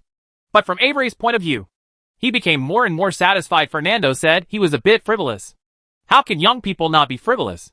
He is frivolous in front of you just because he is from our church. Seeing a real big leader, this kid is still very sensible. After a few words of relief, George's expression gradually relaxed, and Avery also spoke out. George. Ulrich himself went to the local area to serve as the bishop, and the accompanying priest also has the responsibility to help the valley survive the crisis. You can accept his work and make such achievements. It is natural that you should. Deserving of the title of bishop. Wallace, who was listening in the audience, thought of the piety and determination of those priests, and couldn't help but nod deeply. Anyone who dared to go out during that period was a person who didn't want his life, and he admired this person in his heart for being able to achieve this level. Of course, this idea is mainly due to his mentality. Like Avery, he now likes George no matter how he looks at him. When George on the side heard this, he understood in his heart this was a vindication of his identity. Indeed, as Fernando said, no one would be willing to accept this powerful army that suddenly threw itself into his arms. What's more, Avery discovered that the leader was someone from his own sect. So he naturally bore the mark of St. Wilmic's Cathedral. And I don't know if it was influenced by the pastors who wandered to the valley from the west. The pastors in the valley are extremely close to the reformists. He had no reason not to pick this ripe and attractive fruit, so the future Bishop Wallace took advantage of this huge advantage. For the Archbishop, the whole thing was just a nod to clear up the relationship with the Cardinal Order. And their entire faction gained a clean diocese, achievements and surging new blood. Those priests. I will report your deeds to the Cardinal Order. But, George, where did your family come from? Bishop Avery smiled meaningfully. Please forgive the memory of an old man. You have to tell it in detail during the chaotic period. Many files in the church were lost. Since you have returned to the embrace of the church, the files about you need to be sorted out in detail. If you say black, it will be black. If you say white, it will be white. Not to mention this chaotic period. That many years ago, when a wealthy noble wanted to arrange a beautiful resume for his heir. How many times did the priests do it? And of those aristocratic descendants with impressive resumes who were arranged to come here, how many of them actually checked in at the temple? Hearing this, George finally understood. As long as Avery sends a file of priest or priest George Bolton and the deeds in the valley to the Cardinal Order, the official church under the bishop can be independently operated. Then this man who took over the leadership of the Valley Church 10 years ago, well, the young man who assumed the duties of Bishop Eric, was completely settled. It seems that the heir to the Earl of Black Pearl is the deposit given by Fernando. George thought secretly, it's really fun. The Duke and the Bishop have spent nothing so far. But they have made money from me. Got a benefit. But I had to be helped onto the warship by them.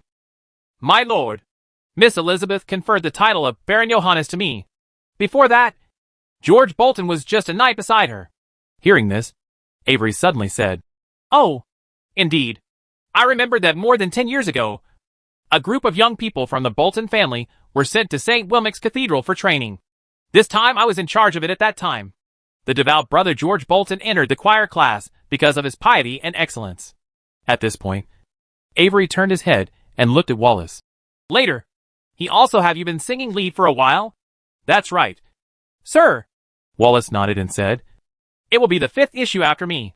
Avery nodded and said, Many cantors are not recorded in the record. But such a glorious deed as George Bolton needs to be written down on the resume. Seeing these two guys singing the double act in front of him, George was stunned. It turned out that it was the old boy Wallace who said he had been the lead singer. And this was how he arranged it. How many pastors who have actually been cantors have been hacked by you like this? Without a backstage, it's really hard to get along, Avery continued. After that, George Bolton was promoted to pastor, senior pastor of Bulman Church, and priest of St. Wilming's Cathedral. After the Blood Moon, Ulrich went to the Black Pearl Valley to take over as archbishop. Priest George was a member of the entourage. He was later appointed as archpriest of the Rosary Cathedral by the regional bishop. During that disaster, Priest George stepped forward at the critical moment and took over the work that Archbishop Ulrich failed to complete. His position as bishop is to obtain appointments from the cardinal order and the pope. But in extraordinary times, extraordinary things should be done, and no one will hold him accountable. George frowned slightly. Will no one pursue this? It seems that these old guys are still worried about me, and they insist on holding on to this pigtail. George, the Holy Court will recognize your deeds. The orders, priests, and cathedral knights issued by Archbishop George in these years will also have the authority of the bishop. Avery's eyes met. Shinchong. But this position of bishop can only be a piece of history because not only do you have to inherit the family title and fiefdom, Grand Duke Yonfeng also wants to canonize you as the Earl of DeLong County. So you have to step down now and replace Huoc Lai. The Archbishop of the Diocese of the Holy Valley will be appointed. All these procedures will be completed after the reply from the Order of Cardinals is returned. Hearing this, the corners of George's eyes twitched slightly. To be honest, George had already guessed everything Avery said. But I didn't expect that this guy would do it so cruelly. It was like draining money from the bottom of the cauldron. But he couldn't express this dissatisfaction because Avery had already eaten him up. An identity. Being the Earl of DeLong County is just a deposit. And you gave it to me? Fernando, your words are a bit too full. Aren't you afraid that I will be dissatisfied with you? Also, old man, I am also your blood relative after all. Although your ancestor was an illegitimate child, Austin never treated him badly. Otherwise, there would be no chance of entering the church. Avery suddenly changed the topic. In this procedure, there will also be a resume of the Knight of Divine Grace. It was Lord Vic White who extradited you. He is your extraditor. Wallace suddenly opened his mouth and looked at George beside him.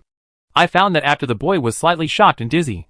His eyes widened, showing that he was indeed like this. At this moment, Wallace's mind buzzed, and he lost all ability to think. Knights of Divine Grace. This is a very special kind of Temple Knight, whose status is far above the Templar Knights.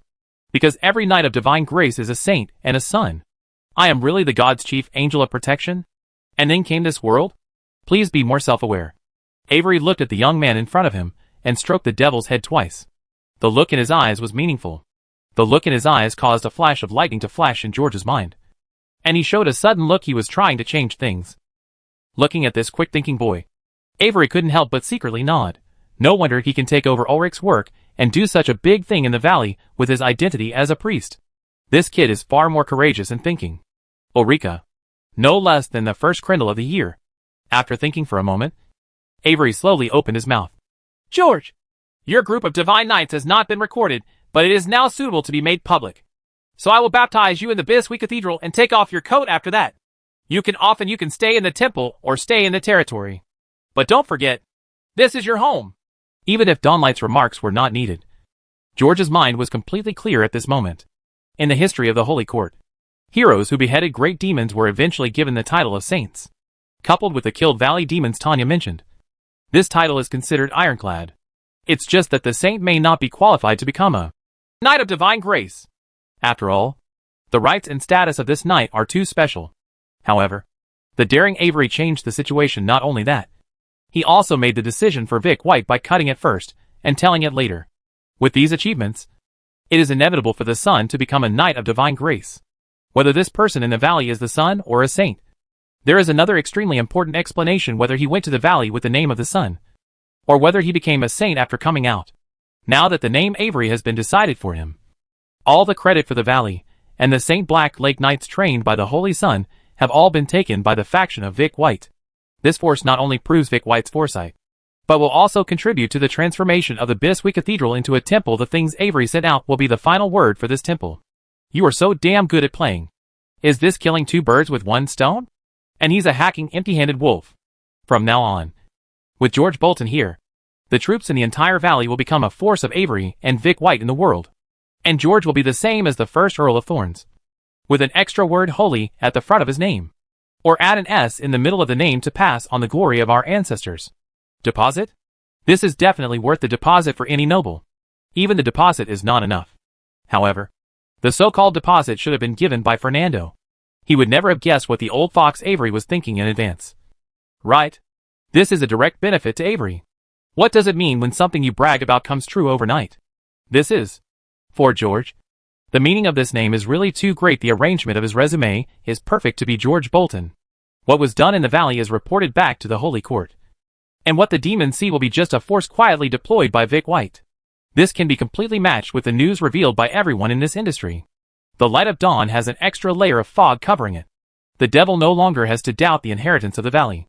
The light of dawn also thinks it is very meaningful. There was a slight movement in George's heart. I have boasted about my awesomeness. But Dawn of Light listens to it every day. Could it be that the light of dawn can secretly exert some influence on the believers of the seven gods? After thinking for only a moment, Avery's eyes fell on him again. He had never looked so kindly. Pushing yourself up like this is not only about benefits, but also because of this relationship, which can make future cooperation more reliable. To an outsider, this Knight of Divine Grace probably only remembers a lot of Vic White and a lot less of Avery. But now, it's completely different. George stopped his racing thoughts. He knelt down directly and kissed the corner of the clothes of this descendant, who could not be said to be his grandfather. Elder brother or younger brother, maybe he was George's nephew in terms of seniority. My dear grandfather, it is my duty to protect the church, so I should naturally stay here permanently. But I came here just to take a look at you. George raised his head, tears streaming down his face. You are my only relative in this world. As he said that, George wiped the corner of his clothes on his face, and there were tears and snot on it. He looked choked with sobs, like a spoiled grandson. Whether he is a grandfather or a distant nephew, it can indeed be said that there is a relationship. But it is not suitable to say this in front of Wallace. But at this moment, Avery didn't care about anything, but became more and more satisfied, sensible. At the same time, he looked at this extremely well-behaved child. A wave of excitement inevitably arose in his heart indeed. This child may only have blood relatives from the Crendel family in this world. George! I'm not wrong. You are the most sensible and good boy in the Austen family. Avery nodded deeply. He stroked George's head and looked at the door. I believe what will happen next. I don't need to say more. Let's go. I believe Duke Adeline is already waiting for the heroes who have returned from slaying the demons. Chapter 270 Never Expected. Wiping her sour red eyes, Sophia Winsinger felt the gentle caress on her back and looked at the owner of that hand, Tanya. The two of them couldn't help but chuckle as they looked at the red and swollen eyes. This disaster eventually took away his aunt, but her glorious deeds will remain in the history books forever. Just like the dead heroes of Biswee City, the god of protection is kind at least. His best aunt is still standing by his side. After laughing, Sophia quietly glanced at the tall and muscular middle-aged man sitting on the throne that was her father, the Hand of the King, the Winsinger, Grand Duke Adeline Winsinger. I don't know what my father is thinking about, but he is extremely happy today. In the morning, when I heard the news that the Throne of Darkness had appeared in the north, my father was still at a loss. But after the secret talk between Mr. Fernando and Bishop Avery in the afternoon, the smile returned to his face. At this time, Bishop Avery came over from the back hall. He nodded slightly to the Duke, and his face was full of smiles. I don't know what the Duke saw on his face. He could not help but curve the corners of his mouth, stroking his beard. It looked like the hunter saw the rabbit running into his arms. After a while, a knight came in from the back hall. After he whispered in the Duke's ear for a moment, Duke Adeline sighed. Let Madam have a good rest. After finishing speaking, Duke Adeline looked at Sophia with a smile on her face. Seeing her father's gaze looking over her, Sophia avoided his gaze and blushed slightly. I don't know what my father talked about with Mr. Fernando today. He is so happy. I always feel that the way he looks at me is weird. Thinking of this, Sophia couldn't help but look at the two men standing opposite talking in a low voice again. The way she was talking and laughing made her look a little weird. My brother and Robert were a little strange today and actually talked and laughed. It was really strange. As usual, the two people went to the backyard to have a showdown after meeting. But the strange thing is that the relationship between the two people today makes Sophia a little confused. Is it possible that the arrangements between Father and His Majesty during these days were guessed by the Eldar people? Robert is a passionate person who has always wanted to decide his own love. For the Eldar people, this is probably extremely bad news. But for Robert, it was a good thing.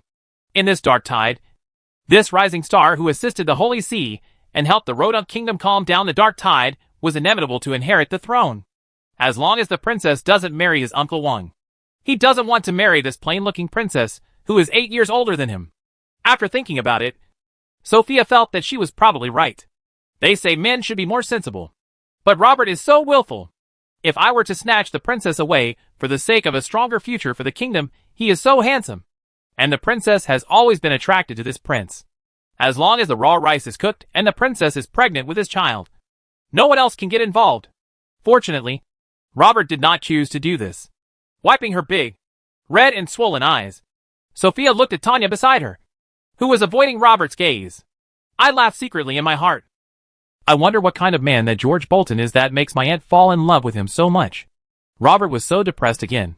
There is a time lag between Fernando's discussion with George and Tanya's account of her engagement with George Bolton. The announcements of the guards in the distance were transmitted to the hall. The ministers and nobles in the hall straightened up slightly. And not long after, today's protagonists entered the hall. Sophia looked towards the door with curiosity that could no longer be concealed. I saw that the leader was extremely tall. Like a god in heaven. This must be the person who beheaded the scavenger king. Sophia had no doubt that he could unscrew his little head with a few fingers. But he is definitely not George Bolton. She searched the crowd for a long time, but couldn't see him. It wasn't until he followed Tanya's shining eyes that he saw an ordinary-looking man. Oh, he was wearing Georgie, and should indeed be the heir appointed by his aunt. This person should be George Bolton. But Sophia felt that the look in Tanya's eyes was strange. Because she always felt that the look in her eyes didn't seem like admiration, but more like a feeling of coming to support my mother. To say that her aunt would be in love with vanity and gold. Sophia felt that it was indeed reasonable. But the key is that just now, his father has already decided on Tanya's position. And the bishop also expressed his support. And His Majesty will never object. With the support of the Holy See and the Kingdom of Rodunk, she no longer needs to marry any Bolton. This George Bolton has transformed into a poor boy with nothing. What kind of scenes can it endure? Sophia has never heard her aunt brag about someone so much. And it was still in front of his father.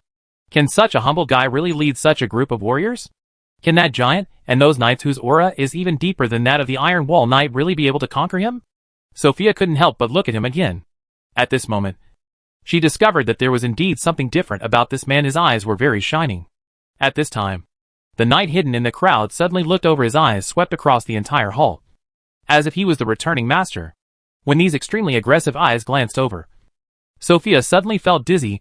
That shameless bandit leader was hiding in the crowd like this back then. Finally, he suddenly jumped out and not only punched the poor bachelor until he couldn't get out of bed for 3 months, but also kidnapped most of the books in the library and all the scholars. She blinked hard and looked at the knight named George with a pale face. But she confirmed again and again that the face was not worthy of that vulgar and greedy guy. No. No. Father told me. That man's name is George William Austin. Not George Bolton. Suddenly, the boring cutscenes were over. During the whole process, the leader did not say a word, while Tanya and other lords complained. And the Duke did not name him. But these two people had been paying attention to each other. Sophia actually saw a feeling of sympathy for her father in the man's eyes. It was so arrogant. But the Duke didn't take it seriously.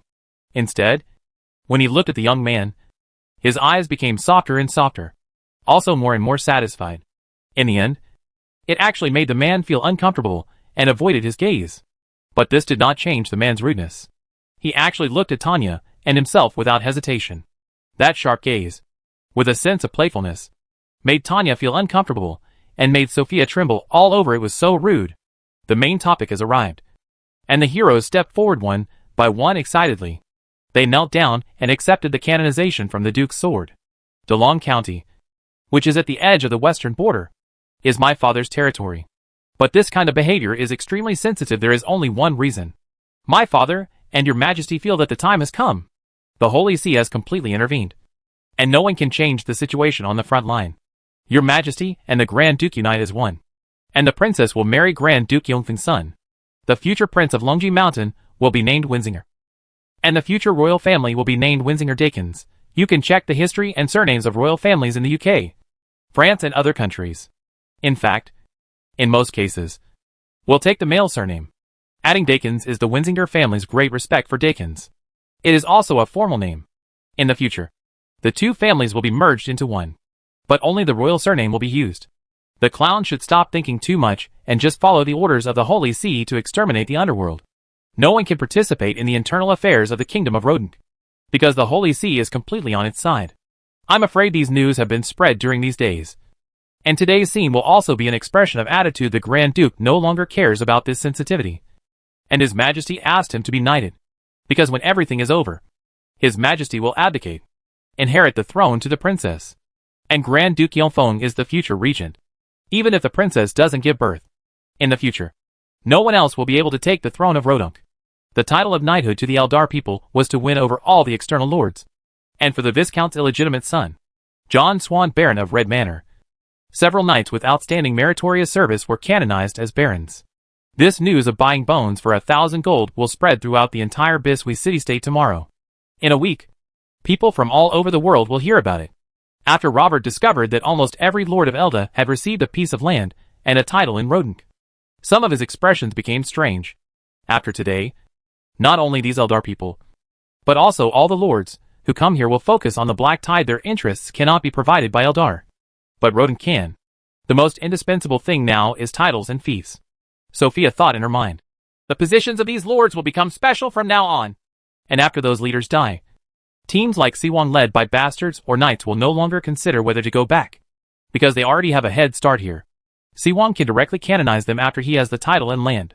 And with this honor, he will definitely get Elda's fiefdom and title. The same is true for those noble knights. Or even a soldier. No one can be like this bastard. Although the chance is very slim for my father. It's just to win over Elda's man who has a lot of troops. And this kind of large-scale canonization may only happen today. But there are cases of these predecessors.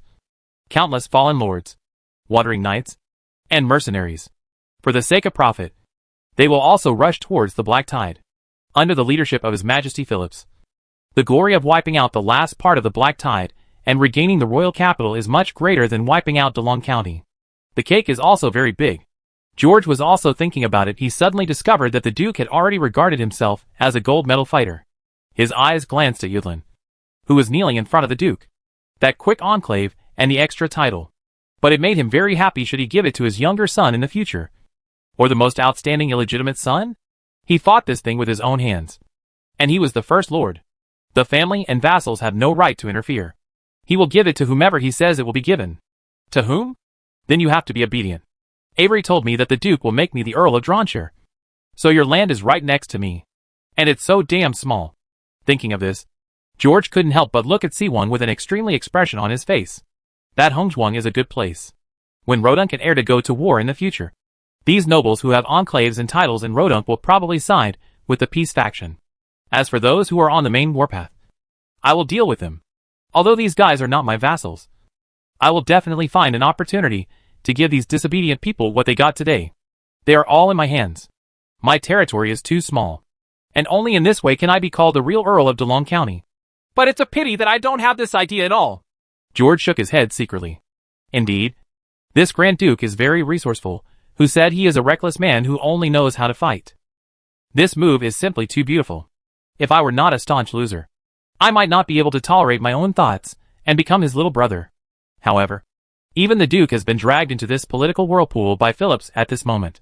From the news revealed by Fernando before, as well as the Duke's performance at this moment, it was not difficult for him to guess that His Majesty Philips had probably given his entire back to the Duke. Rodunk's throne? The future of the Rodent people? That your Majesty really has too many words to deal with him. How much did he believe the demons Tanya told him? Judging from today's performance, he still tends to win. That's right. A few words can't change a person's point of view at all. It was too difficult to convince the Duke to act against the grain in such a general environment. Not to mention that to a certain extent, he had no choice but to do so. And George could also see that Vic White, who was standing behind the Duke, was also focused on his position as Pope. Looking for the source of the fog? Cleaning up the Holy Court? Lead the Seven Kingdoms to build a glorious future? Or will the old guard succeed? He has too many reasons. Not to mention taking the papacy right before his eyes. The cunning Aloysius one. Because it understands people's hearts too well in this position. Vic White will never be able to succeed. Because mankind will definitely lose in this dark tide. And Vic White will also have to bear the blame for sending the human army into the tiger's mouth. In any case, No one cares about the prophecy about the blood moon that Anthony once promoted in various countries. Everyone thought that it was all over before it was over. They turned their eyes from the battlefield to the table. When the black tide surges, there may be no need for him to draw firewood from behind. And those lords, who come for profit, will flee from this place like crazy. I'm afraid the Duke is the only one who sticks to this place in the Enclave. Regardless of his interests or his true intentions, he will defend Rodent's last line of defense. But this year Anthony said that this year is the dead winter. How long can Biswee City hold on? Last year, the moat was frozen. The river may freeze completely this year. Forget it. I didn't put all my chips on Biswee City anyway. The cowardice and short-sightedness of the nobles are actually better if you don't follow Volp and escape. The black tide will probably come eastward. I have gained a lot of benefits here. But according to my previous performances, the Duke shouldn't think that the Earl of Droncher can satisfy George Bolton's appetite. Right? Thinking of this, George looked at the girl next to Tanya again. That girl kept looking at him, which made him feel very guilty. He couldn't help but look at him carefully. As Sophia covered her mouth and called softly, the Duke finally looked at George. According to the order, he should be the first to be knighted. But he seemed to be arranged to the last. Speaking of which, this man who led all the heroes to complete the great feat of slaying demons has an extraordinary relationship with me. The tall and muscular Duke Adeline slowly walked down the steps and touched his nose. A bright smile appeared on his face under the beard. But George caught the sly smile at the corner of his mouth. George's expression was extremely weird. He was just a descendant of the Bolton family. He could only fight with 8 poles. How could he be like this? Is it possible that you plan to recognize a nephew here? You gave me an Earl of DeLong County. And the territory is not as big as Hengzhuang. So you are not afraid that I will not give you a step? As the Grand Duke walked slowly, everyone in the hall turned their attention to him and the young man. The Duke patted his shoulder, and George discovered that this guy was half a head taller than him. And a bit wider. No wonder he could use a war hammer. Sophia, you have met before. Adeline turned her head and looked at his eldest daughter. The smile on his face became stronger and stronger. After that, you never forgot his name. Sophia, who had been paying attention to this place and was shaking more and more violently, finally believed her own judgment at this moment. That's right. She remembered this person even when he turned into ashes. Father! He is not Bolton at all. He is wearing a mask. He is an impostor. At this moment, George was suddenly struck by thunder. Amid the surprised gazes of everyone in the hall, George turned his head stiffly and looked at Mr. Avery, who was sitting at the bottom of the stage, closing his eyes and concentrating. The old man was already drowsy. The whole hall was already noisy and full of discussions. But his sweet dream didn't seem to be disturbed at all. My name is Joe Sledgehammer, and I have been a bandit all my life. I never expected that I would be held captive here today by a group of old bandits. Chapter 271 Big Tail Wolf. George's crazy eyes finally made the sleepy Avery open his eyes. He looked at his grandson with helplessness in his eyes, and finally concluded this scam. Unlock your face. George William Austin. Lord Bishop Avery slowly stood up and made a grand introduction to the dull-faced nobles. The secret force in the valley has always been led by under the leadership of the Archbishop. Today, he finally completed his mission, George. My child, I believe you will be satisfied with the engagement I arranged for you. And as this special heir, you no longer have to hide. I will take care of your resignation and baptism later. The crowd was in an uproar, and under Avery's deep gaze, George was struck with thunder. These words made Grand Duke Yongfeng suffocate slightly. But this did not affect the things they had agreed upon before. But he already understood that the young man in front of him seemed to make Avery extremely satisfied, causing him to wake up early and completely. I need to endorse this young man. I don't know what the two people were talking about just now. It seems that no matter how this young man performs in the future, it will not affect Lord Avery's decision. The Duke only thought for a moment. And the next moment, his loud voice had already resounded through the hall. Double happiness comes to my door today. Everyone's voices fell silent. A bolt of lightning struck George's mind, and many words came to mind in front of his eyes to pause it. My eldest son and His Royal Highness the Princess, and my eldest daughter and George William Austin will be engaged tonight under the witness of all of you. The Duke smiled broadly. He patted George on the shoulder, unable to do anything anymore. Then he concealed the joy in his heart. Right. My good son-in-law? George's vision suddenly went dark, and the big hand slapping him was like a heavy hammer. A real blow to the bottom of the pot. In front of him, it was no longer the Duke Yongfeng, but the future regent. He will stay in Clearwater City and fully assist the future Her Majesty the Queen and his son. His Majesty Philips has no children, and he and the princess are the only two people left in the royal family. With the advent of this black tide, the Dakins family has completely declined. In that future, only the Windsingers can support the entire Rodunk kingdom. Therefore, the Dakins dynasty has withdrawn from the stage of history, and the new dynasty will belong to the Windsinger Dakins. Only this dynasty can control the princes of other kingdoms, and only this regent can make everything smoothly hand over. At this time of change that has not happened in 1,000 years, the kingdom of Rodunk has completely undergone a major reshuffle. And as Fernando said, when the Duke's energy moves eastward, the West also needs a real leader. Looking at the entire Rodunk family, only Black Pearl is qualified for this position in the Western region. George suddenly understood why Lydon dared to say the words Black Pearl Grand Duke. The Campbell family may have already seen this future situation, but now the Black Pearl family has experienced everything in this black tide. Like the royal family, it has completely declined. The real leader. After George talked with Fernando, the Duke and Tanya, these old foxes have completely clear. The rise of the Austen family is inevitable, and Bolton is just a fig leaf.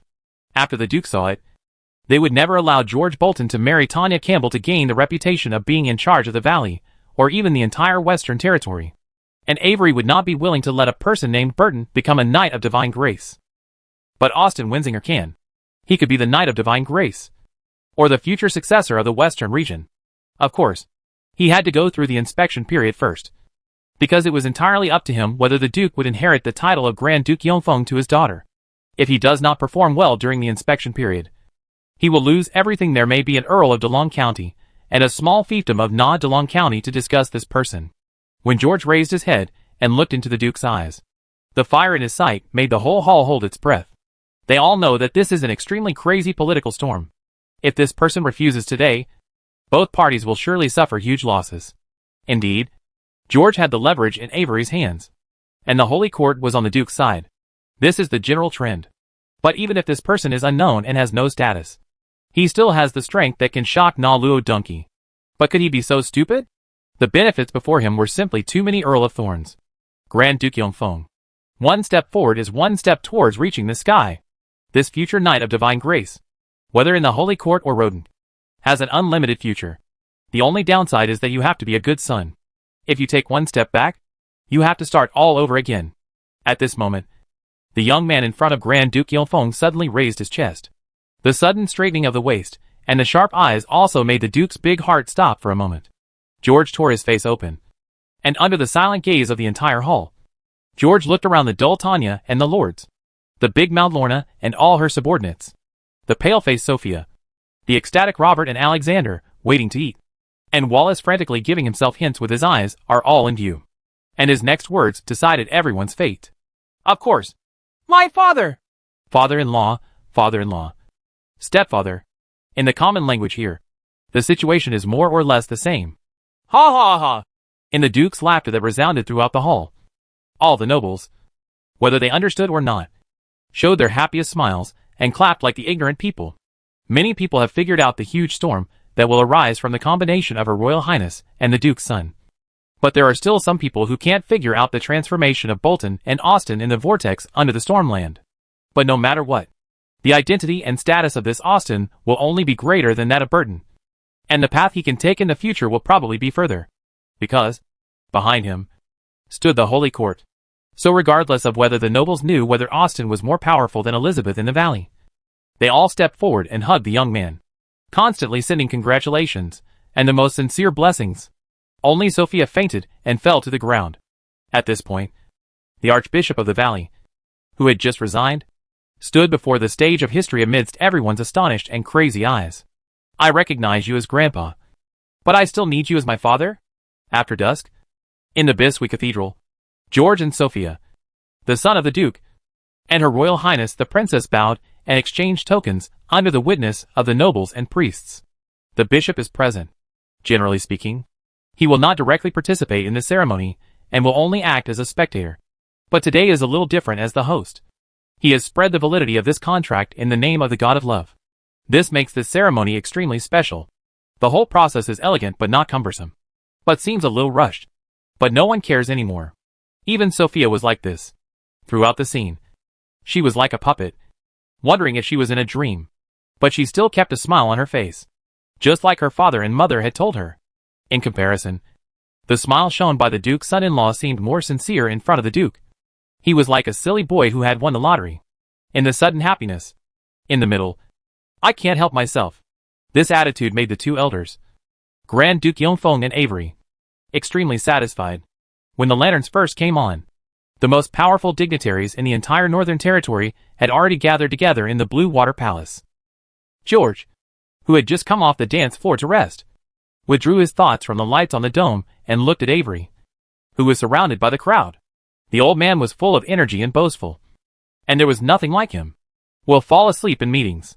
Without even thinking about it, George knew what the old guy was talking about. He was now completely confirmed as the former Archbishop of the Valley.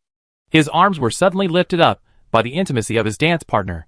Seeing the bright smile that suddenly appeared on Sophia's face, George knew that the Duke was here again. But this time, the Duke didn't seem to have come here specifically. There were 2 knights behind him, as well as 2 Counts Fernando and the great adventurer Brenda. George noticed that the 2 knights were wearing armor and looked anxious. It was in sharp contrast to the indifference on the Duke's face. This was not the first time the two talked today. George could see that he and the Duke had an excellent impression of each other. If, after meeting Tanya, the Duke always felt that Elizabeth, who had done everything, should have someone beside her, it reminded him of the knight George, who went to Winsong City. So when Tanya mentioned the Battle of Red Mansion, and after meeting Wallace, the sudden appearance of George became more and more conspicuous. What happened in the valley is already a mystery.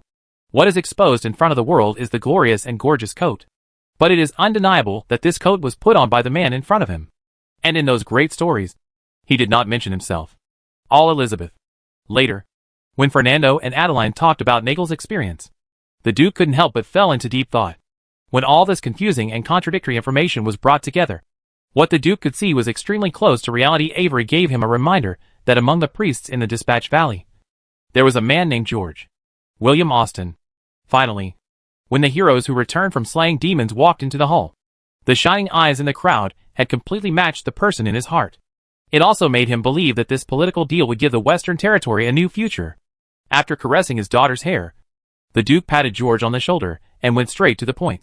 George, I heard Tanya say before that you plan to leave in a few days? George hesitated for a moment between the 2 titles of father and Adeline. The first father expressed surrender, and calling him that way after that was not only inconsistent with etiquette, but also seemed too much. Too eager for quick success. Normally, no matter what the relationship is, you should still call them how they should be called. Even if you call your grandfather, you should call him by his first name. Or Sir Avery, not Sir Grandfather. Lady Adeline, I did have this plan originally. After saying this, George sighed. But the trip to Hongzhuang made all my soldiers sick. They need to take a good rest for a while. But no matter what the reason is, according to the current situation, it is a good decision to stay in Bishui City for a while. There are really too many benefits for him to explore here. Once the operation is done, he is Martin of Luoya City. He has many ways to arrange the residents and nobles here properly. Therefore, he didn't want to go to the fallen royal capital if he could.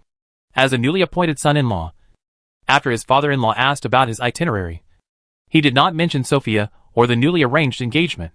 But this rhetoric sounded more palatable to the Duke. Lord Wallace mentioned this new plague to me, and we should really pay attention to it. Adeline almost instantly switched her thoughts to the Duke's identity.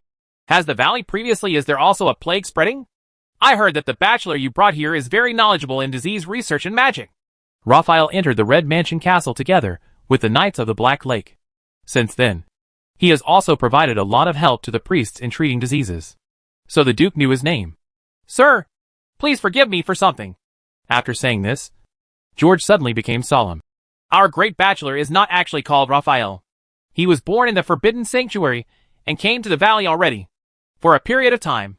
However, because of the theories he put forward about the environment and plague when he traveled on the continent and lobbied various countries, many nobles did not like him. So he had to impersonate one of his friends. He is actually very young, and his face and mine are both disguises put on by one of my throat cutters. Having said this, George looked at Fernando, and it was time to lower his voice and say, please keep his identity secret. The young wizard had never entered Winsong City, but these words made Fernando suddenly pause and think of a young wizard, whether it was the trip to Blue Water City many years ago, or what Gale mentioned. He should know the name of the forbidden bachelor who arrived. Now many of the things he said have been verified. Although some of it is exaggerated, his knowledge is universally recognized. If this man's temperament wasn't too weird, a super arrogant straight man, which made every noble who came into contact with him extremely disgusted, the nobles would never let this bachelor go out. As for his profound knowledge on diseases and plagues, who the hell knows? Wizards are all knowledgeable. Who can remember what they said so many years ago? Anyway, now George says it's this guy, and Wallace and everyone else say he's awesome. What's more, that's a forbidden wizard. In response to the Duke's questioning eyes, Fernando gave him a look of understanding. After seeing this look, the Duke knew clearly that this bachelor should be taken seriously, and the Count would tell him everything about him. And before His Majesty came back, they were the only ones who knew about this matter. After all, this identity is just a trivial matter. If this were spread out, it would be difficult for the two big mouths to open up and talk in depth with this rising star in the future. As George expected, the Duke's next words expressed his endorsement of Raphael. George, as the hand of the king, I hope that Raphael will join the team of palace wizards, and we will free him. Open some permissions. No matter what his name is. No one will question it. Sir, my needs may be a little more. At this point, George raised his chest slightly and apologized for his presumption. We are already impatient for the antidote to the plague. As for the materials, there are still, please lean in. In addition, if you can give him an independent laboratory and a group of scholars who can be driven, I believe he will hand in an answer that satisfies you. At least we. The 5,000 massacres. Well, the problems left behind by the demonic warriors should be solved soon. It's not a bad thing. Mr. Fernando will make arrangements for it later. The Duke's words are open to debate. After he and Fernando discuss it, how the Count will arrange this matter is another matter. Say it. However, after thinking about it, the Duke finally decided to give the son-in-law a face directly here. The matter was decided here. He looked at Fernando and said, working together to solve problems with multiple teams will also help with thinking. Extension of George. If you have anything to do in the future, you can directly contact Fernando. This can be regarded as directly delegating power to George. Thank you for your trust in Grand Maester Raphael. Sir, I believe he will communicate more with the court wizards. George's eyes showed a look of joy. If Rusgard can leave a formula that can resist the plague to Biswi City without exposing himself, then George will support it with both hands, because this is beneficial to everyone. Even if Biswi City falls, these results will be brought to the south, giving the southern country an extra strength in the battle against the Kuroshio. With his new identity, Rusgard will have a reason not to communicate more with monks and wizards. In this moderate exchange, he no longer has to worry about his identity. The people in his team will also be selected by him. Some obedient scholars or well-trained dark wizards. They will all know how to communicate with the palace wizards, who know the potion formulas and various secrets. The Duke may have attracted not just George, the big-tailed wolf, but a group of them. In this palace, Rusgard wants to get the potion and learn the formula. I believe he will get it soon. In George's words, this is an equal exchange. While the two were talking about these words, the two knights beside the Duke had sent urging glances many times. Chapter 272 The Black Death is coming. Under the urging gazes of the knights, Archduke Adeline finally nodded to her daughter, patted George on the shoulder, and said, as a father, I hope you can spend more energy and time with Sophia. As a Duke, I hope that my subordinates can worry more about state affairs. Family affairs and state affairs are always a headache, and it is always difficult to weigh them. But when a person stands in front, many decisions are no longer his or her final decision, but the people behind him who are protected by him and support him. Stay for a while. George, I believe you will be a good husband. After saying these words, the Duke left. George tasted his words a little, and slowly, a chill could not help but feel behind his back. To others, these words may sound like a kind of encouragement and belief for the son-in-law, but I am afraid only the two of them understand the real meaning. The Duke believed in his own vision and believed that the person he had chosen would be a good leader. He was not worried about the path his successor would take in the future, because this person, like him, knows that there are many people behind him. He married his daughter to himself without hesitation. Never because he was a good son-in-law. Because he could tell that this was a person who found it difficult to accommodate family matters or feelings in his heart. But he hopes he will be a good husband. To be able to put his daughter behind him and protect him like those behind him. like the Duke himself. George suddenly looked at Sophia, and suddenly understood why this girl was so afraid of her father. He was a Duke first, and a father second. Sophia didn't think so much. Everything she experienced today made her mind go numb. It hasn't fully recovered yet. And I didn't even notice a few footprints on my feet when I was dancing. After seeing the Duke leave, George couldn't help but let out a sigh of relief. When he found that Sophia beside him seemed to be relieved suddenly, he couldn't help but feel a little funny. He could tell that this girl seemed to have always been a good girl. Regarding this blind date arranged by my father, this typical ancient aristocratic lady does not have self-assertion like modern people, but accepts everything, even though her fiancé, who once kidnapped her, left a very bad impression on her.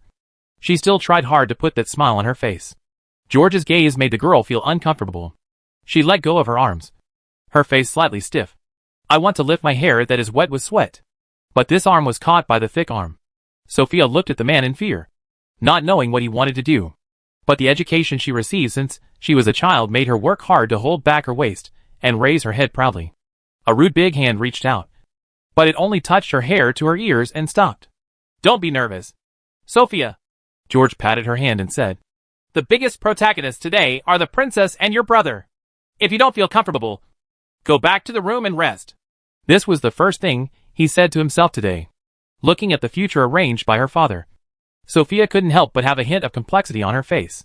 My father told himself that the man in front of him was a man of impeccable moral character. He is the knight that he has always expected. Sophia couldn't believe this, at least he hasn't returned the borrowed things yet. And this person seems to have a very bad temper. But she knew that her destiny no longer belonged to her the moment she was born. Destiny is so interesting. When those demon-slaying heroes walked into the hall, she had imagined that the man who led everyone to behead demons came for herself, not for Aunt Tanya. But she never imagined that her fate would be so twists and turns. Sophia didn't know whether she should be happy or sad about all this arrangement.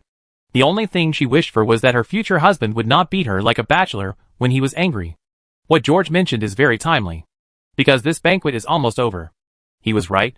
This lady was really tired today. She didn't say a word, but her court etiquette was impeccable. And she finally left here with a dignified bow. Why don't you dance with me again, our demon-slaying hero? George withdrew his gaze and looked at Tanya, who came over at some point. This guy was holding a glass of wine in his hand, and his face was very excited, as if she was getting married today. Look at my legs, Tanya. Dancing is so difficult for me.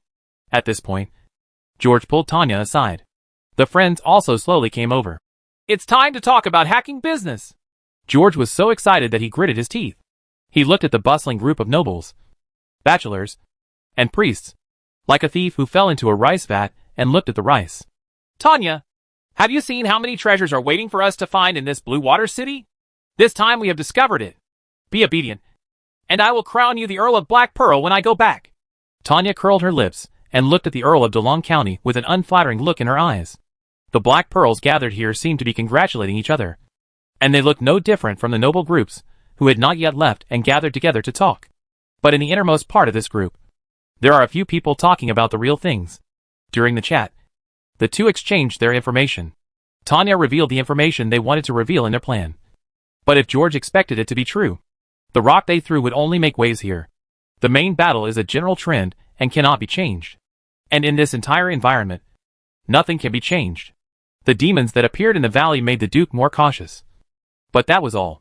So George, the positions of Knight of Divine Grace and Grand Duke of Wings are now in the hands of the Bishop and the Duke? Tanya slapped her red face and took a sip of the wine in the glass. She looked at her dance partner just now. Then are you going to work for them for nothing? Wait until the day when the Duke dies of old age. So what can you do with it? Turn over and sing. Lorna Austin nodded and said. George looked at Tanya, who was gloating over her misfortune very depressingly indeed. He was the only one working for nothing. She is now the noble Earl of Black Pearl. If he could have met earlier and known that the position of Earl of Black Pearl had been decided in this way, then he would have guessed the arrangement of the Duke and others earlier. However, those guys will never let the two of them meet. The Duke is more cruel and bold than he thought. He believes that Tanya is a true knight who will inherit Elizabeth's last wish and lead the valley into the future. When faced with Campbell and his own knighthood, he would make the right choice. He boldly took this Campbell under his command, and boldly believe that George will recognize this tone. And I also believe that this ambitious guy will never allow the idea of the Campbell family and Elda to thresh the valley. These two locks firmly tied the valley to the kingdom of Rodent. and also added half of the Duke's own nails to the valley. George knew that Tanya's biggest weakness was that she was afraid of others trusting her. But the Duke gave this thing to her, which made Tanya persuade George out of consideration for the Duke in many things. But regardless, this will make the Campbell family's connection with the valley even closer. But there are differences between the Campbell family and the Elda Kingdom. George boldly guessed that the rift between this ambitious family and the kingdom was getting wider and wider. Although Campbell didn't get anything from this black tide, the Duke may have reached a certain consensus with the Campbell family secretly. When Erda and Rodunk go to war, both the Valley and the Grand Duke Winsong will give support to the Campbell family, which wants the throne. Obviously, he has become the Duke's pawn again. But he must help the Duke play this game well, whether it is his own plan or the Duke's. He had to admire the methods of these nobles, who stood at the top of the pyramid of the Rodunk Kingdom. From the moment I stepped into Biswi City and saw Fernando, he has already fallen into the Duke's chess game and entered this chain of traps. I'm still too young. Tanya, we set a big trap in Luaya City, but this group of people got all caught up in their plan. After saying this, George sighed and looked at the other party. The glorious Duke in the distance said, "No wonder these guys can treat the Eldar people like stupid dogs. In terms of conspiracy and conspiracy, I am ashamed of myself." George secretly shook his head. You played well, but unfortunately, you fell too deep into this whirlpool of mistakes. But it doesn't matter. Your Majesty the Duke, if you are wrong, the foreshadowing you have made, they'll all take over. If only the Kingdom of Elda were still so obsessed with power and profit during the Blood Moon. Then don't blame me for interfering ruthlessly. Don't belittle yourself. Tanya patted her shoulder and showed a nasty smile. At least you are thicker skinned than them. Thank you. Tanya, you should call me Earl of DeLong County no matter what. My surname can be recognized by people, and it can be regarded as a glorious ancestor. Thinking of this, George was suddenly stunned. Yes. Then how could Avery let Boton become the Knight of Divine Grace? And how could the Duke let the future Knight of Divine Grace marry Campbell? I should have guessed it. Let alone the relationship between the Holy Court and the Duke in the future can be put to good use. Having said this, George looked at Tanya and said with relief, "The Divine Grace Knight will give it to me, because I am already Austin. Don't worry. Our plan will not be affected. Now, we have a lot to do." The plan will indeed not be affected. For Layton, the secret deal with the Black Pearl Valley is the only benefit the Campbell family can get this time. So it's them who have to worry about cooperating, not you. What's more, Tanya has become the Earl of Black Pearl. The foundation of this cooperation is more solid than what he and Leyden had previously established. And since the Duke dared to arrange it boldly, he should also dare to do it boldly. As long as he reveals his ambitions to the Campbell family, this deal will continue to work together. He can even reduce part of the share of the valley transported to the Campbell territory and send it to Yongfeng City. According to time, the first batch of goods will be sent to the valley in the next few days, and the ores exchanged will allow Yongfeng City to join this transaction. When the cake gets bigger and bigger, it will be George who wants to take the next step, a typical way of trapping money and defrauding investments. But now, he will have more reasons to stay in Biswi City, truly implement his strategy, and get everything he wants. Thinking of this, George couldn't help but get excited. He didn't know whether he was appeasing his own frustration or trying to appease Tanya. He mentioned the next important point to everyone. The diplomatic group headed by Tanya was going to deal with the nobles. But this time it was the Rodunk people who were doing business with the valley. George naturally has to worry about the plague for the Duke. And in the following travels around the world, the Black Death and Aji will get their hands on all the Dark World under the sewers of Biswi City, as long as Rusgard starts the game first. Then, with the help of Siljak, he, a great wizard, will play the Black Death perfectly. Hey, wait for me, you little sweethearts. Thinking of this, George laughed excitedly. According to the itinerary, Hilak should have arrived in Biswi City alone. After that, Rusgard will focus his main energy on the laboratory, and those who have been trained will be continuously sent into his hands. The Judgment Knight, perhaps renamed the Saint Black Lake Knight, will share the worries of the Duke and the other lords. On the one hand, this avoids having more contact with Avery before being baptized as a Knight of Divine Grace. The Knights of the Black Lake had reasonable reasons to avoid him. If Avery was sensible, he would only have more contact with George. On the one hand, Volp and the others want to gather those nobles, wandering knights and mercenaries, unite them together, and be led by Volp on the pretext of going to the front line to regain lost territory. George believes that you will do well, because this is the general trend now. But according to Risgard, who has moved goods here and even entered and exited illegal goods, the real difficulty lies with them if Biswee City is not clean enough. There is no telling what they will encounter. Vic White had done this in Winsong City, and George believed that Avery had also sorted it out. But no one knows, on the eve of this victory, whether there is anything here that has not been eliminated, or whether there are newly laid mines. What if this place suddenly exploded before the big escape? But everything is over. Therefore, he now wants to use another person's identity to sort this place out. Chapter 273 Ancient Demonic Snake. Stop thinking about these profit activities all day long. Take a day off at least. Tanya suddenly sighed and looked at a group of noble ladies in the distance. Sophia, what are you going to do? She is my niece. Tanya could tell that Sophia didn't want to embarrass her father. She was a very sensible child. As for George, she couldn't understand it. Today, this guy acted like an impeccably good son-in-law. Having said this, Tanya felt a little uneasy from her subsequent conversation with the Duke. Tanya discovered that the Duke seemed to intend to inherit the title and fiefdom to his son-in-law, as long as George continued to fulfill his duties. After the engagement, Winsinger was added in front of Austin, and George became the heir of Grand Duke Yongfeng, not his son-in-law. She regretted blowing George too far, but little did he know that it was the bishop who endorsed Austin that really determined the Duke's ideological inclination. How to arrange it? George was slightly stunned. He took a sip of the wine in the glass and crossed his legs on the chair. Don't worry, Tanya. She is your niece. How can the shelter not take in your relative? Of course, the premise is that she has to cough first. To me, a marriage contract is just a piece of paper. Just a vase. As long as you are not jealous. It will not be a hindrance if you put it there. I was just joking.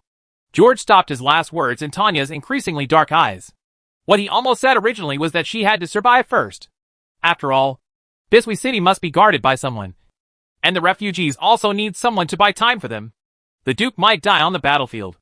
If you want to fish him out, the work you have to do is much bigger than rescuing the thorn birds that besiege Biswee City. It's just H.L. difficulty. And it can easily attract more power from the Kuroshio.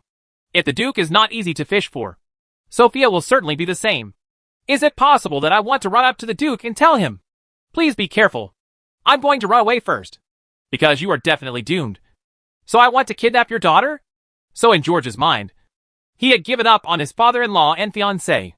After all, this Winchanting City can be said to have been obtained by now regardless of whether his identity has been changed or not.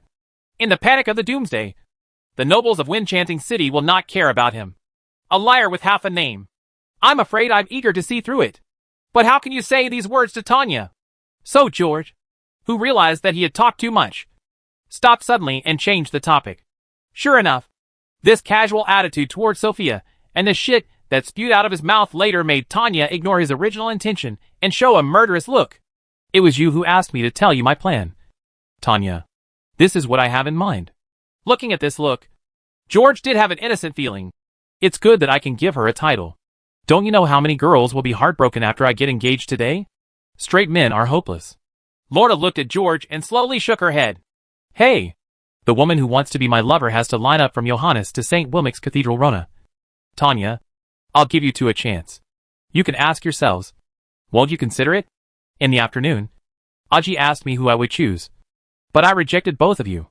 To be honest, during the time when they first came into contact, seeing the miracles created by the person in front of them really made them deeply admire and have some thoughts in their hearts.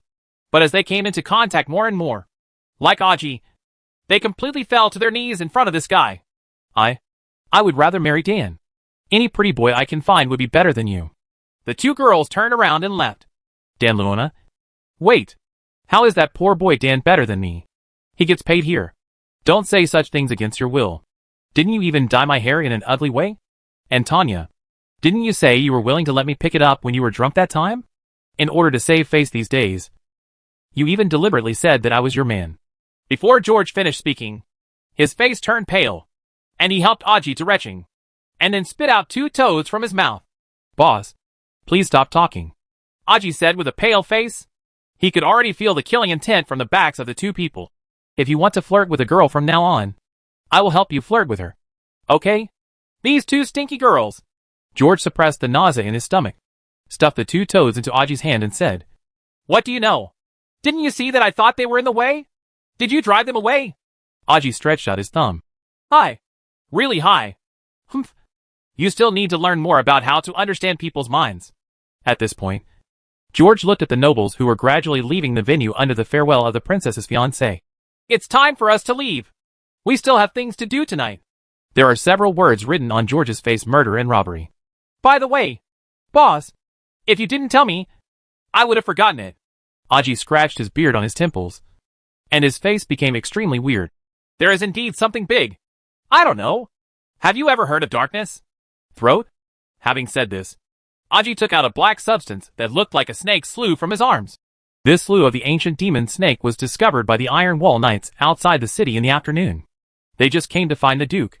This is what I was holding. When I passed by, I stole it. The great adventurer Earl Brenda claimed to have been following the ancient demon snake, and even saw it swallowing a terrifying Gorin in one gulp. The nobles are now afraid of the Throat of Darkness. It is said that it has quietly come.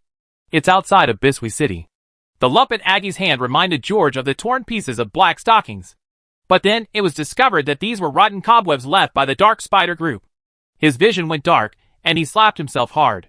He reached into the bag in Aji's hand, took out a simple and thick holy book, and quickly started reading it. Blackheart and the others were quietly stationed in a mine in the north under their own orders. But the little spider represented by Siljak has disappeared.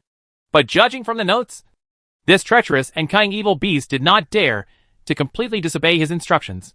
He should have hidden himself in some clever way. But because he did not know the master's control over her, he came to Biswi City. The traces were discovered. And there is something to be said for it. It seemed like this guy was determined to play hide and seek with him. What if I can't find it in these 2 days? Ha. Siljak. George gritted his teeth and summoned in his heart. He didn't get a response, but a line of notes suddenly appeared on the mark represented by Siljak in the book. I fell asleep, and I don't know where I am or who I am. George closed the book hard. That girl has been thinking about the old city in her heart. At night, the Senas River meanders through Biswi City, under the lights on both sides. The river in the middle is illuminated like emerald under fluorescent light. Some scholars believe that the reason why the river is this color here is because the algae in this river are rich in magic. But if someone drinks some water from the river because of this statement, and takes off the green algae from the bottom of the boat and tastes it, he will find that these statements are not true at all. A small boat docked on the shore made a gurgle sound, and the people hiding inside could no longer bear the hunger in their bellies. He stretched out a pair of scarred arms, trying to dig into the bottom of the boat. Little darling, where are you? Stand where you are and don't move. I'm coming to find you. Oh, he. The arms suddenly paused and suddenly pulled away the weeds on his body. A frightened face appeared. Don't be afraid. Don't be afraid. He doesn't even know I'm there. But after hearing these words, she didn't want to stay here any longer. A girl covered in whip marks and dressed in ragged clothes emerged from the weeds. There are also a lot of green algae at the corners of her mouth. But these foods could not fill her stomach at all, and the desire for food burned crazily in her body. Before she woke up again, she was hung on the back of a carriage by a caravan for stealing. The leading noble ordered his men to give her only a little food and drink, and to brand her with the mark of a slave. In the brothels of Biswi City, each virgin was exchanged for more than 8 silver foxes, and it was common for the high-quality ones to be multiplied tenfold. This made her suffer from hunger and pain, until she met her other self. She didn't know why she chose herself. Maybe it was because she was the only one who didn't lose her mind in the madness? Or maybe the skin suits your own aesthetics. Regardless, she was lucky enough to survive. Although in the end, because the body could no longer survive hunger and injuries, it lost all consciousness. Or rather, sleeping.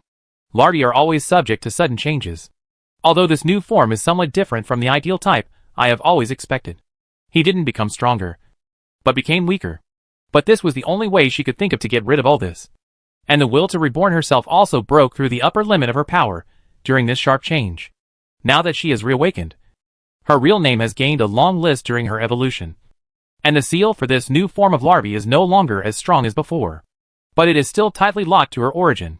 The master's call made her irresistible, and brought her to Biswi City. But there is a trace of luck hidden in her heart, and she plays hide and seek with the human being who controls her own destiny. This attitude aroused his anger and his nature.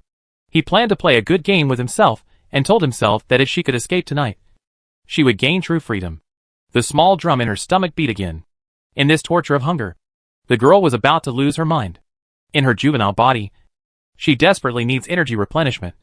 And this devil walking in the world also needs to meet the needs of the physical body, and will also be affected by the residual thoughts. In the end, this need for food and her gluttonous nature finally made her move. But she was so weak that she found that she could barely move her body and almost fell off the boat. At this moment, the girl's eyes suddenly turned deathly white, and then her limbs twisted into a strange shape. She climbed over several boats nimbly and jumped onto the river bank in a blink of an eye. A drunken night watchman not far away saw this scene and threw the lantern in his hand to the ground with a clang. Scared to the point of incontinence, he frantically wanted to leave here in panic, but his paralyzed legs refused to obey him at all.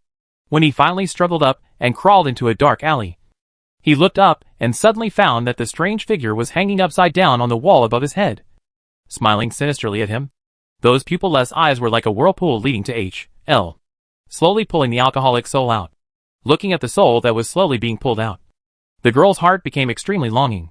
Although this could not fill her hungry belly, it could fill her hungry soul. But this longing aroused the nightmare that she felt low in her heart. Little spider, jump, jump, hide in the east, hide in the east. When this voice suddenly resounded in her heart, she felt as if she was exposed to those eyes, and the hairs all over her body stood up. In that extreme panic, the girl's body suddenly lost strength and fell from the wall. And when she collapsed on the ground, her eyes returned to their human appearance. She ignored the drunkard who had passed out on the ground. After taking out the money bag from him, she hurriedly turned into the depths of the alley, not forgetting to take a few pieces of clothes hanging to dry along the way. The girl seems to be very smart and very familiar with Biswi City. In this late night, I didn't get lost, and I even escaped several groups of patrolling guards. Unknowingly, she had followed her memory to the old city. If you ask a new guard among the guards where in Biswi City is the most strictly guarded, then he will definitely tell you that it is the old city near Nangang. But in the eyes of those experienced veterans, this is the most responsible and oily area. People coming from the south and the north are constantly passing through here every day, and there is no stopping near the port day and night. It's also hard to sleep in the old town. It is here that the private deals of the powerful take their final steps, and here the bold take what is agreed upon in their employer's contract. This kind of people has their own unique and eccentric needs, and there are also all kinds of people who can satisfy your wishes. Adventurers, mercenaries, merchants, nobles, and other gold mining troops brought everything here. Some things come from formal channels, and some are secret. Some were stolen from warehouses at the port. There is everything here. There are buyers of this kind and sellers of that kind. Maybe there is something special that cannot be found elsewhere on the continent. But here on the front line near the Kuroshio, there must be these things. Wealth, interests and desires allow gold diggers here to get rich overnight.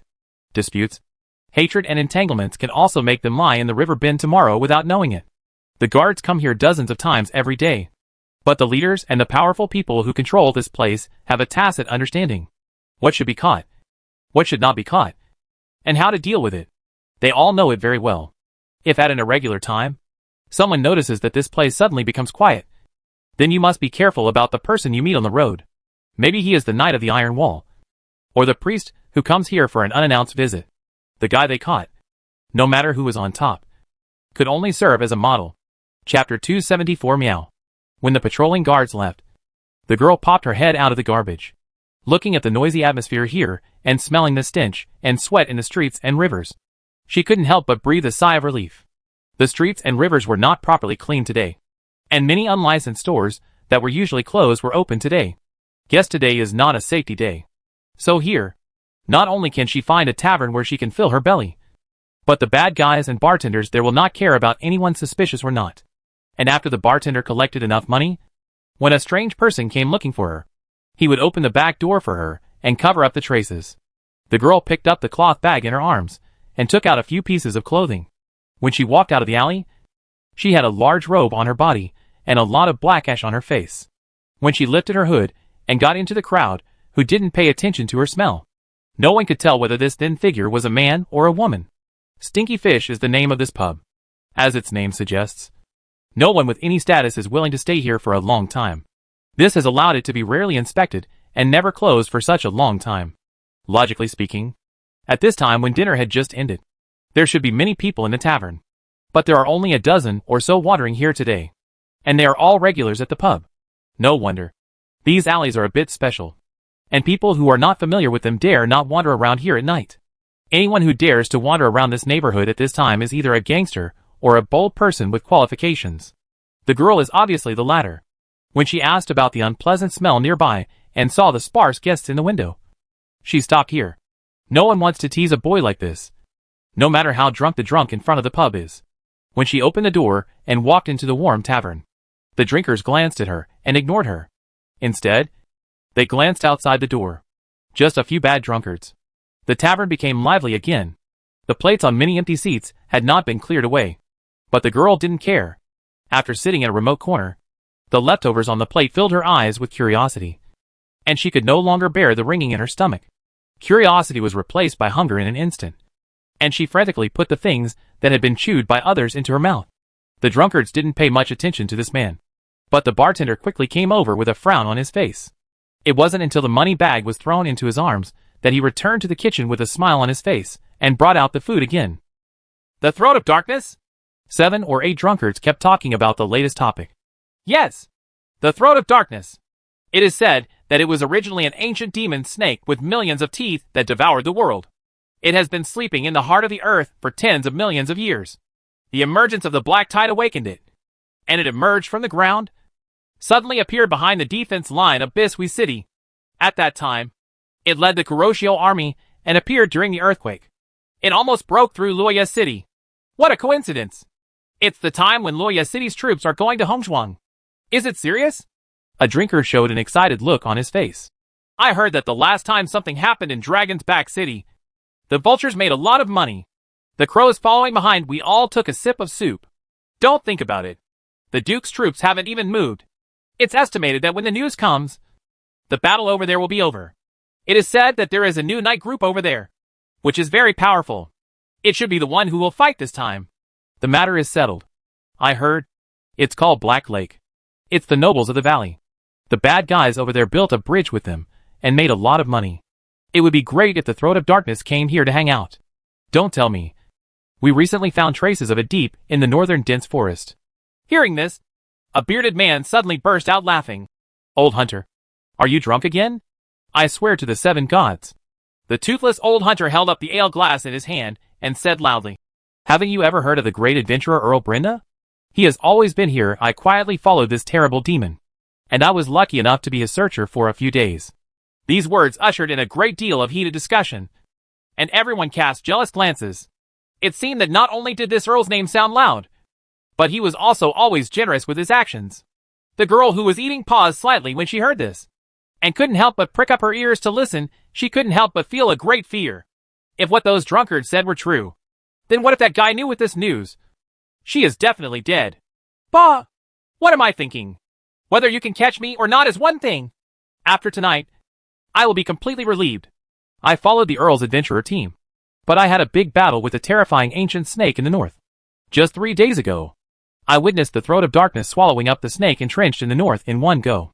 The scene of the King of Fear in the deep forest in that place. Only an indigestible tentacle and some black snake sloughs were left.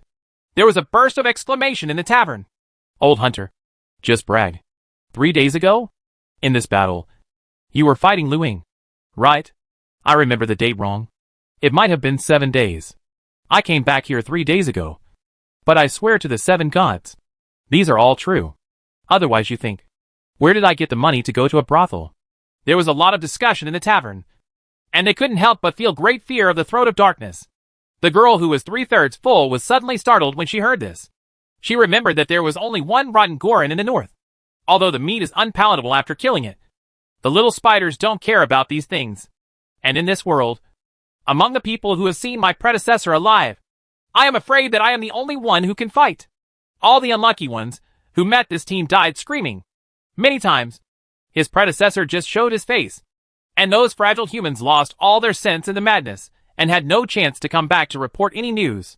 It was then that she discovered that the humans in this world were not all the soldiers she had seen in the lair. Most are vulnerable. However, because the time given by the master was very tight, after he left, the demon spider seemed to have left the undigestible part of the goron in place, and then rushed to the mine. Speaking of the great adventurer Earl Brenda, I met his attendant this afternoon. A drinker who was as thin as a monkey suddenly beamed. Here in the old city. I helped him got something. These words immediately attracted the attention of all the guests. Their eyes sparkled and they all looked over, as if expecting what he would say next. Listen to him. The Earl did witness this incident, but he came back yesterday. So, Old Hunter is an old bigot. Ha ha ha. There was a burst of booing in the tavern, and Old Hunter made up a new story with a red face. The tavern became noisy again. It was said that someone found traces of the Dark Throat near Blue Water City this afternoon. The Duke was worried about this, and had ordered the city to be closed. In recent days, no one can come in or out. Don't be afraid, my good baby. Daddy is coming. There are still 50 meters to go. The hairs all over the girl's body suddenly trembled, and she stood up suddenly. No. Don't be nervous, Siljack. That devil may not know we're here. This comfort to herself gradually calmed down the restlessness in the girl's body. She took a slow breath, sat back in her seat, and grabbed the chicken legs on the plate. The bartender suddenly came over and signaled that there were still a few dishes left to be served. These words made the girl's expression become weird. Oh, I'm full. There's no need to serve the rest of the food. Give me some change. Oh, please wait. I'll come as soon as I can. After the bartender left, the girl immediately stuffed the remaining half of the chicken on the plate into her arms, lowered her body, and headed towards the door. Get that man! He's a thief! Just as she expected. That damn greedy bartender. The door was in sight, and the drunkards on the seats around him were already rushing over. The skinny girl was extremely agile. This time she didn't need the help of her inner strength, and she still nimbly dodged the idiots who were shouting and rushing towards her. But the chattering drunkard outside the door had already heard the noise inside the house. During the attack from the front and back, a few strong men pushed her to the ground in 3 strokes. The bartender came up and slapped her in the face, causing stars to fly in her head. Then he reached out and rummaged around her body. In the past few days, this little pickpocket has been coming to the pub every day. In the morning, he stole the money from the bar and thought I didn't see him. He even dared to come here at night. Old Hunter, who was listening on the sidelines, scratched his face and said strangely, Arnie, why does it sound like you stole this money? Shut your mouth. If you talk nonsense again, I'll dig out your tongue. After saying this, the bartender suddenly stopped, wiped the girl's face with his sleeve, and grabbed her chin to look at her. After a while, he laughed strangely. Today, you, this little bastard, have no business with you. No, no, no. Let me touch it too. There was nothing left on the girl except bruises all over her body. But this became irrefutable evidence of her crime. Just as the girl had thought before, no one would pay attention to the identity of a person like her. And the bad guys naturally had no scruples. People like this who wander around the old city at night are either guilty of something, or they are slaves. After having fun, selling her to a brothel is her best way out. When her outer robe was roughly torn open and they looked at her delicate collarbone, the dozen or so people could no longer hide the smiles on their faces. This kind of thing happens every night in some places in the old city. It is too common.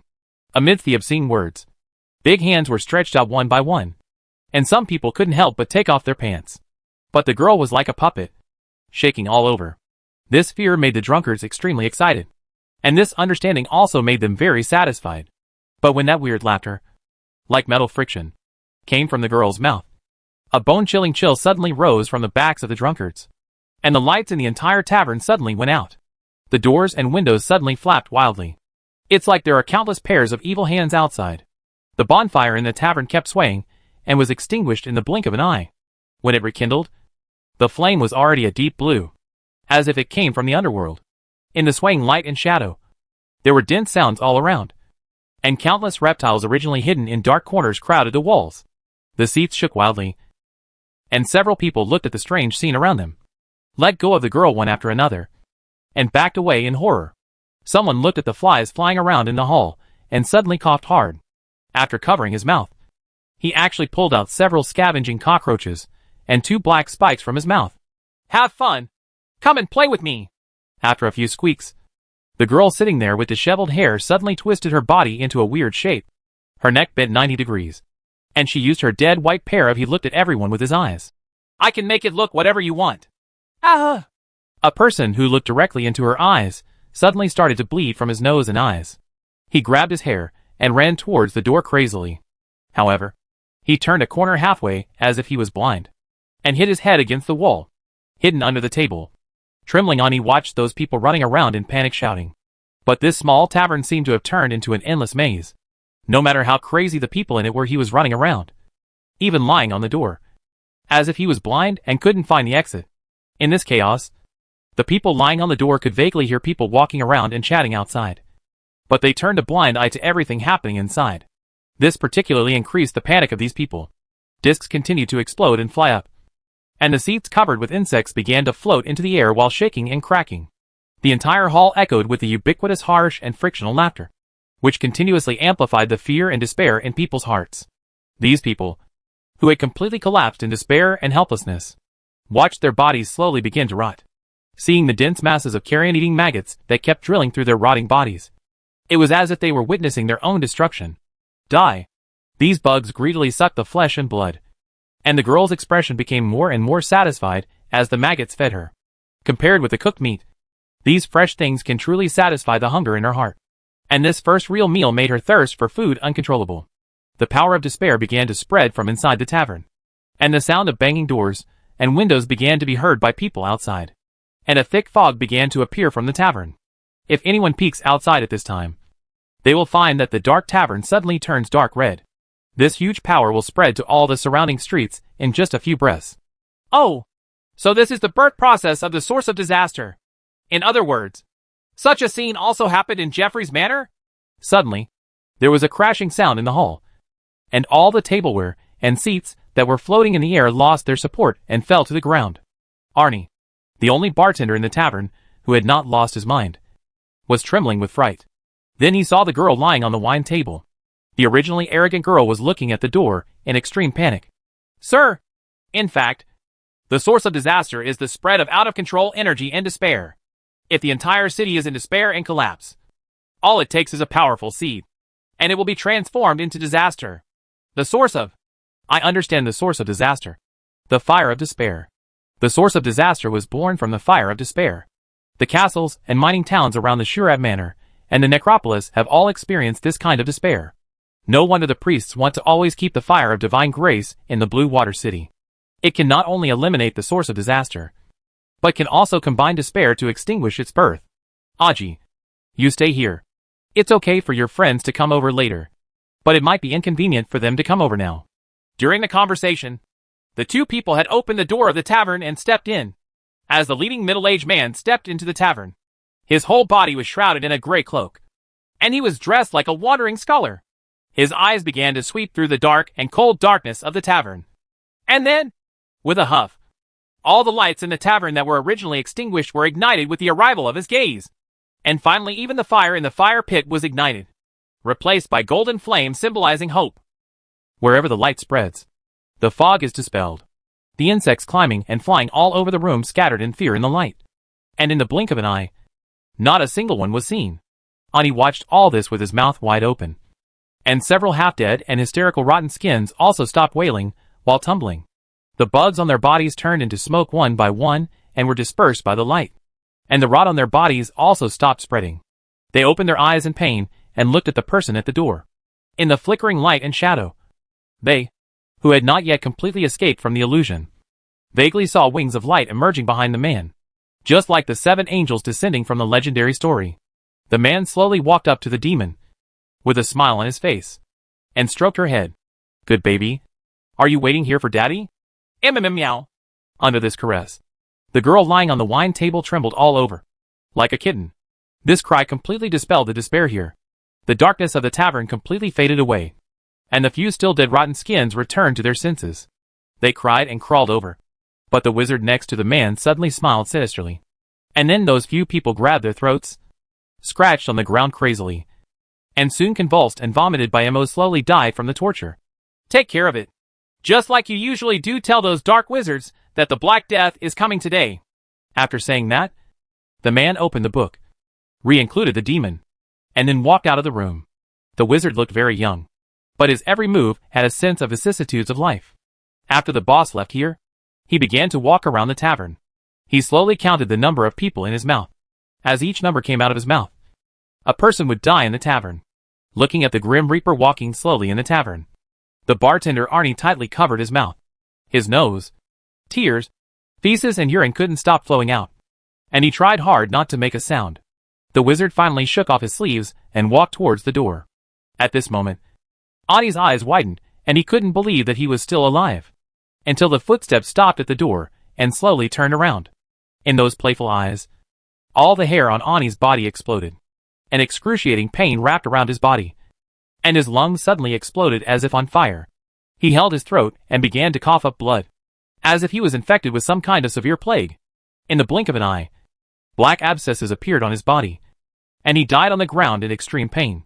Who told you to touch the owner's pet? He. Chapter 275 The Night Dire Brotherhood. Due to the notorious reputation of the Stinky Fish Bar, there are not many residents around it.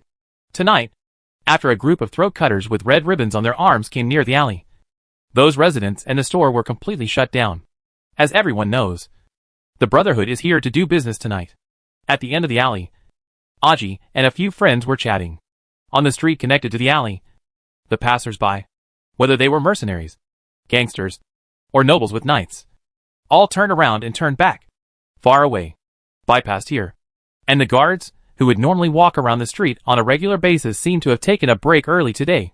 The alley was exceptionally quiet, with crickets and Zen chirping in the summer night. The steaming water vapor from Biswi City made people drowsy. George wiped the fine sweat from his forehead, stood at the door of the tavern, and turned the book in his hand attentively. Book of Dawn. I can use the spells that the old man copied in the book. A little spider lay on George's collar and whispered, You just need to give me reading permission for these pages of spells. That's it. Very good. George nodded, scratched in the book, and started reading while waiting for Ruskard to come out. What surprised him was that the re-inclusion of Siljak actually consumed some of the power of hope. The cost of suppression has also been reduced by a full 2/3. However, the Light of Dawn did not lower her evaluation. There have been some changes in the graphics of Siljak in the Book of Dawn. The geometric patterns are much smaller than before, but they are much more complex. And there is one more note, young students. Among them, there are several explanations in the Book of Dawn, which George noticed. Native, this is a demon born in Paradise Lost. She will have an even greater advantage against the other demons in Paradise Lost. It's much harder to break free from the shackles than a normal demon, and you have more control over her now. In addition, any subsequent actions of the demon will be recorded in the Book of Dawn, and you will also be able to see her sight range, or have the Book of Dawn play back her real memories. Surrender with many times of resistance and suppression. In the heart of this devil, you have gradually become a symbol that she cannot resist, and many spiritual magics will be completely ineffective against you. And maybe one day in the future, the Light of Dawn only needs to put your breath into the lost paradise, and this demon will lose any thoughts of resistance. In order to please her master, she will work harder to deal with her kind. Oh, isn't it Stockholm Syndrome? He continued to look down.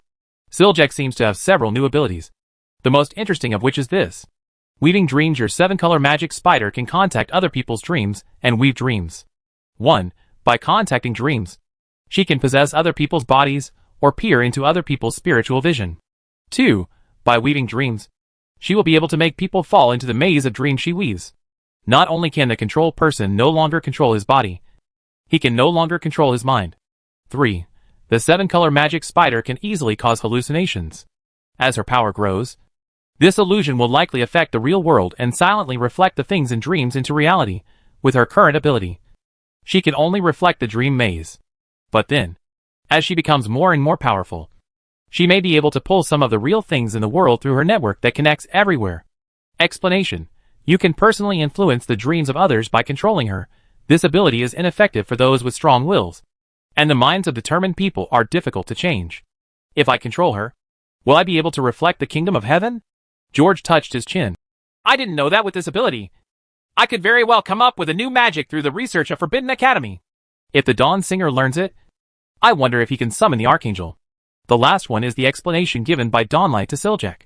Newborns and infants. Although the Light of Dawn does not recommend that you cultivate demons, using darkness against darkness is indeed more effective in some situations. Because this demon was originally born in this world, it was reborn in the Light of Dawn. This allowed her to become more connected to the world. Taking this step means that the destruction of this world will have an irreversible impact on her. But at the same time, she, who is more closely connected with this world, will have more room to grow than the alien species that invaded this place, and will be more easily affected and controlled by the light of dawn. She is very hungry. You need to spend some money. She is not picky about food and is rich in energy. You should find a lot of good stuff in this old town. Tip: by devouring demons, Siljack will have more opportunities to evolve. It seems that I have to add some feed to my consumption list. Thinking of this, George had a headache. Because I planned to come to Bisui City to spend these 2 days. The accounts have already been settled. The harvest from Hongzhuang and the rewards due to the Qing dynasty suppression totaled more than 60,000 silver foxes. Excluding the approximately 6,000 silver foxes that need to be rewarded to the judgment knights and soldiers. There are still more than 50,000 silver foxes left. This money is enough to build a castle. But if it is used in the bottomless pit of the army, the reward can be settled at any time through the finance ministers, or even directly to Fernando. Tanya mentioned this to the ministers at the banquet. In her own name. These finance ministers, let alone delay, will do it today. Even if you have to work overtime all night. They will be happy. As for those goods, Tanya had already negotiated with many nobles during the evening banquet. Because things have been lost recently, George mentioned that he would ship the goods early. So he didn't need to worry about it. Tanya would arrange it in the next 2 days. A batch of goods has been transported to the port area overnight. In the plan, most of the 60,000 silver foxes will be used to meet military needs. The Duke's quartermaster, who specializes in dealing with various lords, even has a lot of fine gold and alchemy equipment. The equipment of the Black Lake soldiers can be considered excellent. But this is only at the level of the private soldiers of the great nobles. After all, the raw material is the armor of the noble knights of the valley. In order to make more, a lot of mail armor was also replaced. There is still a gap between this and the equipment of the regular elite knight troops built by the whole nation. For example, His Majesty Philip's Red Dragon Knights, Red Dragon Guards, Archduke's Iron Wall Knights, Elda's Royal Regiment, Griffin Knights, Thornbirds, etc. If the Black Lake soldiers could be given a set of equipment that was better than the storm suit here, George would definitely be willing to do so.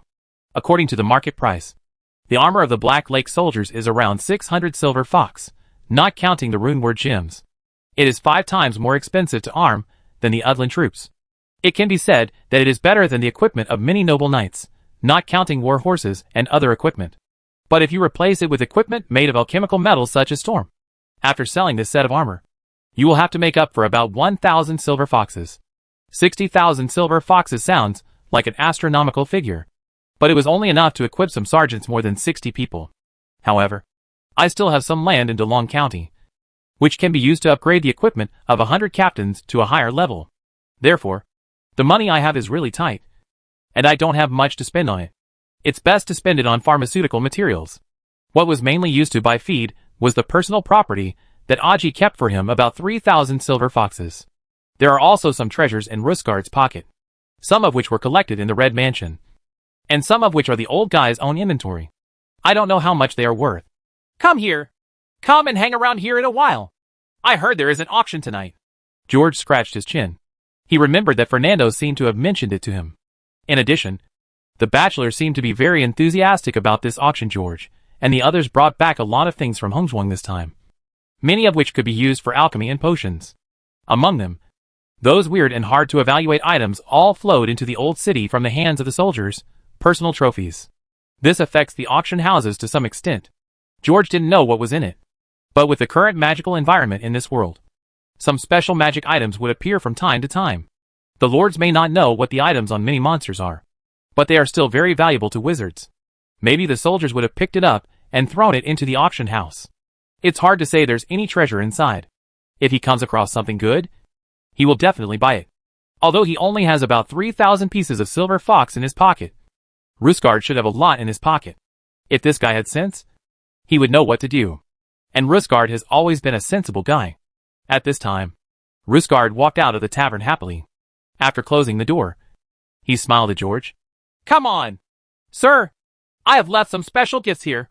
The bad guys have extensive connections, and they will know who to show this gift to. I hope that when we come to visit, my friends will be mentally prepared. Ha ha ha. Master, he left a vicious curse here. George nodded, patted his collar, and then the little spider integrated into his body, leaving a spider tattoo. The tattoo wandered deep into his clothes and stopped moving. Feeling this kind of possession, George's face became slightly weird. It seemed to be a little different from what the Light of Dawn had told him. He suddenly remembered what Rusgard once said to him. Vault was once used as a prison to seal the devil. Light of Dawn satisfaction with you -1. As for that, I just don't want Siljak to release his own scent. While working, I always felt that this is what Aloysius did. These words had an effect, and George suddenly had more notes in front of him. You discover a new lost paradise. Paradise lost, hidden, a blurred font. No matter how many reasons there are, Dawnlight doesn't want to reveal too much information to a daring guy like you. Explanation, in some cases, many heroes will use their bodies as prisons to seal demons. But this situation is often forced out of help. You, a guy with no sense of awe, finally tried to let the devil possess you. The Paradise Lost Sanctuary in your book is about to be completed. Dawnlight does not want you to have this kind of close contact with the devil. I just think that if there is someone in this world who can accommodate Aloysius, then I will definitely not be worse than him in facing the Light of Dawn. Can you guys stop being so defensive about me? If you don't let me change jobs, just pay me more. When the two walked out of the street, Rusgard waved his hand, and then the veil covering the alley was lifted. The entire alley regained its light, and several neatly dressed people suddenly appeared on both sides of the street. It seemed that they were walking nearby just now, causing those who originally planned to take this road or pass by to stay away. Indeed, when they tied a red ribbon on their arms, not only did no one approach, but the lights of several stores and residents in the alley that were originally welcoming were all turned off. Vulture. For the bad guys, these people are more difficult to mess with and more ruthless than those mercenaries. Not even the crows dared to mess with them. Especially, it seems that all the people who came here today are throat cutters. In this dark world, if the gangsters are a group of rotten gangsters who work as slaves for the nobles, then the crows are a group of people who do all kinds of evil, are attached to the nobles, and are even supported by the big nobles. The guys who can hang out in these alleys that never close are all at this level, and they are basically local gangsters. The third type of person is even more terrifying. They are called vultures, and even minor nobles will fall prey to these people. Often many big nobles cooperate with them. It is such a group of people who came here today. So the moment these people appeared on this block, the neighborhood became completely quiet. The eyes of those who cut their throats told everyone that they were going to do something here tonight. Among these people, there was a big man who was completely covered in leather armor and wore a tight-fitting robe. In fact, this kind of appearance is very common in this mixed-populated Biswi city. A layman will think that they are mercenaries. After a few words with insiders, they will find that these mercenaries can do more special things. However, there were some more obvious marks on this man's body. His whole body was burned by fire. He also had numerous burn wounds on his face. The cutthroats around him seemed to have great respect for him. His name is Pierrick, and he is apparently the leader of a certain group of vultures. But this vulture is actually the Dire Brotherhood, a top assassin and killer organization, under the branch of Blue Water City. The public identity, or a vassal group. Usually they mainly show themselves as vultures or mercenaries. It is specially used to interface with the business of those big nobles. The formal members of the Brotherhood are hidden within. These official members dare to do anything and specialize in treating various difficult and complicated diseases. According to Aji, some time ago, after hearing that there was a scavenger king in the big farm, the task of becoming an official member of the Dire Brotherhood was to go to the Red Manor and steal a treasure. A lot of information about the internal situation of Hongzhuang later leaked from this brotherhood. Therefore, this team of lords can know where the hardest hit areas are and where the scavenger demon king is suspected to exist. Therefore, regardless of combat prowess, every official member of this organization is a top-notch throat cutter in matters such as assassination and exploration. Tonight, after Aji paid homage to the dock at his place, he heard that his brother had something to do, so he brought someone over. Otherwise, it would still take a lot of time for George to find this place based on the few words in the book. Aggie has also grown a few inches today. If you look closely, you will be reminded of the stable boy Frank. The cutthroats were a group of guys with sharp eyes and ears. They noticed the two men in black robes the moment they appeared on the street. What happened today? Fire Scar Pie Eric just accepted a silver fox symbolically. As for the two wizards who suddenly appeared in Biswi City, he also hoped to establish a long-term friendship. After all, a brother's friend is a friend. Besides, they seem to come from Parthen birds. There are many people in the Brotherhood, but not everyone is a nightmare. There are very few people in Rest Bird, but every one of them is the top dark wizard. Pierre could imagine what these two Parthen birds had done here today with his eyes closed. But the fact that they could come to him first to pay homage to the dock was a great honor to him. If he does anything in the future, he will come over and say hello to him in advance. And Pierre is willing not to charge a penny.